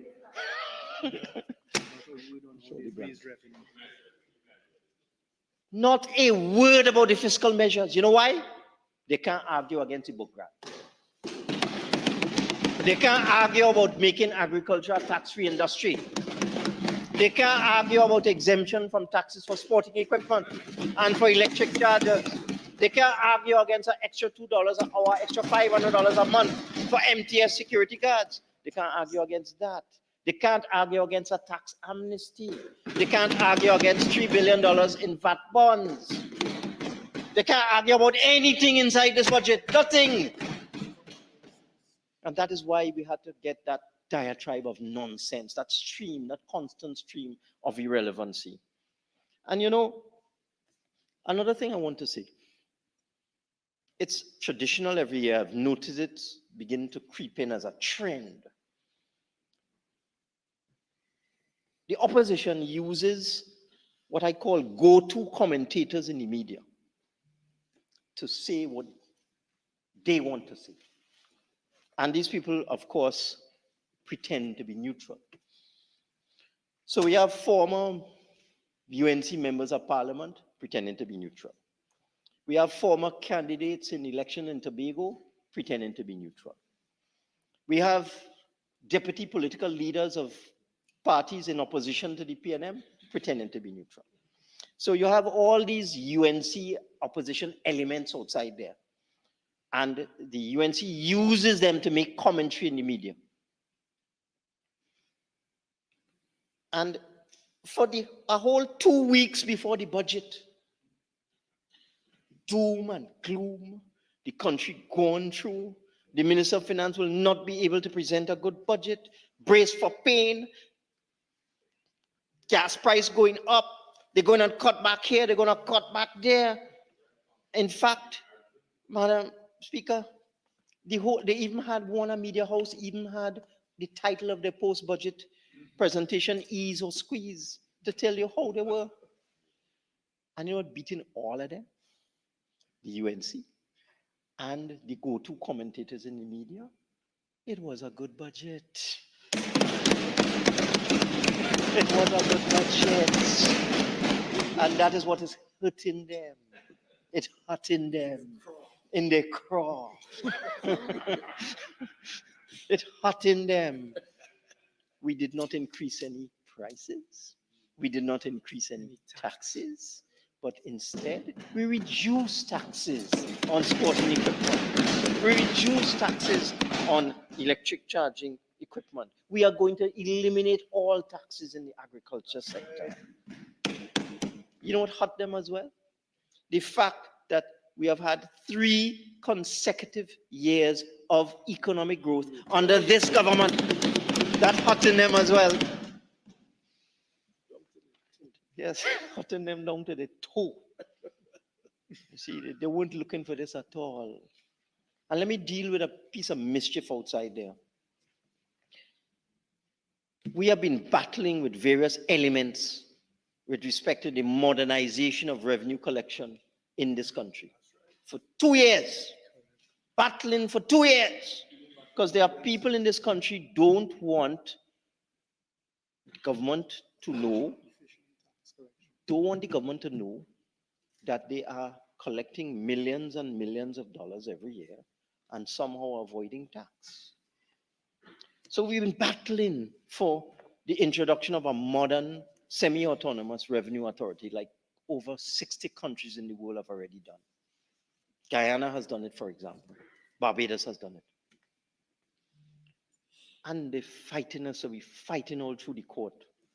So we get into the court and we have to say why we want to do this. It is not just a situation of whether we believe that the legislation is within the confines of the Constitution or not.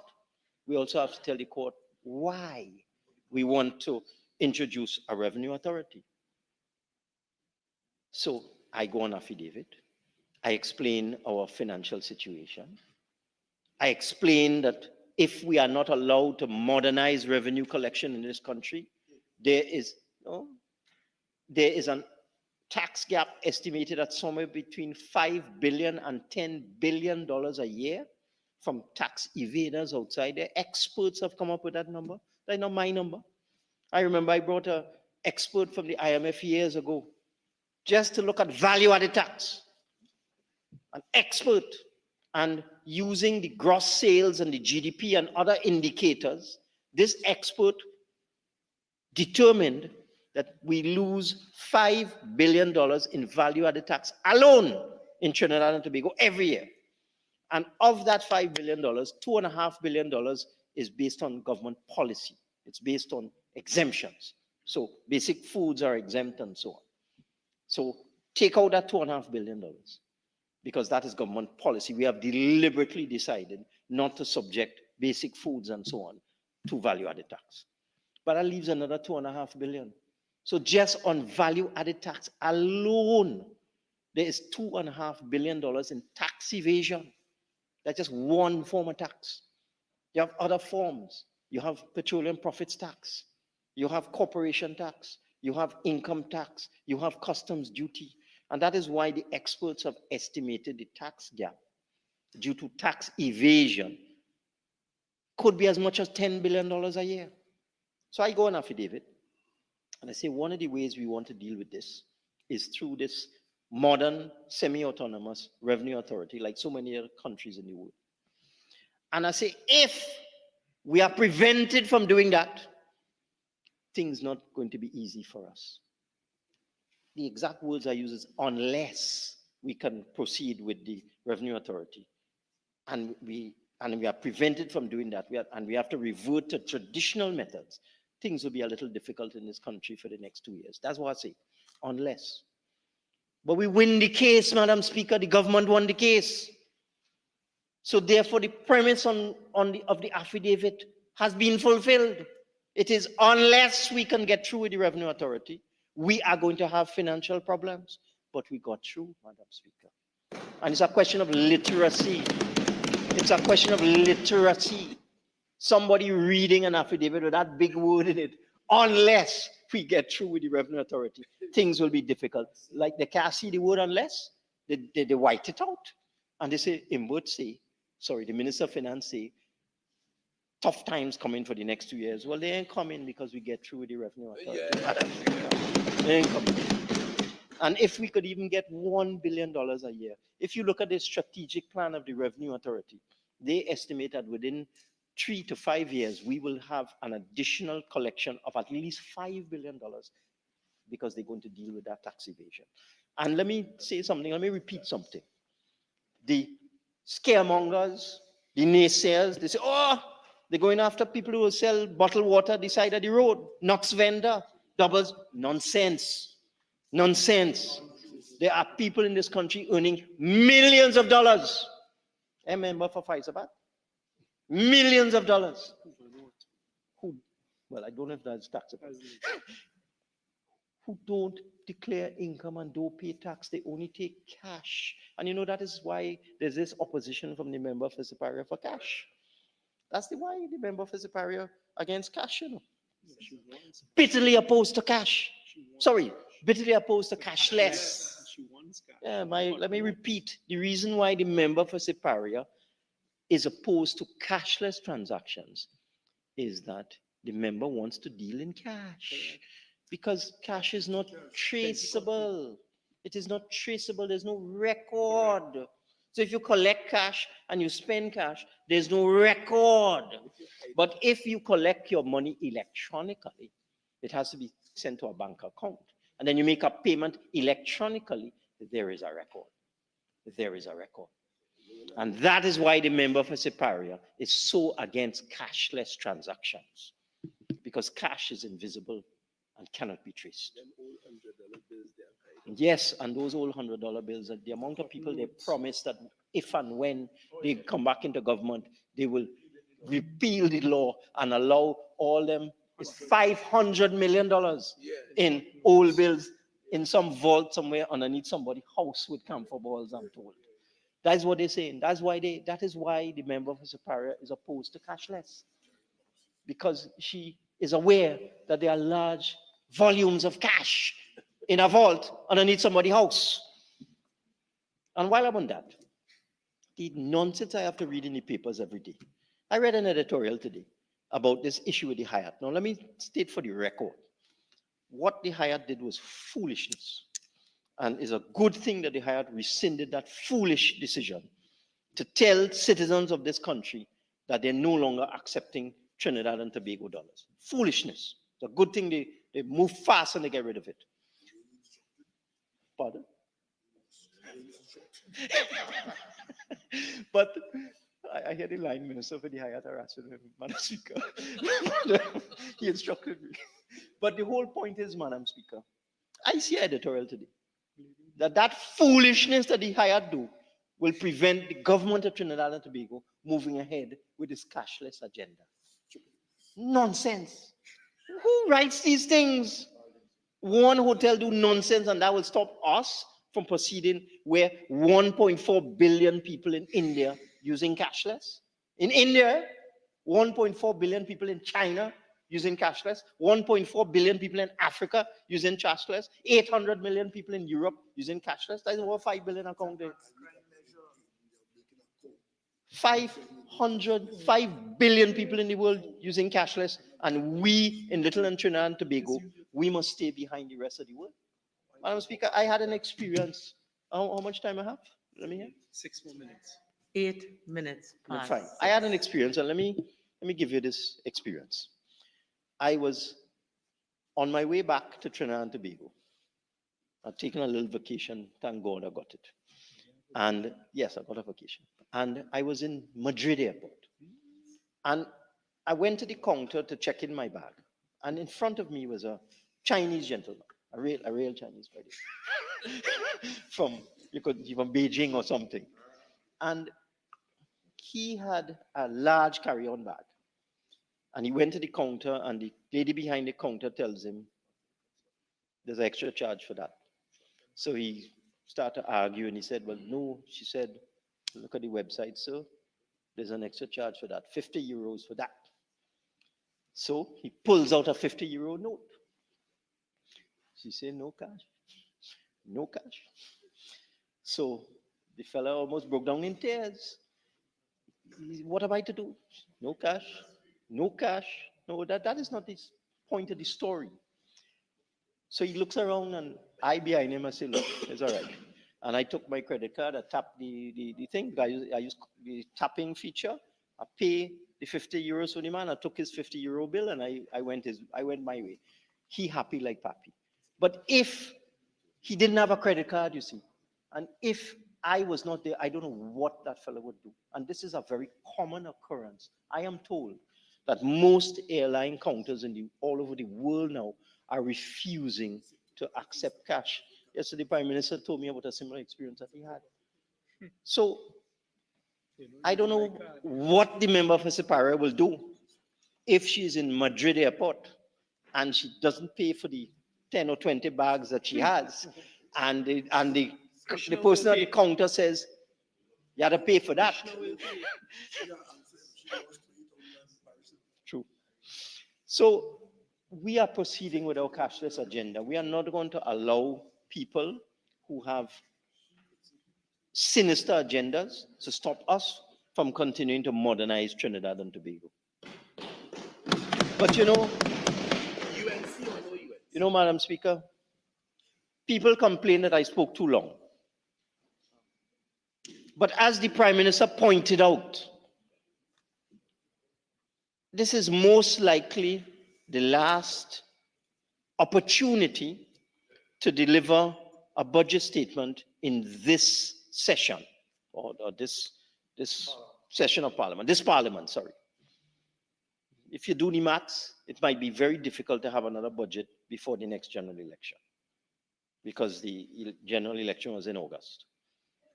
And therefore, it would have been irresponsible of this government and irresponsible of this finance minister not to take his time to report all of the things that we have done.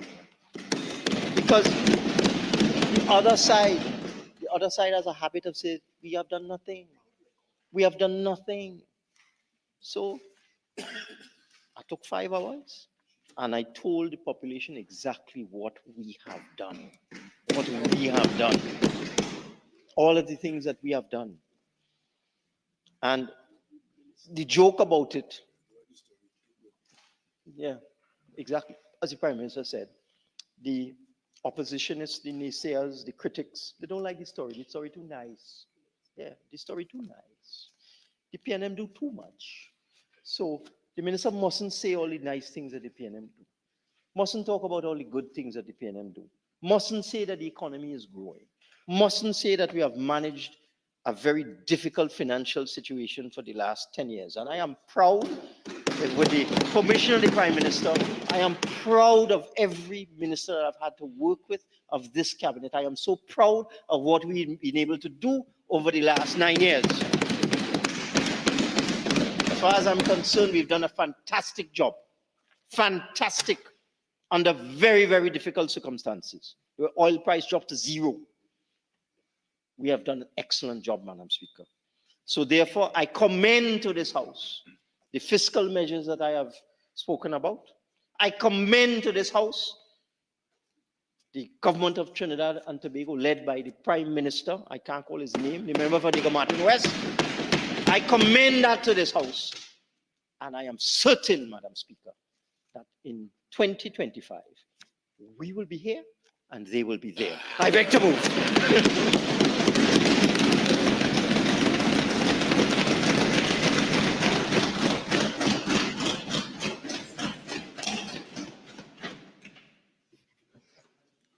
Honorable members, the question is that a bill entitled An Act to Provide for the Service of Trinidad and Tobago for the financial year ending on the 30th day of September 2025 be now read a second time. All in favor say aye.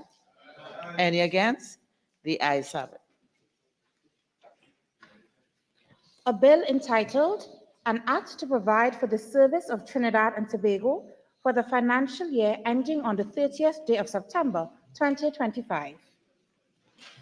The Minister of Finance. Madam Speaker, in accordance with Standing Order 81-8, I beg to move that the Appropriation Financial Year 2025 Bill 2024 be referred to the Standing Finance Committee for the consideration of the bill together with the estimates. This House shall now go into Standing Finance Committee to consider the bill and the estimates.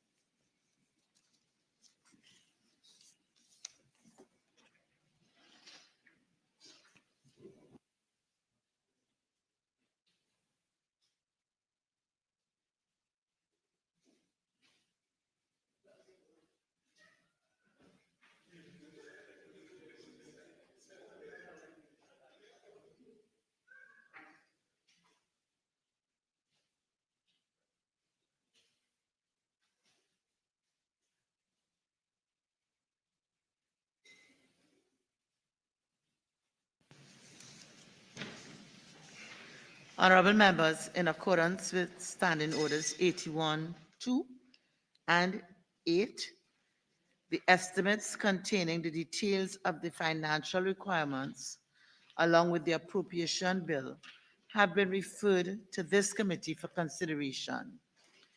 The documents before the committee therefore include the draft estimates, details of estimates of recurrent expenditure for the financial year 2025, which identifies 1, the head of expenditure, 2, the chart of accounts for expenditure, 3, the classification of expenditure sub-items under the personal expenditure, goods and services, and minor equipment purchases subheads.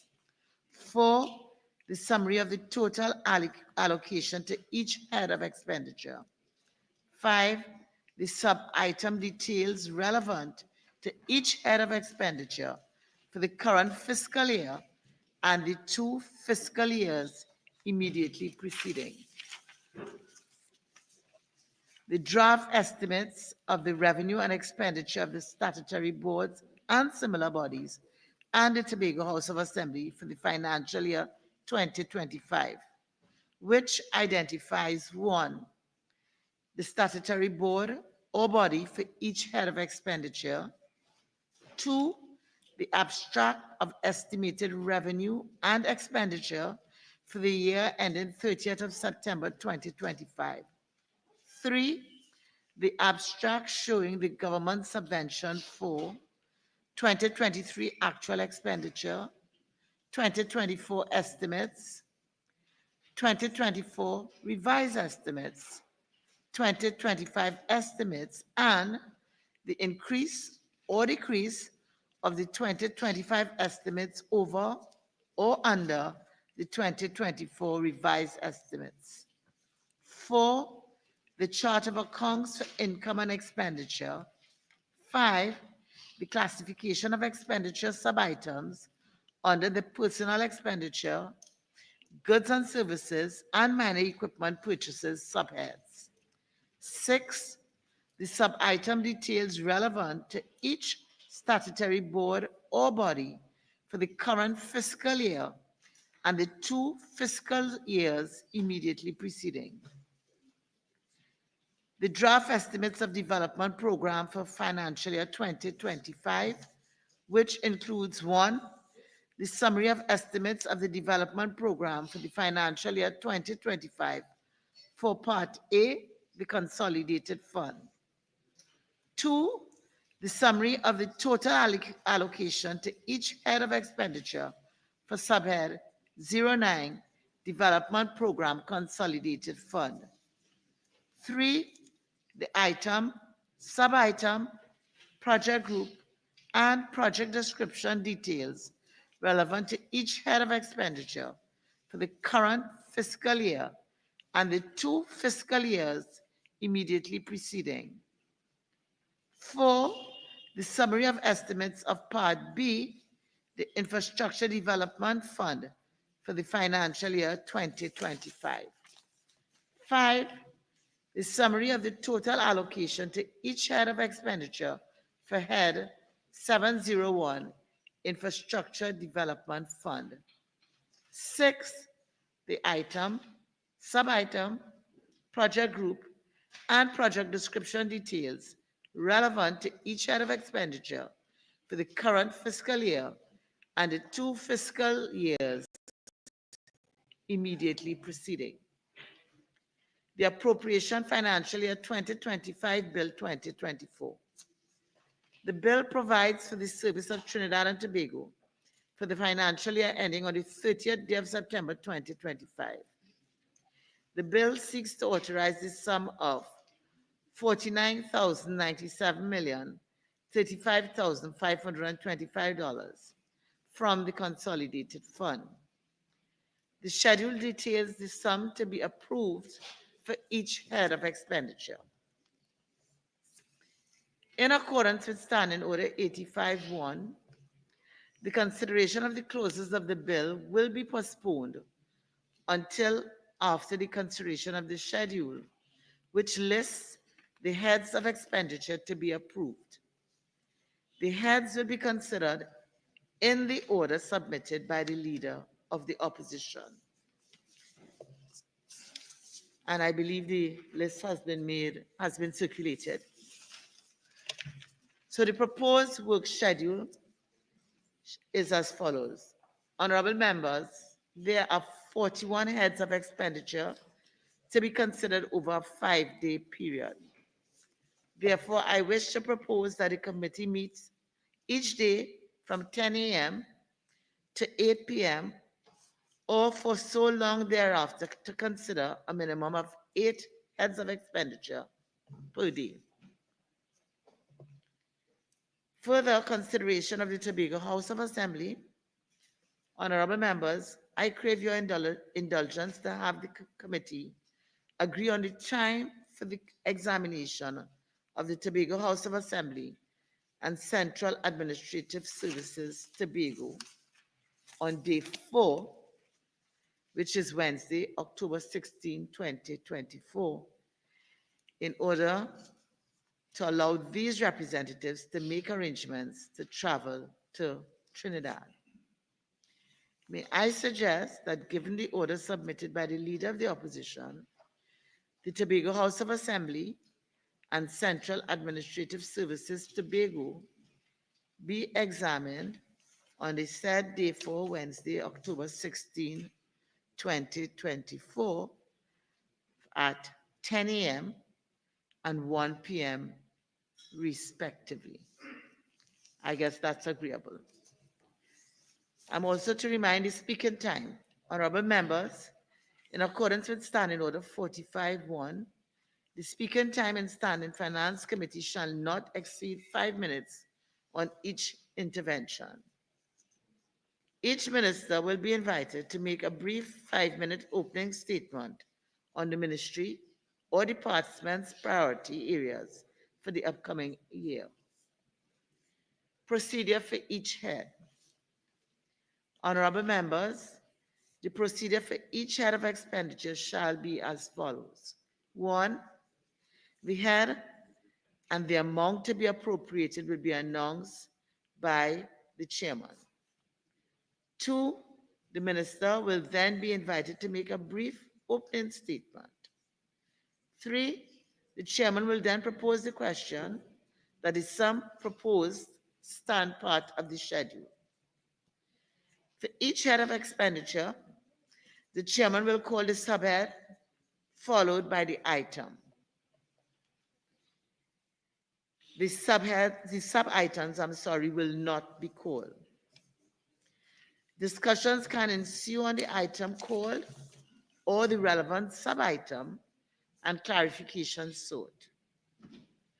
Once the committee moves to another subhead, questions from a previous subhead will not be entertained. The chairman will repeat the procedure for the development program.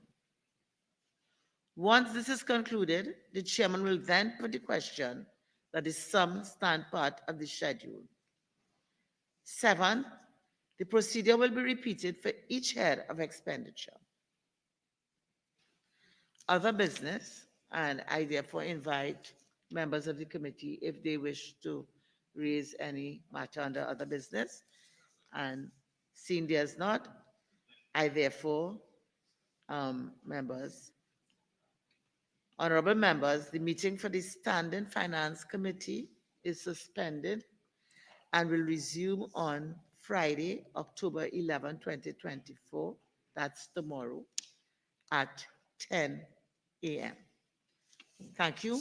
Safe journey.